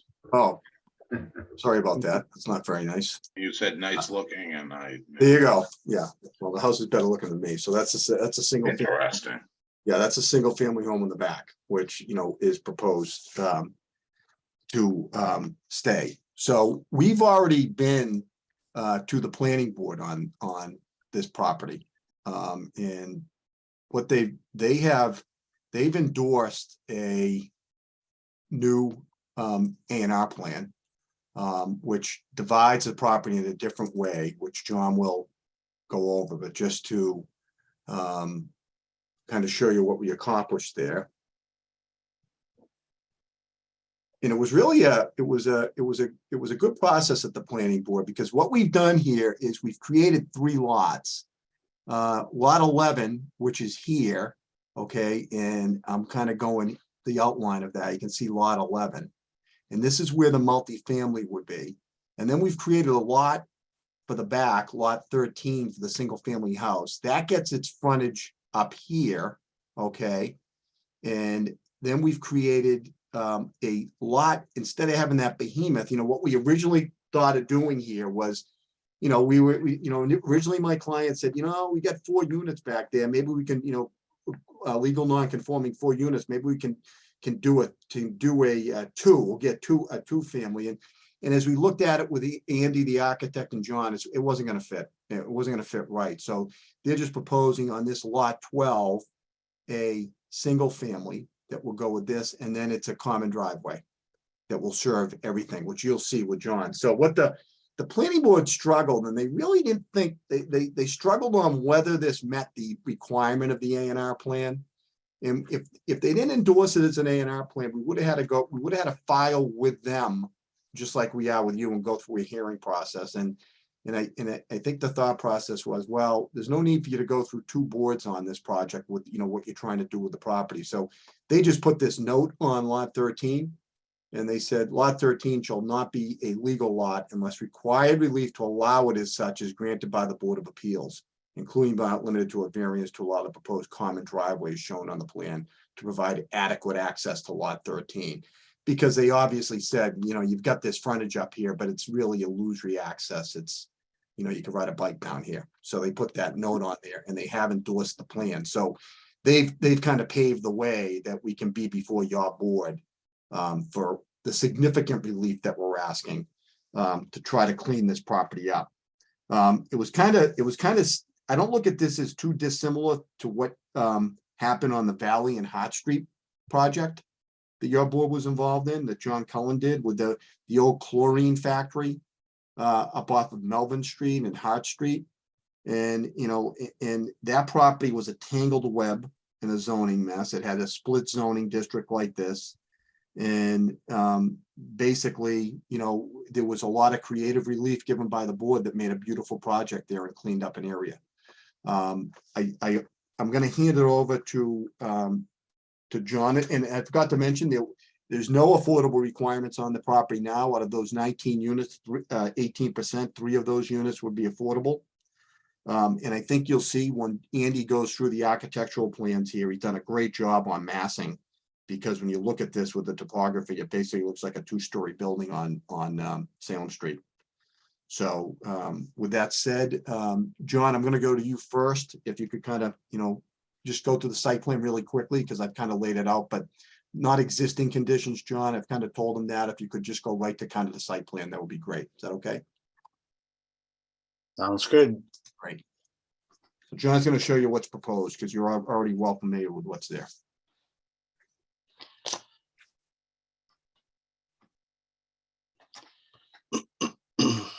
Okay, I think this is as cleaned up version of the plan that I have. So as Brian said, reconfiguring the property lines. We got lot 11, 12, and 13. So 11's in the front, 12's in the middle, 13 in the back. Lot 11, we are proposing a 4-story, 19-unit residential building, 9 1-bedroom, 10 2-bedroom units, and associated parking. The zoning would allow for 19 units based on the requirement of 1,200 square feet of lot area per building per unit. Lot 12, proposing a new single-family home. And then lot 13 would be the existing single-family, which would remain. All these uses would have access off of one common driveway on Salem Street with 1 curb cut. So essentially be eliminating 2 curb cuts on Salem Street. In terms of the multifamily, first floor would basically be a parking garage. We're proposing 24 parking spaces there. And then behind that, we have an additional surface parking, 9 spaces, which gives us a total of 33 parking spaces. The requirement would be 29 parking spaces. So we have some additional parking over what's required. Let's see. Just to give you an idea as to kind of apologize. I know there's a lot going on in these sites. Brian did a good job of explaining it, I think. So topography wise, basically it rises up from Salem Street to about into this area, and then it slopes down gently to the rear of the property. We're proposing to, from a drainage standpoint, is take the roof runoff from the proposed multi-residential, put that into an infiltration system, which has an overflow to a drainage swale. This drainage swale also captures runoff from the parking, and this swale runs around the proposed single family all the way down to this rain garden that's proposed in the back, and kind of similar drainage flow surface. It's going to flow across the pavement, down a swale, and then back towards this rain garden in the rear. We're certainly improving the site from a drainage standpoint in terms of green space, and you can see existing condition. Majority of it is either buildings or paving. The only real green is in the back of this lot and the back of the 2-family. You compare it to what we're proposing, there's quite a bit less. So we're proposing to reduce about 13,000 square feet of impervious area, and making that into landscaped or grass lawn area. I should point out too that, and you'll probably see this better on Andy's plans, we are proposing a retaining wall along the front of the building, and that's to kind of soften that first floor off of Salem Street. And then there'll also be a retaining wall along the entrance coming in on the right-hand side of the common driveway. Just to give you an idea, as very quickly on traffic, because of the uses that are there and comparing it to what we proposed, we're calculating about a 300 vehicle trip per day reduction, and a decrease, which will translate to a decrease in about 17 vehicle trips in the AM peak hour, and a decrease of about 32 vehicle trips in the PM peak hour. And so very quickly, that's kind of a summary of what we're proposing to replace this existing mix of uses. Great, thank you, John. I want to keep it moving for the board on the introductory hearing here. So I'm going to bring up, Andy, you're here, correct? Can I ask one question first? Yeah, of course. On the planning board's decision to break out the 3 lots, are these lots now set in stone? For now, I mean, we could always go back, Chip, if we needed to. So could you explain to me on lot, what are you calling it, 12, the one where the new single family home is going? John, can you bring that up? Yeah. Why? I'm answering it with my cursor, but that doesn't help you. You see how it goes square, and then you have that triangle of green behind lot 12. Why does lot 12, yeah, that area, why does lot 12 not own more of that? So here's my problem. The new single family home is right in the front yard of the existing single family home. We have another situation like this that we did along Lowell Street that came out horribly. And this is the same situation. Well, I think I looked at this and I think this is gonna be like a residential campus, you know, because you're not, Right, but if you put that single family home back into that corner, yeah, it wouldn't be in the front. It would be more of a a residential campus, but we have a situation like this on Lowell Street that I think came out horribly. okay. And I just think this single family, if it could get pushed back into that corner somehow, kind of like, so the front edge was at the end of this, and there's a lot of paving down here too, that I don't know whether it's necessary or not. Maybe that's for fire or whatever, but there's a lot of driveway for a single family home.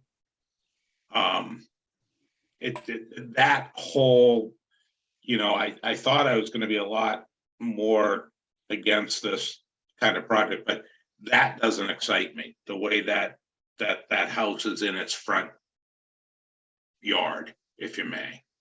So that's why I'm wondering if these lot lines, if you took and gave 12 more space into that triangle, could you put that proposed single family home farther back in that corner and get it out of the existing, because you can't move the existing single family. No, you're right. No. I mean, John, what do you got over there, John, for topography and stuff? Well, I know that the swale's trying to go around there, but Yeah, I mean, we'd probably have to do something different with the drainage. You know, I think that's certainly a possibility that we could kind of square this off, but we still need to keep some connection. yeah, no, I between get frontage that. It and- just, so I'll just make my comment real general. and Chip, you to can- answer your question, we probably could tweak that line if we needed to. I mean, you know, if it would Right, help. so and I didn't know if the plan, if there was a reason that No. corner wasn't added. No. But more to just, me, you know, we'll deal with the 19 units and whether that's too big or not. But to me, I really dislike and can't get behind this new single family home being in the front yard of this existing single family home. Okay. That's how I feel. Others could change my mind, but right now I have a problem with that. Okay. Because we've done it and it's horrible. Well, and I mean, I'm sure there's reasons, but I could take it one step further and say, why does it have to be there at all? And I'm sure it's for financial reasons, because you build one more house and you sell one more house and it helps the bottom line. But you want to put a multifamily building in the front and just redevelop the site, why do you even need a house in the middle? But I'll just throw out that devil's advocate. Well, you know, because, you know, what happens is, you know, and I'm gonna be honest with you, the answer is financial, because when someone owns property and they have 4 residential units, you know, they what's there, they have a, you know, non-conforming use that's legal. So it's all, it comes down to that. I mean, there's no question about it. Okay. So Well, I'm being honest with you. I mean, you know, that's why my clients that were trying to do 2, because to make that work, but then they said it's not. So they just went down to 1. and I would just echo what Chip said. Let's see if we can get it out of the front yard. Yeah. I've got an even worse example I could point out to all the members in the public on Green Street heading into Stoneham, where they literally built a house in somebody's front yard. And I have absolutely no idea how whatever board in Stoneham approves that stuff, it ever flew, but it's horrible. And I wouldn't want another situation. I'm trying to picture the site you're talking about, Chip, but at any rate, let's move on. Okay, we hear you on that. Yep, okay. John, can I take the screen back?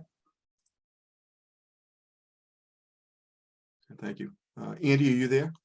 Yes, I am. Okay, I'm gonna bring up your plans for you, okay? Thank you. You're welcome.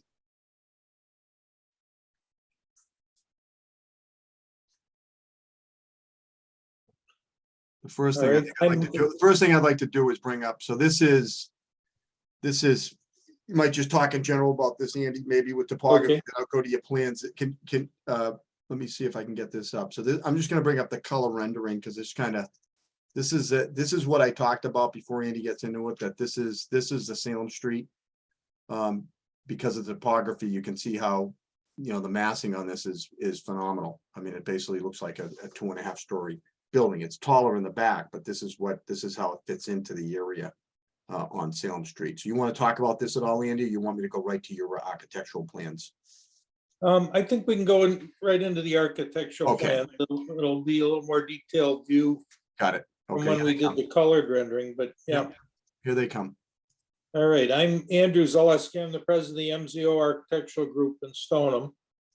And we're the architect on the building just up the block from this site on Salem Street that's under construction right now. We took a different approach on this. I looked a lot at the surrounding buildings, and they're mostly wood frame. There's a mix of businesses and residences. And our intent is to do a nice building that would be in keeping with the type of construction that's around it. As John already pointed out, we are bringing the land up in the front so that you don't see the parking garage level from Salem Street at all. And it gives us an opportunity to do some nice landscaping. I always find when you landscape an uprising piece of land, it really shows off your landscape in a great effect. We are keeping, you can see a little stairway that goes down through the retaining wall and into the front door of the building. It's not handicapped accessible, but it does give a direct egress from the main residential floor of the building. As we said, there's 9 one-bedroom units, 10 two-bedroom units in the building. The little dormers on the top are just to give it a little bit of scale. They're not really serving much purpose to the interior of the building, but I thought that would scale that roof a little bit and give it a little more of a human size element up there. When you go to the next. All right, this is the ground level of the building. It's mostly the parking. There is a small entry lobby, the elevator machine room. The other feature back there is the trash room. That would be at the upper left. It's near the entrance to the building. It's also open to where the private trash people can access it and empty the trash when they need to come by.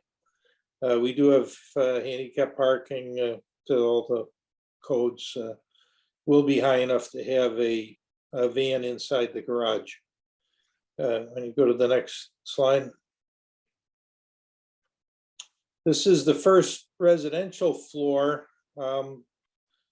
The kind of blank piece in the middle is where we're going to develop the lobby area, and also something that I'm personally struggling with, and I don't know how many drivers of delivery trucks I've talked to and everything about how they deliver packages and things.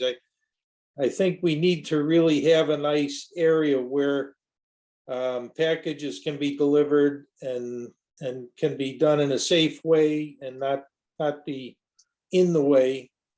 I do know those guys get paid by the package, and they've got about 10 seconds to deliver it, take the picture, and get back in their truck. But I've yet to see a building that really handles package delivery well, and I think it's the reality of our time right now that everybody is ordering all kinds of package stuff. So you can see the center core of the building is the 1-bedroom units. The 4 corners are the 2-bedroom units. When you go to the next slide, okay, just so you can see the walkway going out toward the street. It has to go up a full story height, so there's stairs over there, but we do have a level entrance in the back, which is fully handicapped accessible to the elevator. Second floor, very similar to the first. Again, the 4 corner units are the 2-bedroom, and then the center units are the ones. Every unit does have an outside balcony, but they are within the perimeter of the building. They don't extend out forward of the perimeter. And then we can show them the top floor. It just has 4 units. Again, 2 bedrooms on the end, 1 bedroom's in the middle. There is an area which we're going to use for utilities and building service. That's where those dormers are. One of them provides light into secondary stairway. The other two are mostly there to give the interest to the outside of the building.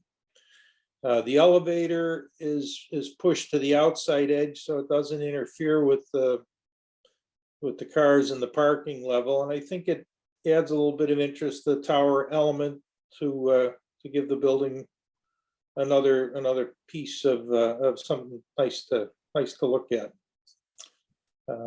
We go on. Yeah, you can see the roof plan with the various dormers. Purposely kept the large dormers on the end at a little different roof pitch so that they do read as separate elements to the main roof. And you can see the X there is the top of the elevator tower. Go ahead. All right, I guess we've already looked at the front. I could just talk quickly about materials. We are using a vertical board material in the area where the balconies are, and then the clapboard, different sizes of clapboards on some of the different elements. This view is the left side. You can see how we are mounting the landscape in the front. We're kind of enhancing the natural topography in a way, but I really think bringing that landscape up in the front, it gives the building a lower look, and it totally hides the parking underneath. Look at the next one. This is the other end of the building. You can see the door going in for the parking garage. And then there's some lattice shown so that we can ventilate that parking garage level with natural ventilation. You can kind of see how the elevator tower connects to the main building. And then one more. This is the back view. We really put the height on this side of the building where it looks into our property and keeps that much lower look on the Salem Street side. I want to be a good neighbor, but we also want to provide amenity for our tenants. I think that's it. Is there one more slide? No, that should be it. That's it. Okay. If the board has any questions about the building. Board members?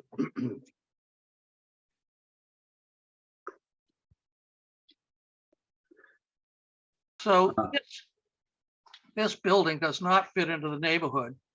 It doesn't even, I mean, just scale and size and the like doesn't fit in the neighborhood, whereby the other buildings that are down on the farther end of Salem Street are amongst office buildings, other apartment places and like. This is still, you might want to even call it remnants, even though it's retail. It's remnants of houses that have been converted basically for retail usage and but they've still kept the scale of the neighborhood.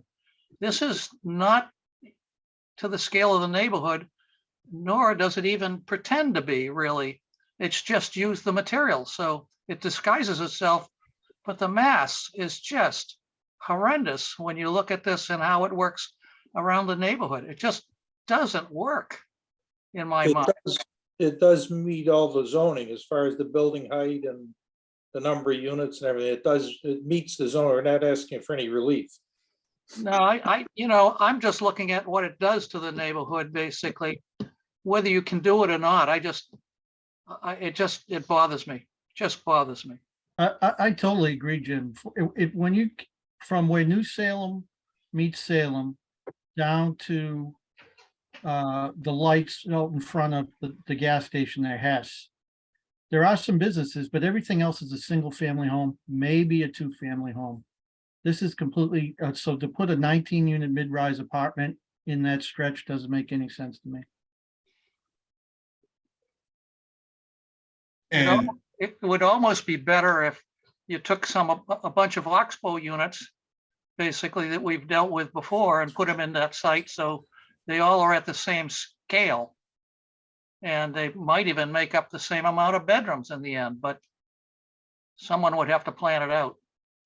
Yeah, and I agree. It's a great that there could be some positive transformation here, but this isn't This isn't doing it for me either.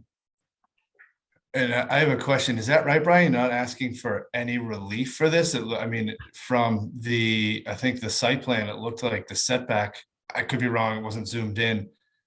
Well, I think Would what not- I'm saying is we need a ton of relief, Greg, on. Yeah, okay. On the project as a whole.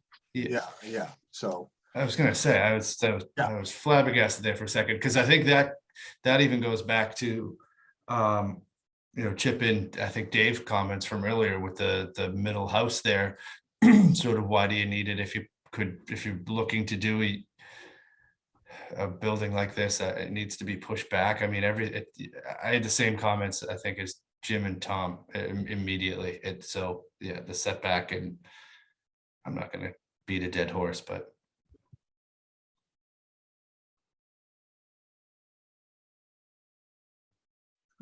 Yeah, no, welcome to see the cleanup site. It just took 8 applications to potentially do it. Yeah. Good for the filing fees for the town. And Joe lost his voice reading it.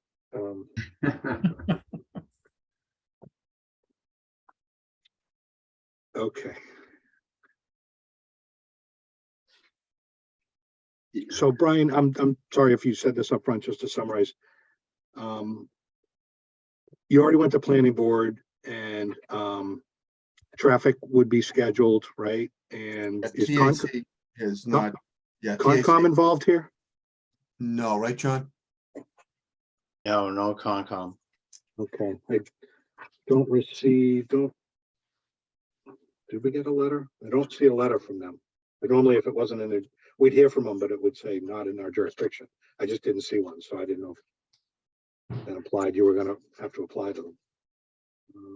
Okay, we did hear from fire. They had some comments, obviously. Town engineer, plenty of comments as usual. Yeah. The multifamilies, similar letter, I think, from the other project we just heard from the planning board, with some around affordable and solar panels and curb cuts and some other things. So obviously that should look at that. And there was also from an abutter, Karen O'Neill at 3 Unit Circle. I don't know if she's on and was going to speak, but she also hand wrote a letter. So I could scan it and email it. Brian, We have that. Gail provided that to us. She gave us Oh. everything. Yep. Oh, okay. It was handwritten, so I didn't Yeah. see the form of an email electronic. Okay, good. But that also for board members spoke to concerns with just the current condition of Salem and construction on this site, exacerbating it. But also, yes, maintaining, all the zoning relief concerns and traffic and so forth. So, anyway, if there's an electronic copy of that, Gail, can you make it available to the other board members, please? Mr. Chairman, I have a question. Was there any other, Brian, were there any other options for the site contemplated? I think Jim said maybe like a series of, an oxbow type thing where you had a central driveway and a number of 2 families off of it, or You're not gonna fit them. something Yeah, like we that. looked at that. There's Were just any not, of that contemplated? yeah, we looked at that. There's just not enough room to do that. There's not, when you're dealing with the topography and you got the single family house back here, which has way too much value to take down. You do not have a lot of room to start doing that. Well, the other thing is the zoning. Yeah, and you got zoning issues doing that too, because you get the business line, which allows the multifamily use in the front, which is allowed by special permit. But once you get back here, you're in the single residence district, so you can't. Is it a single residence? Okay. Yeah, so that's why, but the site has the benefit of the grandfathered for family. It's a train wreck. So, we're trying to do the best we can. I don't know what to say. I mean, I'm a little disappointed, to be honest with you. I thought that the massing was done nicely on that street on the front with the 2 stories, but I guess I swung and missed on that because everybody else thinks different. Brian, when you come back in a few weeks, would you mind putting something together like you do another project for the massing with No. I think it would show. But I don't know if it's worthwhile from what I'm hearing tonight. I want to kind of get if we're wasting our time, because. Well, it's hard for me to visualize. I mean, I drive by that spot every day, and it's hard for me to visualize that building, especially it doesn't even have any colors to it. I don't know if that changes anything, but I mean, it looks great on screen, but I don't really see any other houses next to it. So it's kind of hard to see what it would look like. Yeah, and that's fair. Yeah, I understand that, Joe.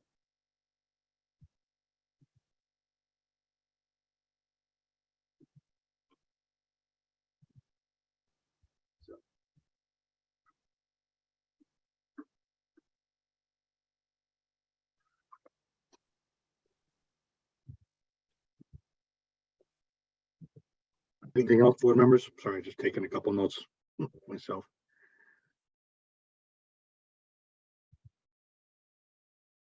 Okay. Brian, that was the extent, right? There was no other information. No, that's what we had tonight, Mr. Chair. Okay, okay. And we'll get a copy of the presentation because I don't think we have all of that. I think you do. Oh, yeah, I'll send you the pictures and stuff if you want. I mean, Yeah, just so we have everything PowerPoint. that Yeah, was presented. Yeah. happy to do that. Okay. For sure. I don't know if we've given them any direction though, Mr. Chair. Well, think about that. I'll open up the public, just in case there's some comments on that, and then we'll think about next steps and yeah. So ponder that. So open up the public testimony. Please raise your hand in the Zoom meeting. Yeah, it'd be good to share a screen just so we have a reference. So there might be questions. I see the first hand up was Kevin Gill. Thank you, Mr. Chairman. My name's Kevin Gill. I live at 12 Mitchell Lane. I abut this property. If you see the existing single family in the back, my property would be to the right of that. And as described tonight, the plan for the drainage on this property, currently, back where this property abuts mine, there is a very serious stormwater runoff drainage problem. There's also a groundwater issue also with flooding during heavy rains. The property behind the existing single family, that property has been built up probably 5 feet above the existing contours of the existing surrounding properties. If you know the properties that are located close to this property, the Masonic Temple, the parking lot from the Masonic Temple is when there's a heavy rain, the runoff from that parking lot travels directly towards the back end of this property, where the rain garden was proposed. Where that property's been built up, it creates a dam, and the water now runs, basically when there's a flooding rain, it will flood my property, flood my backyard, flood my basement. So the existing proposal for the drainage for this plan, I don't think it's adequate. And, probably something should be done to correct the issues that are happening right now. I just wanted to put that out there. And maybe if possible, if a member of your board could come out and maybe do a site visit or come and look at the issues, I'd appreciate it. Thank you. Okay, thanks, Kevin.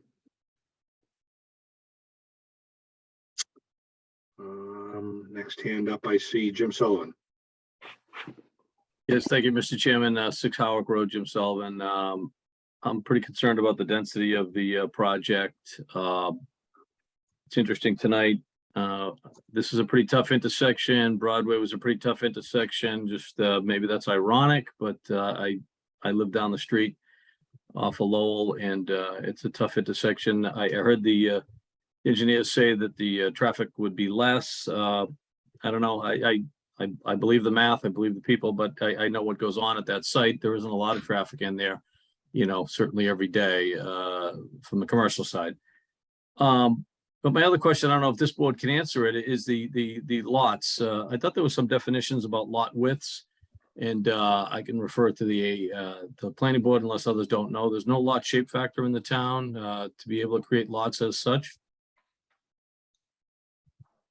Brian, can you speak to that? Yeah, I can speak to that. Yeah, we're asking for a waiver for that, Jim. That's one of the variances. The lots that they already don't meet it, but they're grandfathered. So but we can't reconfigure them by right. We don't have a right to do that. So we're asking for relief to do that.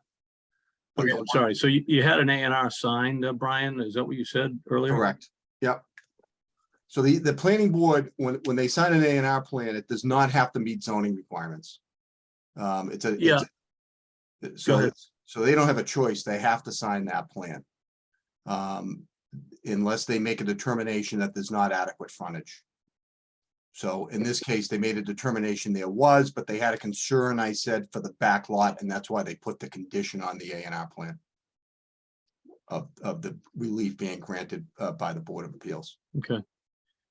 All right, by past experience, I thought you get a variance and then get an A&R representing and noting the variance on the plan for approval by the planning board, but No, because if you got a variance for a frontage deficiency, you would need a waiver from, it wouldn't be an A&R plan if you needed a frontage variance, but we're not asking for any frontage variance on this.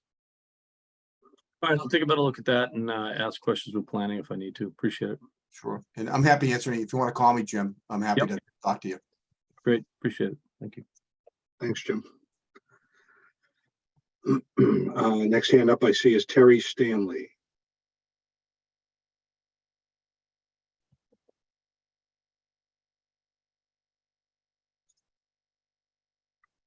Want to come off mute?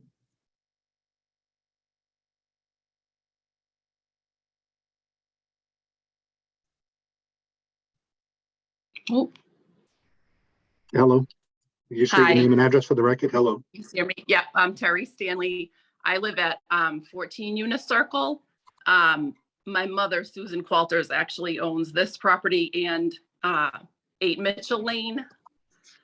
So she's right next to the Gill. So I just kind of wanted to piggyback his concerns with the flooding that's occurring in my backyard and her backyard. Anytime it rains, my mother's basement floods significantly. Mine doesn't quite as much, but there's a serious water drainage issue back here. So our concerns are that it'll just get even worse. I have cinder blocks way in my backyard from their property. It's just something needs to get planned out better as far as the drainage issue. That's really concerning as far as our properties go. That's all. Okay.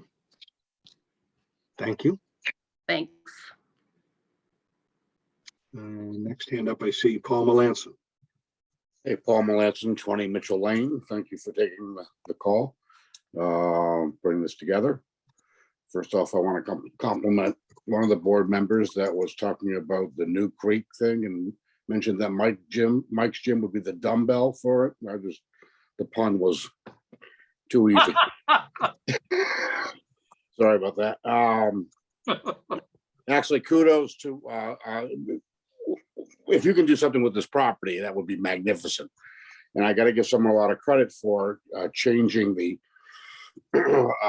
driveway, which now comes out onto Salem right above the gas station. And by moving it further down Salem, you're not looking into that solar glare east sun. So someone thought that out. Nicely done. But the water drainage is an issue. And I know the 2 others have spoken about this. It's affecting both sides of Mitchell now.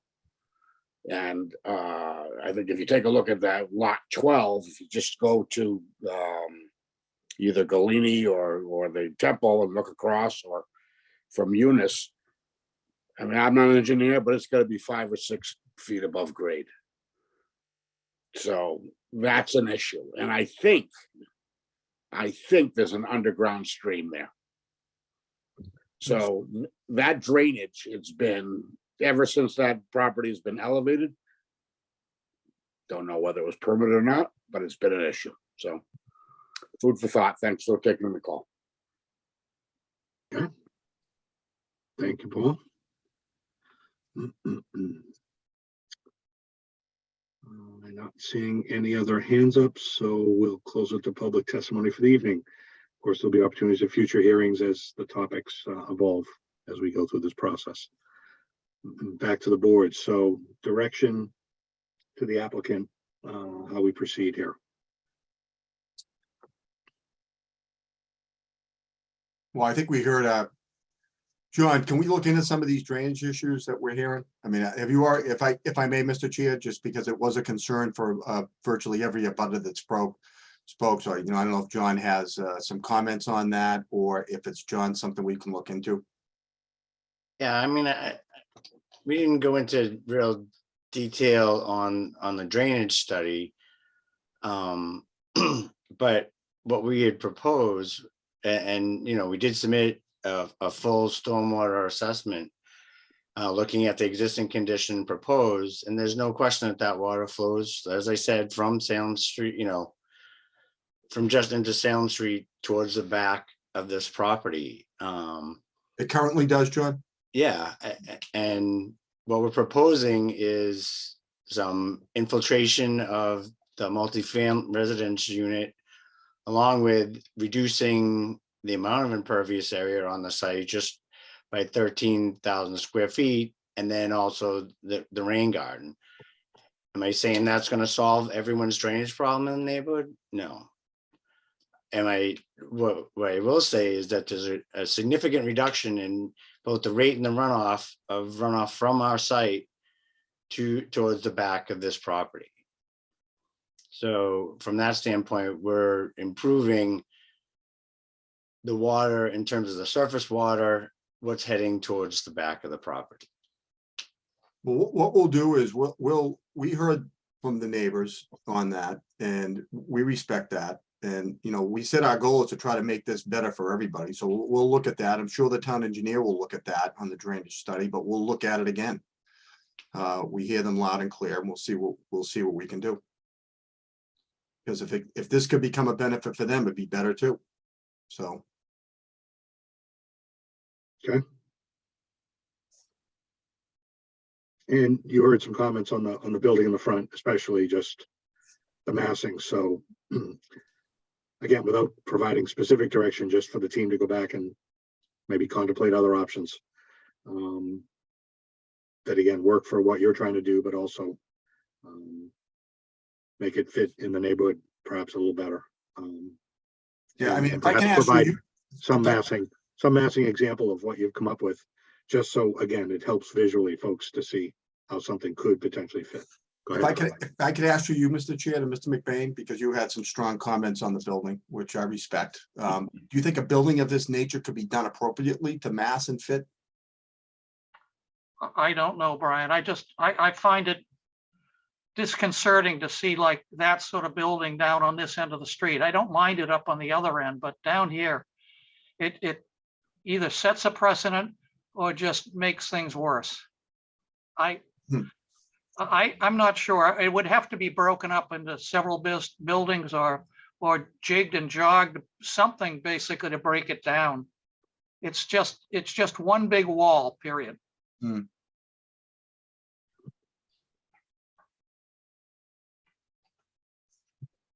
Okay. Anything else, board members? Any other feedback before we close the hearing for the evening? Hear this. Brian, have you thought about turning, like at the Jim's point, turning it 90 degrees or 180 degrees? The long way, or would that change anything? It has to fit on that part of the site because that's where the zoning is. Yes. Type of building. Yeah, it's a tough site. We can't push it back farther from the road. I mean, it has to fit in that Unless you got rid of portion that. of the zone for the multifamily. Yeah. Hey, Yeah, we're following zoning. We're putting the multifamily in the zone that allows it. We're putting the single family in the single family zone. That's a variance. Yeah, Okay. I mean, we need, this project cannot be done by right. So to be clear, but the multi units have to be in this business district, period, because we can't get a use variance. That's not allowed. So So there's no option to move that building back or put it somewhere else in the site. And so that's, so I think Andy's not saying, oh, it goes in the business district, we can do that by right. We need about, a ton of relief to do the project as a whole. We acknowledge that. We're just trying, the way I've always looked at these projects is, if it works for everybody, let's make it work. And then, if the relief can happen, it can happen. And that's what happened up at the chlorine company site. And maybe that can happen here, but we'll all try. We'll keep trying. We've got to look at it. We've heard your comments, and we'll we've got to digest them. I don't think we're going to come up with the answers at 11 o'clock at night. But we hear your comments, and we'll go back and take a look at it. Okay, appreciate that. And we didn't really get into the details. Again, I'm just, there's a lot to digest with 8 applications to clean it up, Brian. I mean, there's site plan approval, there's dimensional stuff here, there's the driveway serving multiple lots. I think some of these we are a little clear to understand, but maybe we could spend a little time understanding why some of these different forms of relief are required based on what you're proposing. And maybe with a different kind of project, especially the multifamily up front, some of these are reduced or go away. I don't know, but it's a lot of relief, right? And yeah, it's a ton of relief. Yeah, but that's based on what you're proposing, right? If there's something different here, maybe some of it isn't required. I don't know. Again, unless we go through them a little bit more detail. We don't want to do it now, but just understand we need this relief because of this. Well, there's a way around that, and then we talk about it a little bit. So anyway, for next time. All right. Okay.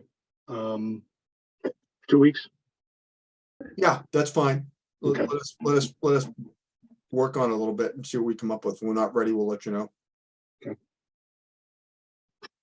So with that being said, Mr. Chairman, I move that we continue this hearing till January 25th.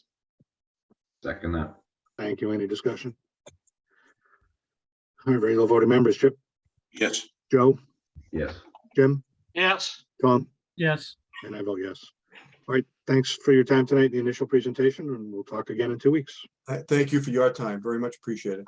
All right, have a good night.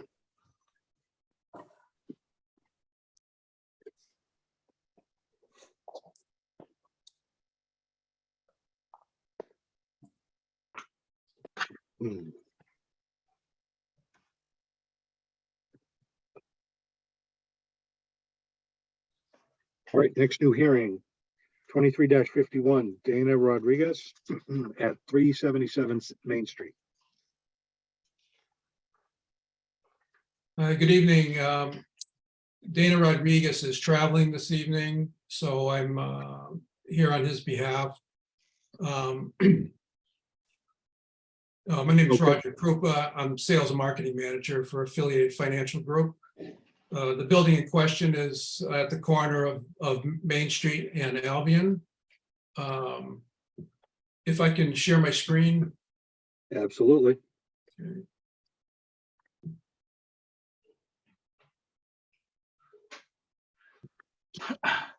So this is an image of the proposed sign on the Albion facing side of the street, financial center sign. We understand that the sign is larger than what's currently regulation, but what we're contending is that we're surrounded by businesses that have large signs, that are grandfathered, and we feel that in order to compete, we need a sign that's appropriate for the building that we're that in question here. So here are some images of the surrounding businesses, and you can see all these signs are this is across the street from us. And so, the building is historic building. Dana has incurred considerable cost in upgrading the look of the building. This would benefit the surrounding businesses in the community. And, this is just a simple request. We're looking to have a sign that's that's suitable for the building. You know, this, we're only talking about one side on the Albion facing side of the building. You know, some of the other buildings are smaller and they have multiple businesses that have signage for those businesses. And so, you know, I'm here just to state that we feel that it would be fair for us to have a sign that's also appropriate for the building.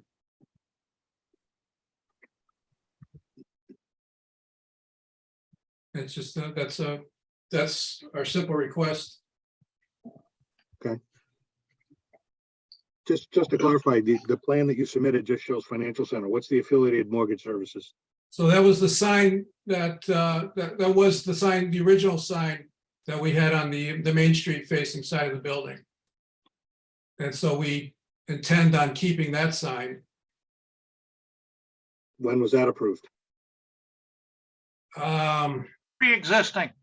Yeah, it's pre-existing.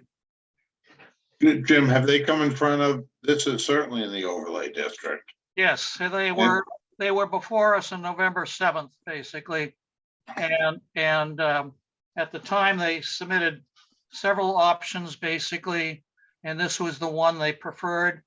The sign that's there on Main Street does pre-exist. It looked like they were reconfiguring it when it was going to go back up, and I told them as long as they keep it as it was and make sure it's the same color, make sure it's the same size, the same profile, that they could leave it up there. Basically, it had come down while they did the restoration work, so they could go up there. I think, I don't know whether this is supposed to be the right color, but it's supposed to be like a blue. So I believe it was a blue sign there, but it's pre-existing. So we're not really addressing that at all. It's a pre-existing condition, which they can keep and they can fix if it, you know, peels or something like that. On the other hand, the financial center is a very large sign. And that doesn't mean that it can't be larger, basically. But they want this sign. And we told them they could have a larger sign. They couldn't have it there. And we have issued larger signs, Hart's Hardware being one recently, basically because of the size of the building. But they can't have it at that elevation above the second floor. They're supposed to have it in the sign band, which you can see there is a sign band there. Or if there was no sign band, then it didn't want to be any higher than the second floor. So that would mean probably somewhere around between the windows and the roof. Also, the lettering size is too large as well. So they would, you know, we're perfectly willing as a design review board to work something out, but this is what they insist they must have. So we just told them, fine, we're rejecting it. You want to go above us, just go to the ZBA.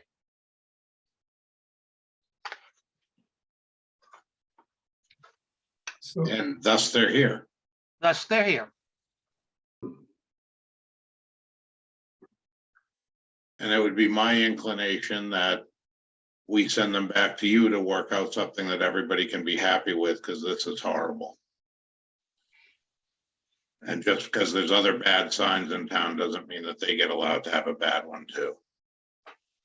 Because the other ones have been there for a lot longer. Well, actually, the Rockland one, which is right across the street, is actually fairly new and approved by the board. Yeah, but that was down, it's lower. Yep. It's got some backing to it. There's a lot of things that are different than here. So, Mr. Chairman, I'm inclined to send them back to the design review board or just tell them no. We also don't have a whole lot of information about total lengths, size of the wall, percentages, size of letters, how far they stick out, all those type of things. Well, the sign, just for my record, the sign is 92.5 square feet. And of course, the limit is 15, but that's been varied based on a request, basically, for different projects based on the size of the building. The lettering is 30 inches high, and 14 is the maximum. But again, that can be varied depending on the appropriateness of the size of the building. Because I don't think, this building doesn't deserve a 15 square foot sign. That's just too small. So, but this is, like I say, they insist this is what they want. So we just sent them on to the ZBA. They The can sign have, is 37 feet long. Is that what I'm reading in the plan? it's 37 by 30 inches, Okay. which is 92.5 square feet. And the lettering is 30 inches high. Requirement is 14. 1 inch deep letters painted gold with blue edges. Yeah. So it's a size of sign, location of sign, size of lettering, basically, are the things that are outside the requirements, basically. They could have a sign on both streets in the sign band there if they wanted to, as long as that entry door, because they've got one on Albion and they've got one now on Main Street. If that entrance door is accessible to the office space in there and used by the public, they could have a sign on both sides of the building because they're on a corner. We understand that, but we just would prefer to have a sign the way it's displayed here. And again, we just feel that we're in a situation in an area where the other businesses are allowed to keep their signs, whether or not you feel they're attractive. We feel a small sign will just get lost on the face of our building, and it's important to us to have a sign that draws equal attention. And so it's just, But I don't understand the need, why you completely ignored your own sign band. Fundamental matter. I don't understand why you've completely ignored your own sign band. We don't think the sign would be positioned high enough to get adequate attention. And again, we're looking at the other examples around us here. And these are, some of these buildings are designed differently. So, it's just the sign band, in our situation doesn't really feel like that's what we would, where we would want it. That's what you're calling the sign band, but that's not where we would want our sign, Of the pictures you show, you're talking about competition. Of the pictures you show, I mean, first off, not even getting to the point, you're probably not competing with a dentist and Dollar Tree. If you're just talking about attention competition, you're talking about, you're talking about, oh, we need it up here to compete. We needed this height. Isn't only one sign of the signs you're showing higher than their sign band and the sign floor? So really, you're trying to call more attention. It's beyond fairness, I guess, what you're calling it. Which, I mean, from my view, if you look at these other excuse me, examples, can I hold on? I want to finish. And from my view, just because fairness, something is grandfathered in, we're not going to say, hey, my neighbor has a house that doesn't meet the setback because it was grandfathered in. I think it's fair that I should be able to build one too. Rules and regulations change for a reason, and we don't vary them simply because of fairness. There's a process for variances, and hardship has to be shown, and I don't see any. well, I'm just here to present our view on it respectfully, and I'm not here to argue it beyond what I've stated.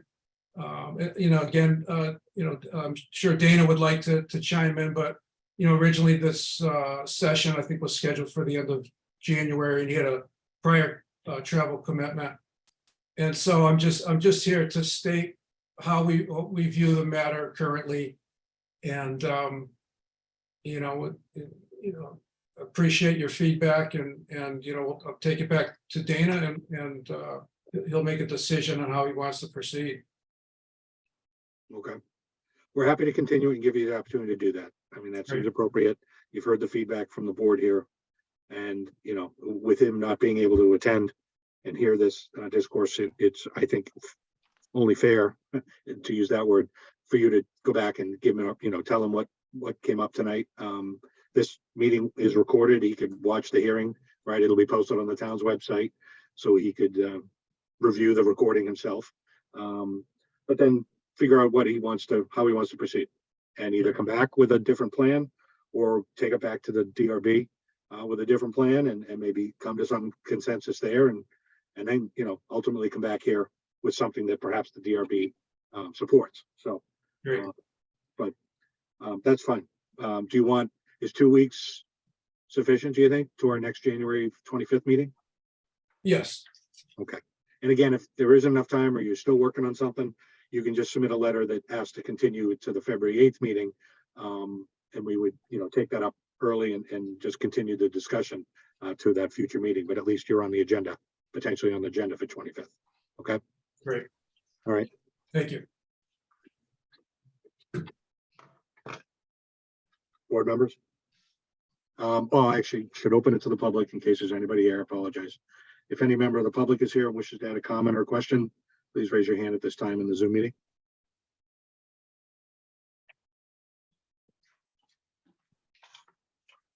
The numbers are dwindling, but there might still be a few people here. Seeing no hands, I'll close it to public testimony for the I evening. move that we continue this to January 25th. Second that. Any discussion on the motion? All right, regular voting members, Chip, Yes. Joe, Yeah. Jim, Yes. Tom, Yes. and I vote yes. All right, thank you. Great. Thank you. We'll talk to you in a couple weeks. Okay. Have a good night. You too.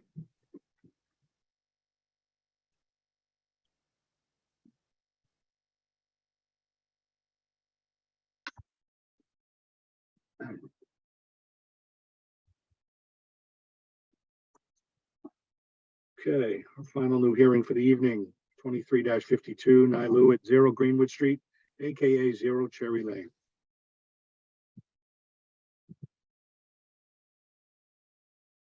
Good evening.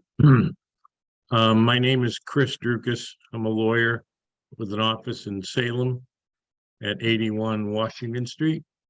And I'm here tonight representing the owner of the property, Nilu. And with me tonight is Brian Permita, who is a PE and as of TFS Land Surveying Inc., who will walk you through the plans that my client proposal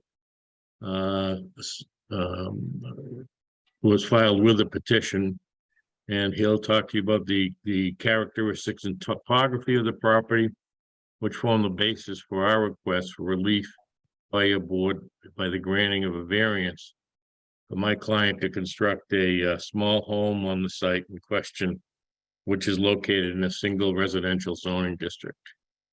I believe my client has also submitted a plan in addition to Plan PR1, which Brian has provided. There was an elevation plan, and I believe this additional pages designed by Sammy E. Castle LLC, dated August 17, 2022, prepared and signed and stamped by Sam Cassis, a structural engineer. My client has obtained an order of conditions from the Conservation Commission, and I believe that you have some letters concerning confirmation of that, dated December 27th of last year, by the board chairman, Mr. Luciani, outlining their support for my client's proposal, as well as dealing with updates through July 27th with a vote on their committee to accept those modifications to the plan. And I believe that Chairman Luciano also sent a further notification on the 9th, confirming that those modifications were reviewed and approved by the Conservation Commission. So without further ado, I believe Brian is here. So Brian, why don't you take over and walk the gentleman through. Evening. Gentlemen, how are we doing tonight? Great. Okay, for 11:27 PM. Yes. Trying to That's get my through this. bedtime. Same here. We're early risers. Just here to quickly go over plan. I could I'll share my screen quickly. And you both know we've heard this, this project has been before us on a couple occasions, and we're aware of the earlier, the meeting earlier this year with the Concom and their correspondence to us. So we have all of that, and we're well versed in where they stand. And we're just interested in seeing the latest plan and what you're proposing relative to the stream, and we'll go from there. All right. And it is clear the house did change from when we last. Yeah, So, as we like- see, Mr. Liu decided to shrink the foundation for less impact within any of the buffers. Can you zoom in a little bit of that, or just make it a little bit bigger? You know, just Sure, we can zoom in on that. those of us that maybe one more. Yeah, that's pretty good. Thank you. All righty, there you go. Let's see, so here we have his, the foundation as proposed. It's now a lot smaller foundation, but what he does propose to do is have the second story be cantilevered out and over on piles so as to minimize the disturbance of the soils within the buffer zones and as close to the river brook as we are. As well as we can see is the plantings as agreed with Concom to be planted. They're going to help stabilize all the soils after the disturbance. And he does, we do design the runoff swales for stormwater runoff, which aren't technically required because of the single family structure. But we feel that they would definitely would help with the soils, the material in the area that's there. So you can see there is a proposed well that he's going to need to drill, and we feel that this is a lot less impactful to the brook itself. So.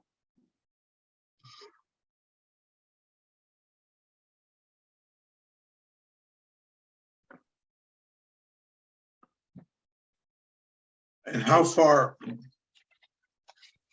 I can't see the dimensions. How far is the closest point from the house to the stream? From the elevated house to the bank, we have about 16 feet. And what about to the foundation, to the 15 by 40 foundation? 15 by 40 foundation, we have approximately, I'd say it's about 35 feet. So it's still well within the 50-foot. It is well within the 50-foot buffer. Mr. Chairman, my opinion, and I've read this 27 times and I see what the Concom's doing. My opinion, the last time was that this does not, it's an unbuildable lot, in my opinion, the way it's being designed. And I, once again, I'm against this. Nothing has changed enough to make me for it.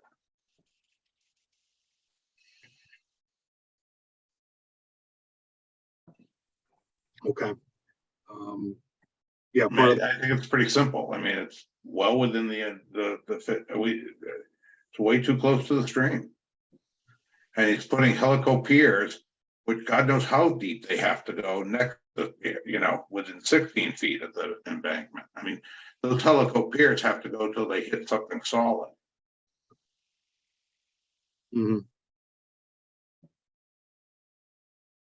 I just don't, I have thought this, no, I think this is not an appropriate use of this property right now. And there's too close to the stream still.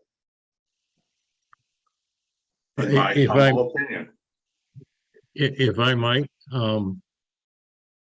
there is the DEP buffers setback of 25 feet, and we are outside of that with where the foundation is.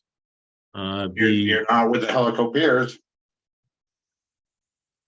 No, you were with, I believe he just said we were over 30 feet from that, with the piers. No, the basic outline helicopiers is- are 16 feet from the edge of the embankment. Oh, yeah, you're right, I'm sorry. You are correct. I misread it. Yeah, I misread it's I not, misread you my guys are line. just new to this. We've seen this for years now. And nothing has changed enough to make me believe that this is an appropriate place to build a house. Or to not damage the stream or the edge or the embankment or what's going on here. I'm just where I'm at. You can discuss it all forever. I'm not gonna change my opinion. Well, to Chip, to your point, like I said before, you have to show a hardship, and I understand there's hardship, but there's no house there yet. Again, like we've discussed. So what is the hardship? That it's too close to the stream? No, it's hard for him to have it hardship because it's not like the house is already there. You know, I'm with you in this. You know, Just to be so clear, I- it doesn't have to be a pre-existing hardship. No, you can't create your own hardship. That's what I'm either. saying. He's creating his own hardship by building a house. So it's No, that's a misinterpretation of how you determine what a hardship is. A hardship is determined by the condition of the property, the lot, in reference to based upon soil conditions and topography, based upon the surrounding area, and that's unique to this parcel in that the parcel has to the rear, it's a 3.5 acre parcel. You're familiar with the site. On the opposite side of the stream, there's a slope. It just runs uphill well over 100 feet. And in order to potentially, if you were going to try and build something on that portion of the land, you'd have to build a bridge over the stream. You would have to then go in and be blasting away to create an area, a flat enough area where you could in fact build something. The only area on this lot where you could potentially build something is right along where the way is, and that the only use that you could have for this parcel by right is to have a single family home. It's in a single family residential district. And I think that clearly when you look at the legal definition of hardship, of having a hardship, that the findings that have to be made, they're right there. They're self-explanatory. The hardship is, whether it's financial or otherwise, relates to the nature of the property. It's not that he's creating a hardship by building something on it. When you go forward to use a piece of property, the issue is whether or not the property is such that you need relief because of the existing conditions that relate to the property. Anytime, otherwise, you could never, based upon your interpretation, based upon that interpretation, because you wanted to use the property, you're creating the hardship. That's not what the law is. The law is in order to use the property for a particular purpose, you have to be able, you need relief because of existing conditions. It's not the other way around. It's just because you want to, you're interpreting it incorrectly. And I think that you then have to look at the second piece of findings that you have to find, and that is whether or not the particular use that's being proposed is a substantial detriment or to the public good, or a derogation from the intent or purpose of the zoning bylaw. And this clearly is not a derogation from the intent of the bylaw, because this is in a single residence zone, and this is a single family residential structure. It's a by right use. So, and whether or not there is a detriment to the zoning bylaw or the neighborhood, there's nothing that would meet the requirements of the case law that says that this is detrimental. It's the least intensive use that can be made of this property. And the property is zoned single family residence. And that's what he's trying to build. So I believe it, and I know that this board, you talked about the decisions in the past. I know that this board in the past, for a different structure, did in fact make those findings. And to then not say now that you can't make those findings, I think is an incorrect interpretation of the law. I don't disagree that you might be opposed to this project, but you can't be opposed to this project based upon the fact that that you're creating a hardship. You're creating your own hardship. That's not how you are supposed to determine whether or not there is a hardship in this instance.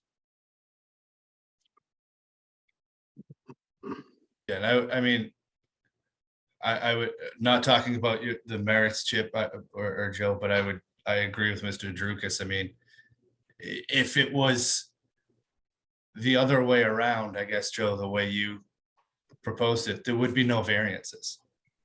None. But there's No, not. that's correct. I don't disagree with the description of hardship, but I do disagree with the fact that we have to grant the variance, because the variance is being asked to build within 50 feet of a stream. And that is detrimental to the property. It's detrimental to the stream. It's detrimental to the embankment, because it's going to impede. And actually, they're trying to go within, they're having construction within at about 16 feet from the embankment. So that, I'm not saying I probably misspoke when I said it's creating a hardship. I just don't think that he meets the criteria to have a variance within the stream and what he's looking to do as close to the stream as he is. So if I can jump in here, the correspondence that we've received from the Conservation Commission and their multiple reviews of this project, and the latest one being, I think, in July of this past year, the net of their correspondence to us, I think, shows support, as Mr. Drukas said, with the condition that he's planting some additional landscaping along the bank to mitigate, I think, any erosion and so forth. So he's worked with the Concom, and they have approved this plan for him to build within the 25-foot no disturb zone, and certainly within 50 feet of the edge of the stream. They support the plan with the condition that he's taking these other measures. Okay. So he received their approval and went to the building department to get a building permit.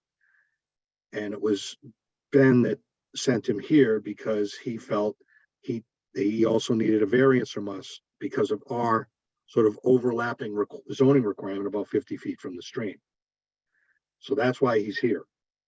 And he's mitigated the other parts of the project that we didn't support with the setbacks of the house itself, right? Those are now not on the table. They're gone. It's just the distance to the stream. And the Concom has said they support that with these mitigating factors in place on this plan. So we have to decide, do I we, guess I'm frustrated with the Concom then, because Yeah, as soon as we start degrading our streams, we got problems. well, and to be clear too, this is a bylaw that I don't even know how to, I don't want to go in circles, but had problems with because there's an argument whether it should even apply, whether it is even essentially void for being vague, because of the word embankment. Embankment really means man-made structure. There is no embankment here. Should it really apply? The Concom won't define it for us because of the way that, and rightfully so, I'm not saying that derogatorily. The way the bylaw is written is essentially incorrect. Went to town meeting, a few people shot down the repeal of the bylaw. So here we are going back and forth on a bylaw that probably shouldn't even be on the books anyways. or could be worded better, and we did receive. Yeah, could be rewritten. Town council that said, like, don't get caught up on the word embankment, because even the plan mentions embankment doesn't apply. It's really from the edge of the stream, right? It's poorly written, and if we take it by the letter of the law, yeah, there's no embankment. If you suggest that it's embankment means man-made, there's nothing man-made, therefore there is no embankment, therefore there's nothing we can enforce here. How can we grant a variance of something that doesn't exist, right? But Mr. Mullen said, yeah, don't take it that literally. You can still do your job and at least review a plan with the proposal of it being within 50 feet of the edge of the stream, whatever that edge is, as shown on the plan.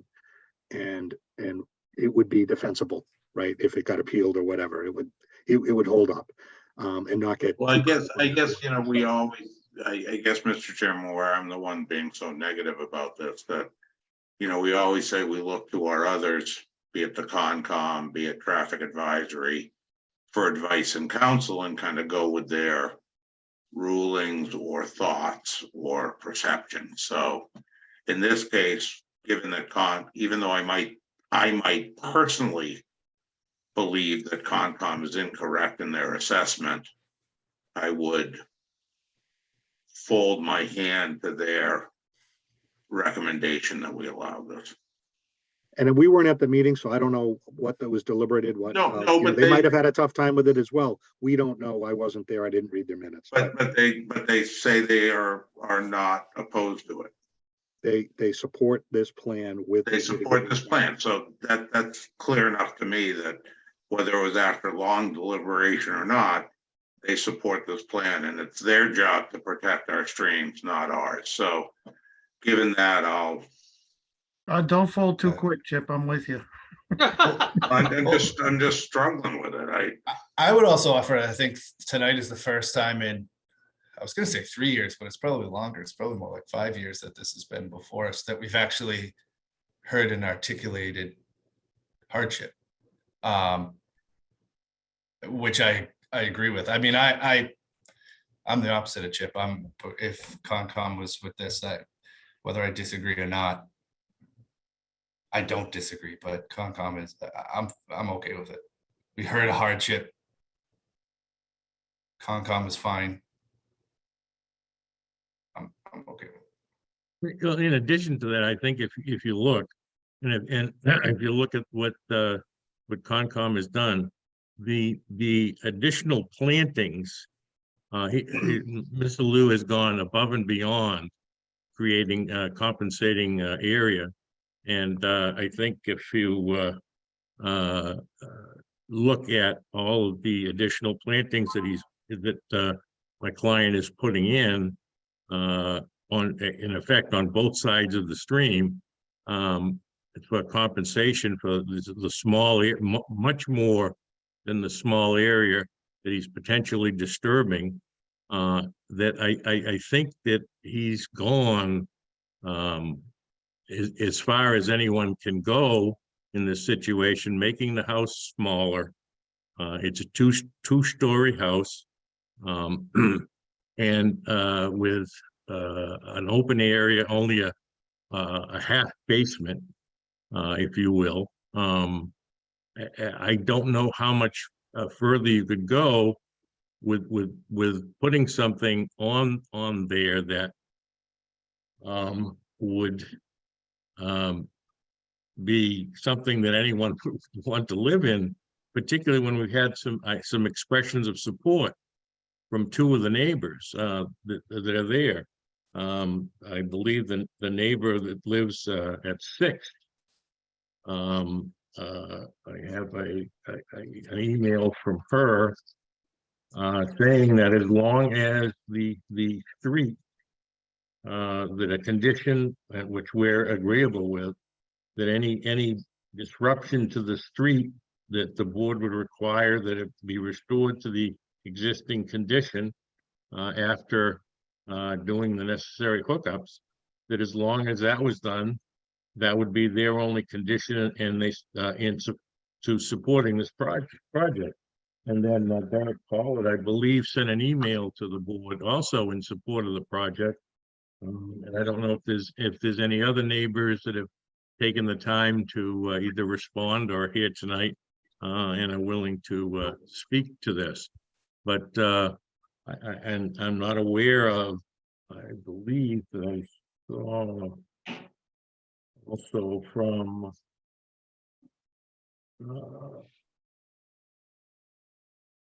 it was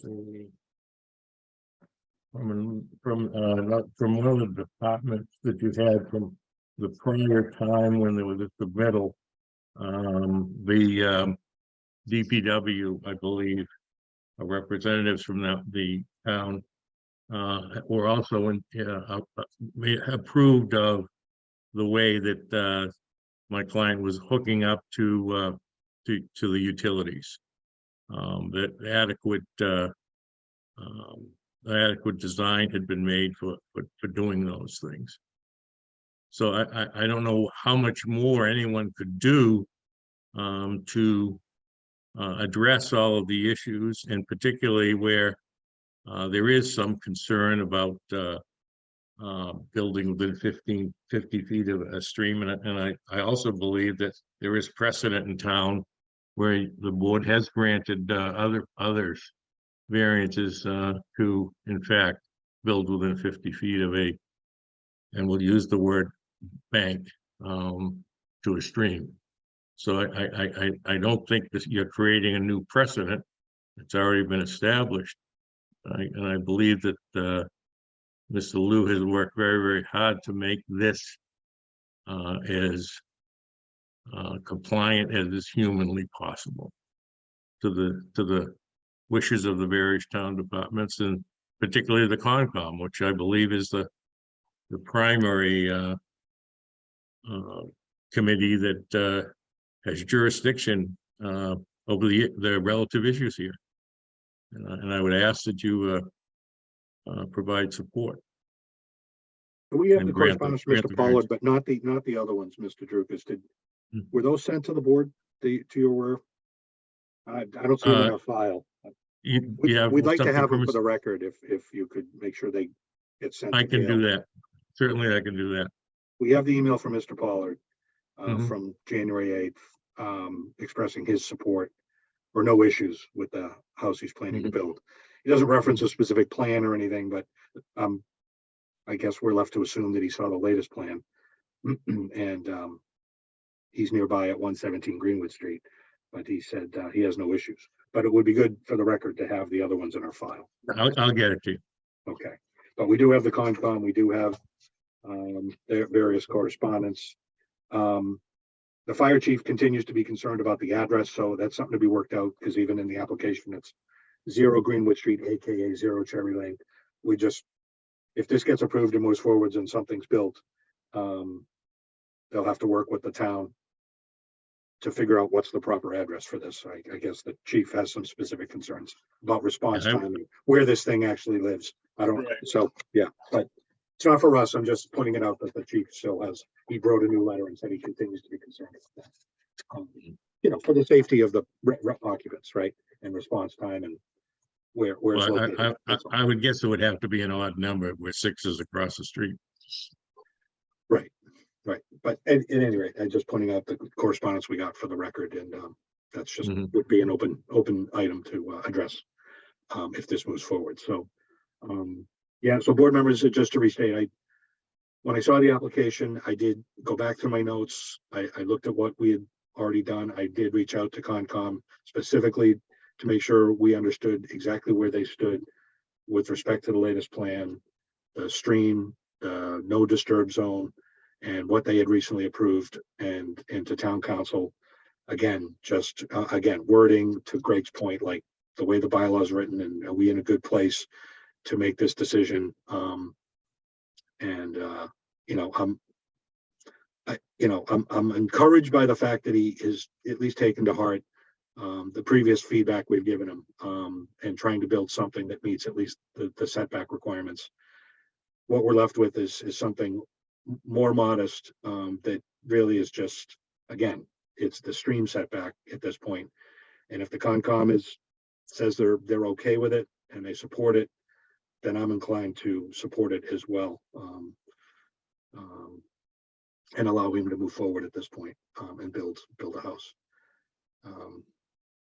So that's just my take. I struggled with it like you all have over the course of several hearings we've had, but just where we are today, the latest plan and the recommendations and correspondence we've received from them, that's where I'm headed. But others can weigh in. Tom, you said you're maybe not there yet. Again, being a variance.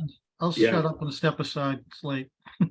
Well, at the end of the day, there's 5 voting members, and to get the variance, they need 4 votes in the affirmative. If it doesn't sound like there's 4 votes that are potentially going to vote in favor of this, I think in fairness, when situations like this have occurred, we've given the applicant an opportunity. If they're getting the sense that it may not be headed in their favor, because a denial would mean they can't come back for 2 years. But if they withdrew without prejudice, they'd have an opportunity to go back and update their plan in some way, and perhaps come back with something different, or come up with another plan yet again that doesn't need any relief from us. But at least they have the opportunity to do that. So I just want to make sure where we stand. I know it's late, but we just got to get through this one. So I'm not backing down because it's late. I'm backing down and will vote in favor of it because of your description of having talked with Concom and of Greg. Because I respect Greg, I'll either recuse myself and let Greg vote in the positive, or I will take Greg's recommendation and vote in the positive based on what he's heard tonight. So either way. I respect all the opinions. I've just had trouble with this from the day one. I think it's an unbuildable lot. But if everybody else feels it's the right thing to do, then so be it. And when people flood and he floods and we don't have a stream left, I'll say, I told you so. I think the other thing to recognize here is that he's at 20-foot setback when he was at 10-foot setback originally off the street. I mean, he was right on top of the street. Yeah, So no, I give the guy a lot of credit for persistence, right? A ton of credit for persistence, because he's worked hard at getting this, and but so given the reasons that I've stated, Dave, I'm okay moving forward. yeah, no, and he's gone between Concom and us several times, and we know that. And the house moves and it changes, and they want it further away, and we want it further away from the street, and they want it further, and it's like back and forth between the 2 boards. And it's, I agree, the persistence of doing that. It's I would have liked to have seen perhaps both hearings open at the same time, so that back and forth could occur sort of in parallel. But that's not the way he chose to go. But that's kind of why it's gone back and forth. We're all trying to get something maybe that works in the best way for this site. And this looks to be that. If it's going to be built, if something's, let me put it this way, something's going to be built on this site at all, then what he's proposed is the best option to a bad situation, in my humble opinion. I agree, for what it's worth. you don't vote. I know. I mean, I think it's right to point out the fact that, you know, he's moved it by moving the house back, he's moved it more into the zones that would cause concern. So it's just one of those things. Yep. He's doing the best that he can. Okay. Can we get a sense of the board? Jim, where are you leaning? I'm fine. Okay. Because again, we can't all recuse and pass the buck here, right? So we are the voting members, and if it feels like at least 4 of us are inclined to vote, then we should probably proceed to a vote after doing public testimony. And just for process, Dave, I think it's probably a better practice just for Chip to continue rather than pass it because someone is okay. Yeah, no, I'm not gonna pass it. He needs his $10. Earn every bit of it. All right. Well, I sit corrected then if, you know, like, if Comcom has no problem with it and to Greg's point about the variance, yeah, I mean, I guess if, I'm fine with it. I guess, I mean, I don't live there. Okay. At this time, I will open up for public testimony. There are some additional folks on this call still, for some reason, but maybe it is for this. So if you are a member of the public and wish to ask a question or make a comment, please raise your hand in the Zoom meeting at this time.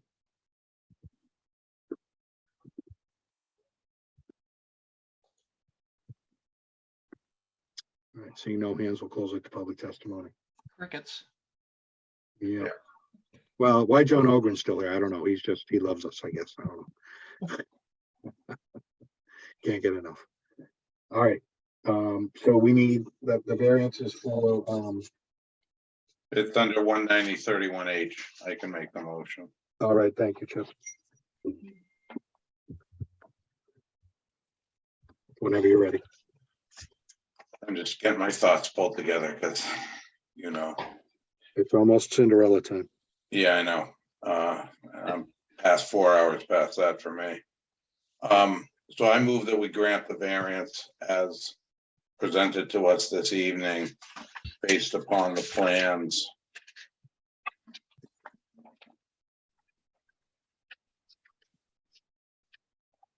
Can't read. I think they're 1022 is the latest I think I see. I can't read it. So 1020 from maybe? PFS Land Surveying dated 1025, I think it is. 10/25. If Brian's still on it, can 2022, right? Yeah. Okay.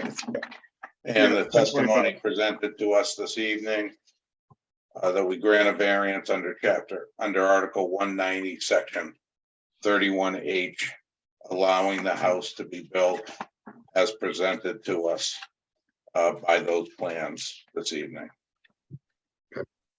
Second that. Thank you. I'm just trying to think before we forge ahead. Conditions. We didn't really get into any sort of conditions here.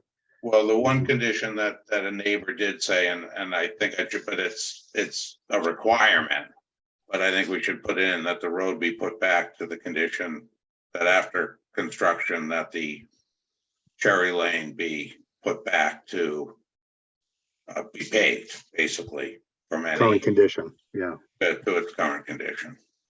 Okay. I think that's the only condition we really heard, and they got to do that anyway, but I think it will reinforce it. Yeah, and they've got a Concom order of conditions, right? But And they've got to meet all other engineering and Concom conditions as presented to them. Right. Okay, so with that adjusted motion, Joe. Second the adjusted. Thank you. Could I just point out one thing? Inadvertently on the plan, if you could, Brian, if you could move to the chart with all of the on your plan that lists all of the proposed and required. The one that in under proposed, it says 3 stories. That's an error. It should say 2. Oh, So Yeah. with that, don't know how we missed that. That was in the last plan. I thought that was Yeah. part of the previous variance. yeah, Okay, I think, yeah, and, okay, Right, Um, he ended up changing his building design. yep. No, that was from the previous one that he withdrew his variance. It was the height and the setback from the street. right, And that right. probably just didn't get updated. Right. You can submit a final plan if you want to just correct that and put an updated date on it. We'll refer to that in the decision. All right, Um, we'll do that. There's also a note there about the stream setback not being applicable, but that's exactly what we're granting here. So I don't know if you want to scroll back down again, maybe we need to just clean up. Take that off. Yeah, remove that. Yeah. Because that might have been the plan when he was just getting a building permit, in hopes that it didn't Right. apply, but it clearly came into play. So, Yeah, that's what the plan's from, right? yeah. So, yeah, I'll just clean up the notes and we'll note the final plan date in the decision, right? For the record. Okay. But thank you for pointing out that other item. It was good to get it right. Okay. So with that, any other discussion on the motion on the floor? All right, regular voting members, Chip, Yes. Joe, Yes. Jim, Yes, Tom, No, and I vote yes. So that passes 4-1. Okay, Thank you. so, all right. Thank you, gentlemen. I hope you get to bid soon. Thank you. Thanks for your patience. Just, someone always has to be last on the agenda. Appreciate your patience. Have a good night. Good Yeah, night. you too. Thank you.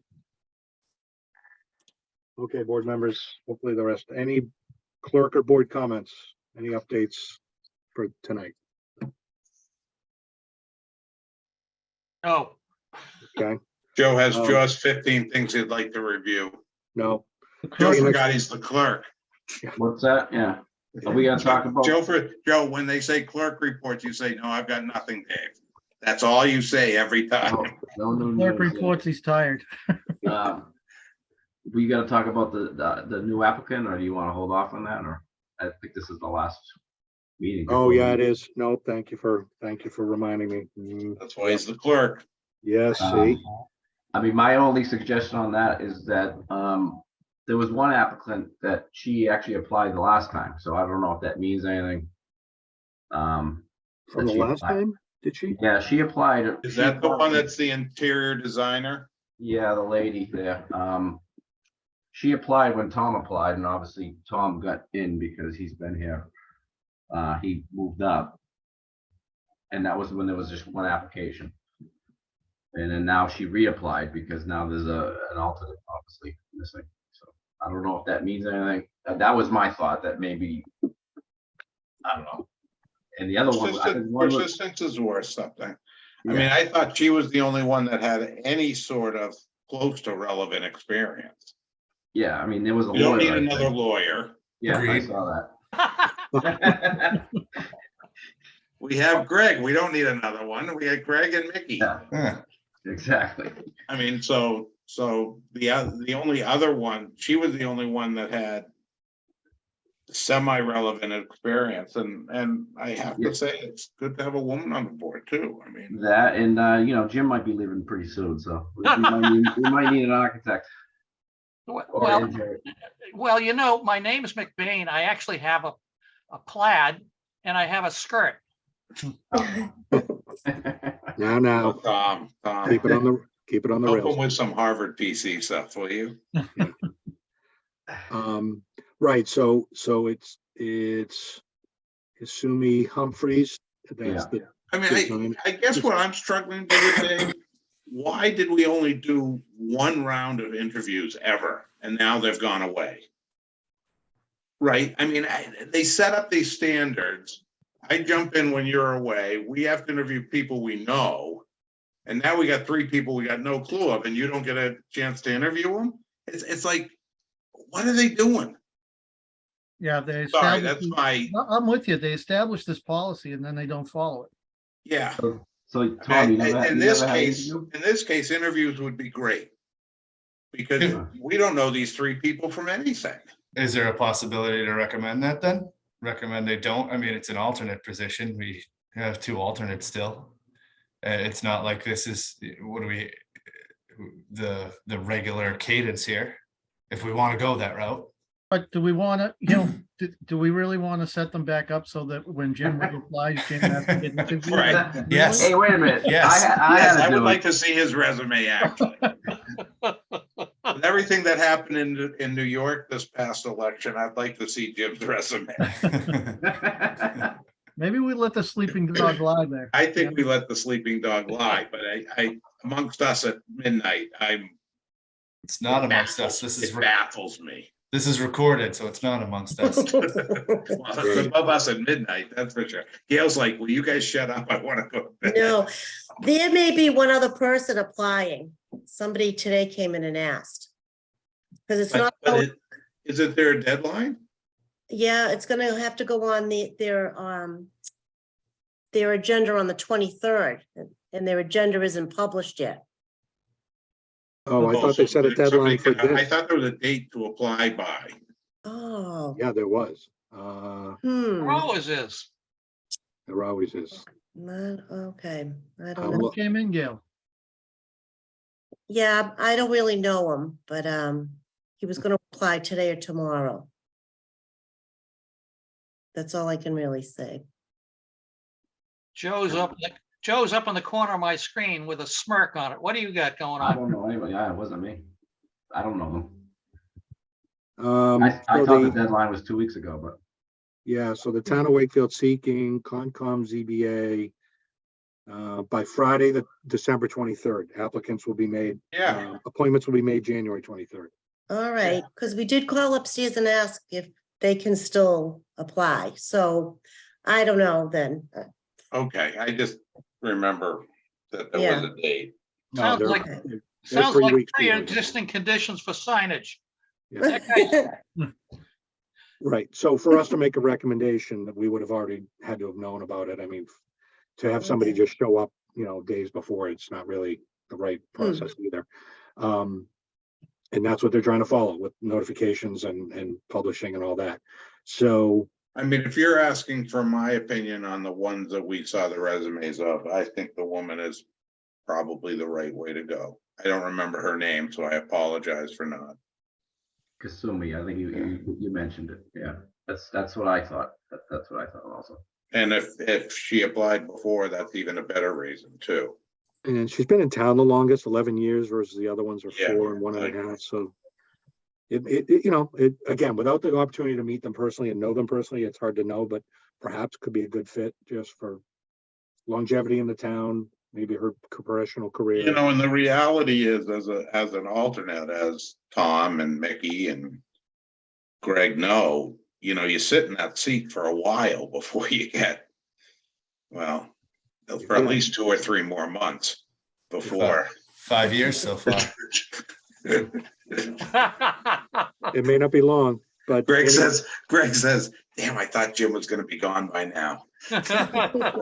He looked like he was gonna keel over.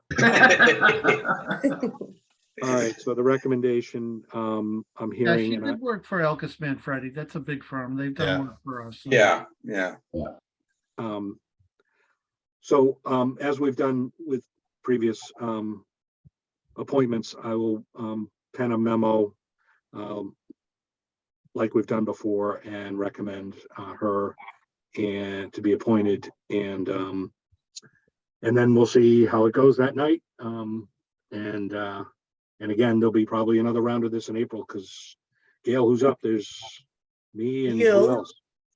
You are, I don't know. I don't have it in front of me, but I'll find out tomorrow. But I know It might be me because I took Amy's seat. No, Oh. but You are up again. No. Yeah, I have it right here. That's what it says on the website. So I was actually just looking for when I am. It says Tom. Oh, yeah. Just the two Tom of you and I. guys. Yeah, Tom and I, because you took Amy's seat, and Yeah. that seat is up. Okay. Yep. So anyway, we'll see what happens in April. Okay. All right. Well, let me tell you, you both better be reappointed because one of you is going to be chair.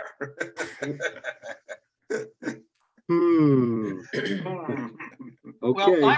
Well, I'm going to stay in long enough to beat Dick's record. You're going to live to be 107? He left me his laser. Yeah, just gonna say, we'll get you the laser. All right, Minute- so, There weren't any minutes from last time because the meeting was canceled, so there's really nothing to vote on, right, Gail? I mean, No, November. so I have to minutes. vote on the minutes from the No, previous, November, yeah, because we didn't open last year, so last week. So what yes, date is November that? 16th. So I move we approve the November 16th minutes. Second that. All right, any discussion? All in favor? Aye. Aye. All right, there's one last topic. Are we still on for next Wednesday? Yeah. Yes, And what time?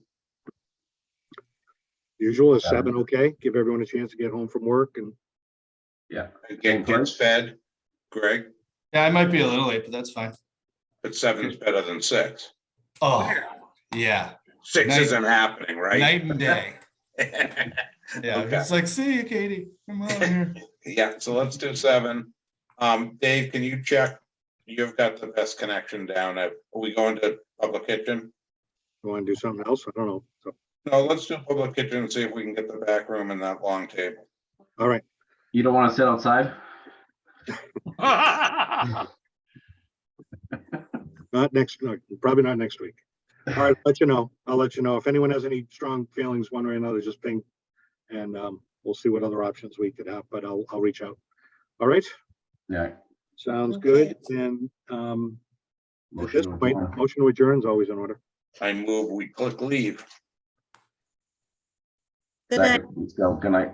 Thank you. All in Good night, favor? everybody. Thanks, Gail. Good night. Good Bye, night. guys. Meeting is adjourned. Thank you. Have a good night, folks. Aye. Bye.